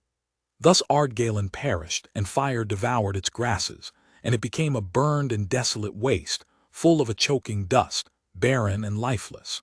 Thereafter its name was changed, and it was called Anfaglyth, the gasping dust. Many charred bones had there their roofless grave, for many of the Noldor perished in that burning, who were caught by the running flame and could not fly to the hills. The heights of Dorthonion and Ered Wethrin held back the fiery torrents, but their woods upon the slopes that looked towards Angband were all kindled, and the smoke wrought confusion among the defenders. Thus began the fourth of the great battles, Dagor Bragollach, the Battle of Sudden Flame. In the front of that fire came Glorung the Golden, father of dragons, in his full might, and in his train were Balrogs, and behind them came the black armies of the orcs in multitudes such as the Noldor had never before seen or imagined. And they assaulted the fortresses of the Noldor, and broke the leaguer about Angband, and slew wherever they found them the Noldor and their allies, grey elves and men. Many of the stoutest of the foes of Morgoth were destroyed in the first days of that war, bewildered and dispersed, and unable to muster their strength. War ceased not wholly ever again in Beleriand, but the battle of Sudden Flame is held to have ended with the coming of spring, when the onslaught of Morgoth grew less. Thus ended the siege of Angband, and the foes of Morgoth were scattered and sundered one from another. The most part of the grey elves fled south and forsook the northern war. Many were received into Doriath, and the kingdom and strength of Thingol grew greater in that time. For the power of Melian the queen was woven about his borders, and evil could not yet enter that hidden realm. Others took refuge in the fortresses by the sea, and in Nargothrond, and some fled the land and hid themselves in Osiriand, or passing the mountains wandered homeless in the wild. And rumor of the war and the breaking of the siege reached the ears of men in the east of Middle-earth. The sons of Finarfin bore most heavily the brunt of the assault, and Angrod and Egnor were slain. Beside them fell Bregola's lord of the house of Bear, and a great part of the warriors of that people. But Barahir the brother of Bregola's was in the fighting further westward, near to the pass of Sirion. Their king Finrod Felagund, hastening from the south, was cut off from his people and surrounded with small company in the fen of Serech, and he would have been slain or taken, but Barahir came up with the bravest of his men and rescued him, and made a wall of spears about him, and they cut their way out of the battle with great loss. Thus Felagund escaped, and returned to his deep fortress of Nargothrond, but he swore an oath of abiding friendship and aid in every need to Barahir and all his kin, and in token of his vow he gave to Barahir his ring. Barahir was now by right lord of the house of Bear, and he returned to Dorthonion, but most of his people fled from their homes and took refuge in the fastness of Hithlum. So great was the onslaught of Morgoth that Fingolfin and Fingon could not come to the aid of the sons of Finarfin, and the hosts of Hithlum were driven back with great loss to the fortresses of Ered Wethrin, and these they hardly defended against the orcs. Before the walls of Ethel Sirion fell Hador the Golden-haired, defending the rearguard of his lord Fingolfin, being then 66 years of age, and with him fell Gundor his younger son, pierced with many arrows, and they were mourned by the elves. Then Galdor the Tall took the lordship of his father, and because of the strength and height of the shadowy mountains, which withstood the torrent of fire, and by the valor of the elves and the men of the north, which neither orc nor Balrog could yet overcome, Hithlum remained unconquered, a threat upon the flank of Morgoth's attack, but Fingolfin was sundered from his kinsmen by a sea of foes. For the war had gone ill with the sons of Feanor, and well nigh all the east marches were taken by assault. The pass of Aglon was forced, though with great cost to the hosts of Morgoth, and Celigorm and Curufin being defeated fled south and west by the marches of Doriath, and coming at last to Nargothrond sought harbor with Finrod Felagund. Thus it came to pass that their people swelled the strength of Nargothrond, but it would have been better, as was after seen, if they had remained in the east among their own kin. Medros did deeds of surpassing valor, and the orcs fled before his face. For since his torment upon Thangorodrim, his spirit burned like a white fire within, and he was as one that returns from the dead. Thus the great fortress upon the hill of Himring could not be taken, and many of the most valiant that remained, both of the people of Dorthonion and of the East Marches, rallied there to Medros, and for a while he closed once more the pass of Aglon, so that the orcs could not enter Beleriand by that road. But they overwhelmed the riders of the people of Feanor upon Lothlen, for Glorung came thither, and passed through Maglar's Gap, and destroyed all the land between the arms of Gelion. And the orcs took the fortress upon the west slopes of Mount Rerir, and ravaged all Thargelion, the land of Caranthir, and they defiled Lake Helivorn. Thence they passed over Gelion with fire and terror, and came far into East Beleriand. Maglar joined Medros upon Himring, but Caranthir fled and joined the remnant of his people to the scattered folk of the hunters, Amrod and Amraz, and they retreated and passed Ramdal in the south. Upon Ammon Ereb they maintained a watch and some strength of war, and they had aid of the green elves, and the orcs came not into Osiriand, nor to Torim Duinath and the wilds of the south. Now news came to Hithlum that Dorthonion was lost, and the sons of Finarfin overthrown, and that the sons of Feanor were driven from their lands. Then Fingolfin beheld, as it seemed to him, the utter ruin of the Noldor, and the defeat beyond redress of all their houses, and filled with wrath and despair, he mounted upon Rochalar his great horse and rode forth alone, and none might restrain him. He passed over Dornu Foglith like a wind amid the dust, and all that beheld his onset fled in amaze, thinking that Orome himself was come, for a great madness of rage was upon him, so that his eyes shone like the eyes of the Valar. Thus he came alone to Angban's gates, and he sounded his horn, and smote once more upon the brazen doors, and challenged Morgoth to come forth to single combat. And Morgoth came. That was the last time in those wars that he passed the doors of his stronghold, and it is said that he took not the challenge willingly. For though his might was greatest of all things in this world, alone of the Valar he knew fear. But he could not now deny the challenge before the face of his captains, for the rocks rang with the shrill music of Fingolfin's horn, and his voice came keen and clear down into the depths of Angband. And Fingolfin named Morgoth Craven, and Lord of Slaves.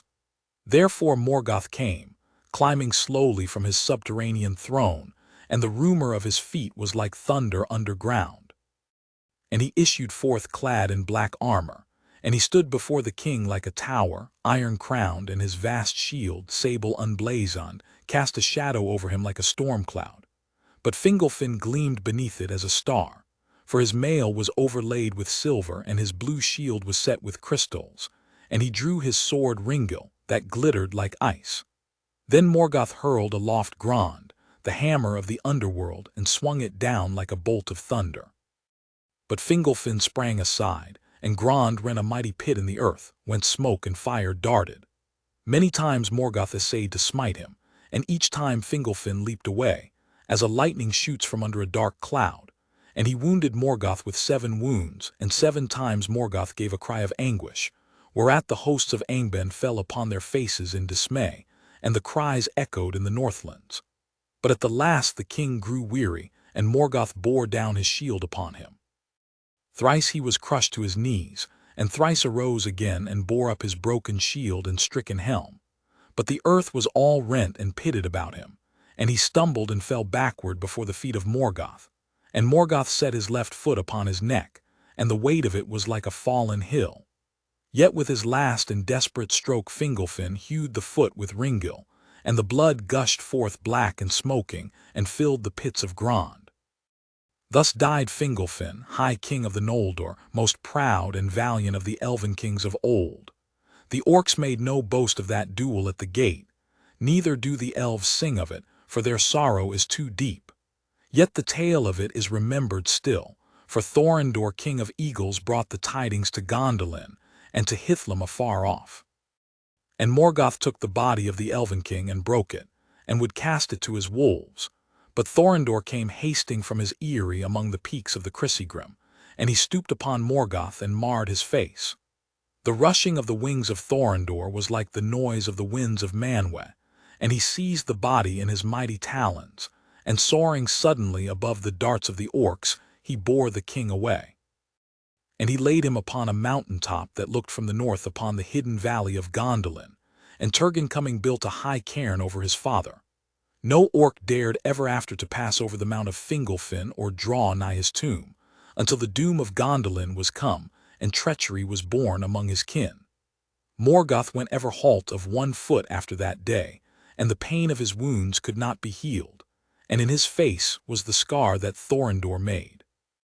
Great was the lamentation in Hithlum when the fall of Fingolfin became known, and Fingon in sorrow took the lordship of the house of Fingolfin and the kingdom of the Noldor, but his young son Iranian, who was after named Gil-galad, he sent to the havens. Now Morgoth's power overshadowed the Northlands, but Barahir would not flee from Dorthonion, and remained contesting the land foot by foot with his enemies.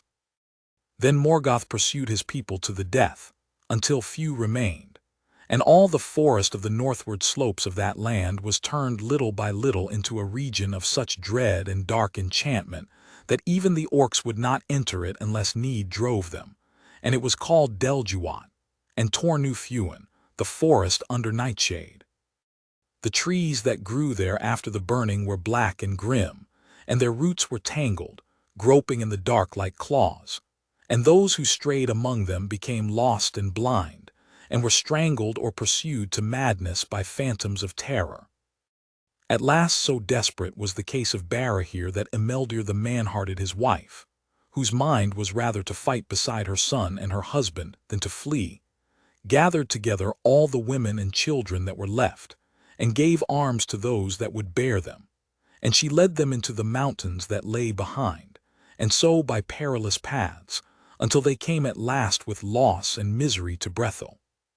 Some were there received among the Halidin, but some passed on over the mountains to Dorlamin and the people of Galdor, Hador's son, and among those were Ryan, daughter of Belegund, and Morwen, who was named Eledwin, that is Elfsheen, daughter of Baragund. But none ever saw again the men that they had left. For these were slain one by one, until at last only 12 men remained to Barahir. Beren his son, and Baragund and Belegund his nephews, the sons of Bregolas, and 9 faithful servants of his house whose names were long remembered in the songs of the Noldor. Radruin and Daruin they were, Dagnir and Ragnar, Gildor and Gorlim the unhappy, Arthed and Urthel, and Hathaldir the young. Outlaws without hope they became, a desperate band that could not escape and would not yield, for their dwellings were destroyed, and their wives and children captured, slain, or fled. From Hithlum there came neither news nor help, and Barahir and his men were hunted like wild beasts, and they retreated to the barren highland above the forest, and wandered among the tarns and rocky moors of that region, furthest from the spies and spells of Morgoth. Their bed was the heather and their roof the cloudy sky. For nigh on 2 years after the dagger Bragalach the Noldor still defended the western pass about the sources of Sirion, for the power of Ulmo was in that water, and Minas Tirith withstood the orcs. But at length, after the fall of Fingolfin, Sauron, greatest and most terrible of the servants of Morgoth, who in the Sindarin tongue was named Gorthor, came against Orodreth, the warden of the tower upon Tal Sirion. Sauron was become now a sorcerer of dreadful power, master of shadows and of phantoms, foul in wisdom, cruel in strength, misshaping what he touched, twisting what he ruled, lord of werewolves. His dominion was torment. He took Minas Tirith by assault, for a dark cloud of fear fell upon those that defended it, and Orodreth was driven out and fled to Nargothrond. Then Sauron made it into a watchtower for Morgoth, a stronghold of evil and a menace, and the fair isle of Tal Sirion became accursed, and it was called Talingorhoth, the Isle of Werewolves. No living creature could pass through that veil that Sauron did not espy from the tower where he sat, and Morgoth held now the western pass, and his terror filled the fields and woods of Beleriand. Beyond Hithlum he pursued his foes relentlessly, and he searched out their hiding places and took their strongholds one by one. The orcs, growing ever bolder, wandered at will far and wide, coming down Sirion in the west and Selin in the east, and they encompassed Doriath. And they harried the land so that beast and bird fled before them, and silence and desolation spread steadily from the north.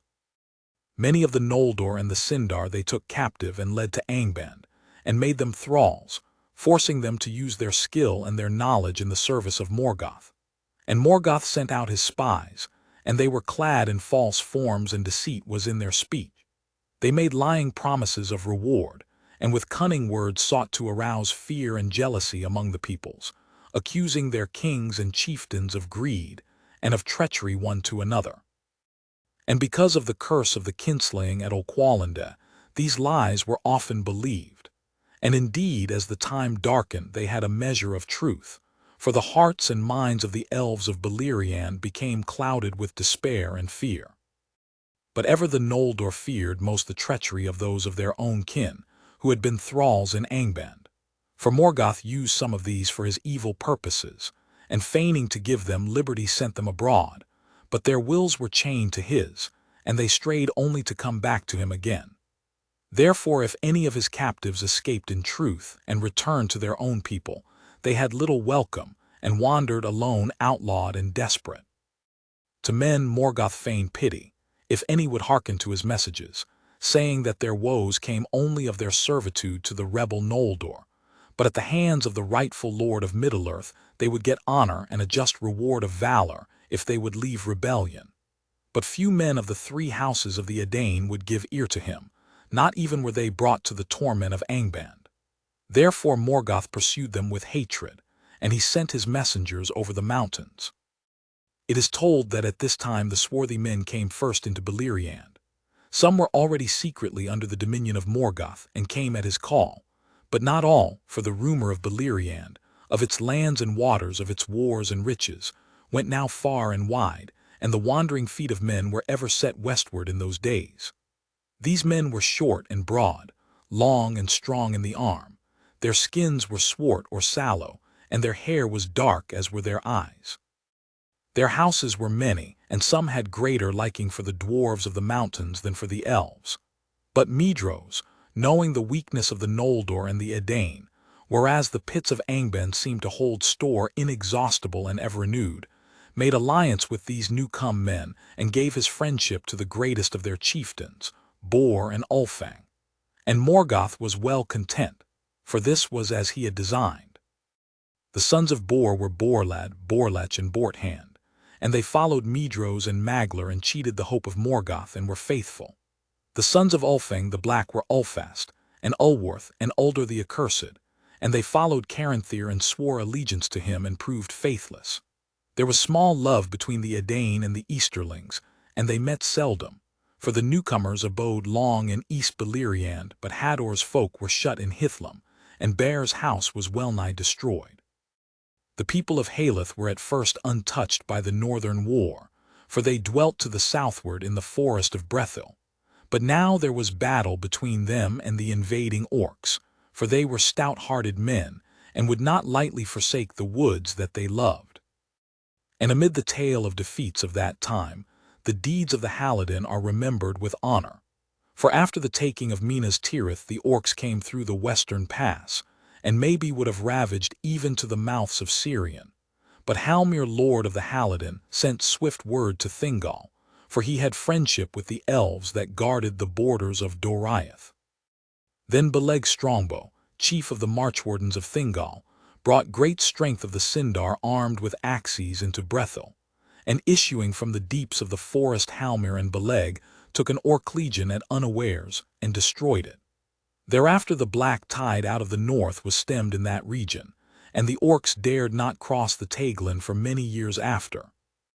The people of Haleth dwelt yet in watchful peace in the forest of Brethil, and behind their guard the kingdom of Nargothrond had respite and mustered its strength. Tal Sirion, the Vale of Sirion, at this time Hurin and Huor, the sons of Galdor of Dorlamin, were dwelling with the Halidin, for they were akin.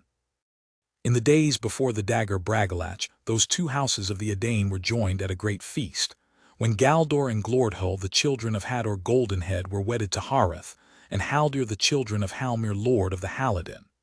Thus it was that the sons of Galdor were fostered in Brethil by Haldir their uncle, according to the custom of men in that time. And they went both to that battle with the orcs, even Huer, for he would not be restrained, though he was but 13 years old. But being with a company that was cut off from the rest, they were pursued to the ford of Brithiach, and there they would have been taken or slain, but for the power of Ulmo, that was still strong in Sirion.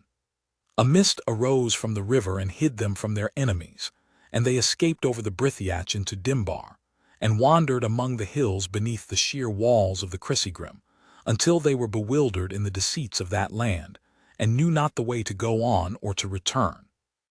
There Thorondor espied them, and he sent 2 of his eagles to their aid. And the eagles bore them up and brought them beyond the encircling mountains to the secret vale of Tumladen and the hidden city of Gondolin, which no man yet had seen. There Turgon the king received them well when he learned of their kin, for messages and dreams had come to him up Sirion from the sea, from Ulmo, lord of waters, warning him of woe to come, and counseling him to deal kindly with the sons of the house of Hador, from whom help should come to him at need. Hurin and Huer dwelt as guests in the king's house for well nigh a year, and it is said that in this time Hurin learned much lore of the elves, and understood also something of the counsels and purposes of the king. For Turgon took great liking for the sons of Galdor, and spoke much with them, and he wished indeed to keep them in Gondolin out of love, and not only for his law that no stranger, be he elf or man, who found the way to the secret kingdom and looked upon the city should ever depart again, until the king should open the leaguer, and the hidden people should come forth. But Hurin and Huer desired to return to their own people and share in the wars and griefs that now beset them. And Hurin said to Turgon, "Lord, we are but mortal men and unlike the Eldar. They may endure for long years awaiting battle with their enemies in some far distant day, but for us the time is short, and our hope and strength soon wither. Moreover, we did not find the road to Gondolin, and indeed we do not know surely where this city stands, for we were brought in fear and wonder by the high ways of the air, and in mercy our eyes were veiled." Then Turgon granted his prayer, and he said, "By the way that you came you have leave to depart if Thorondor is willing. I grieve at this parting, yet in a little while, as the Eldar account it, we may meet again." But Meglin, the king's sister-son, who was mighty in Gondolin, grieved not at all at their going, though he begrudged them the favor of the king, for he had no love for any of the kindred of men, and he said to Hurin, "The king's grace is greater than you know, and the law is become less stern than aforetime, or else no choice would be given you but to abide here to your life's end." Then Hurin answered him, "The king's grace is great indeed, but if our word is not enough, then we will swear oaths to you."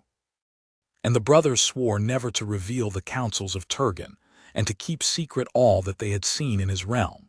Then they took their leave, and the eagles coming bore them away by night, and set them down in Dorlamen before the dawn.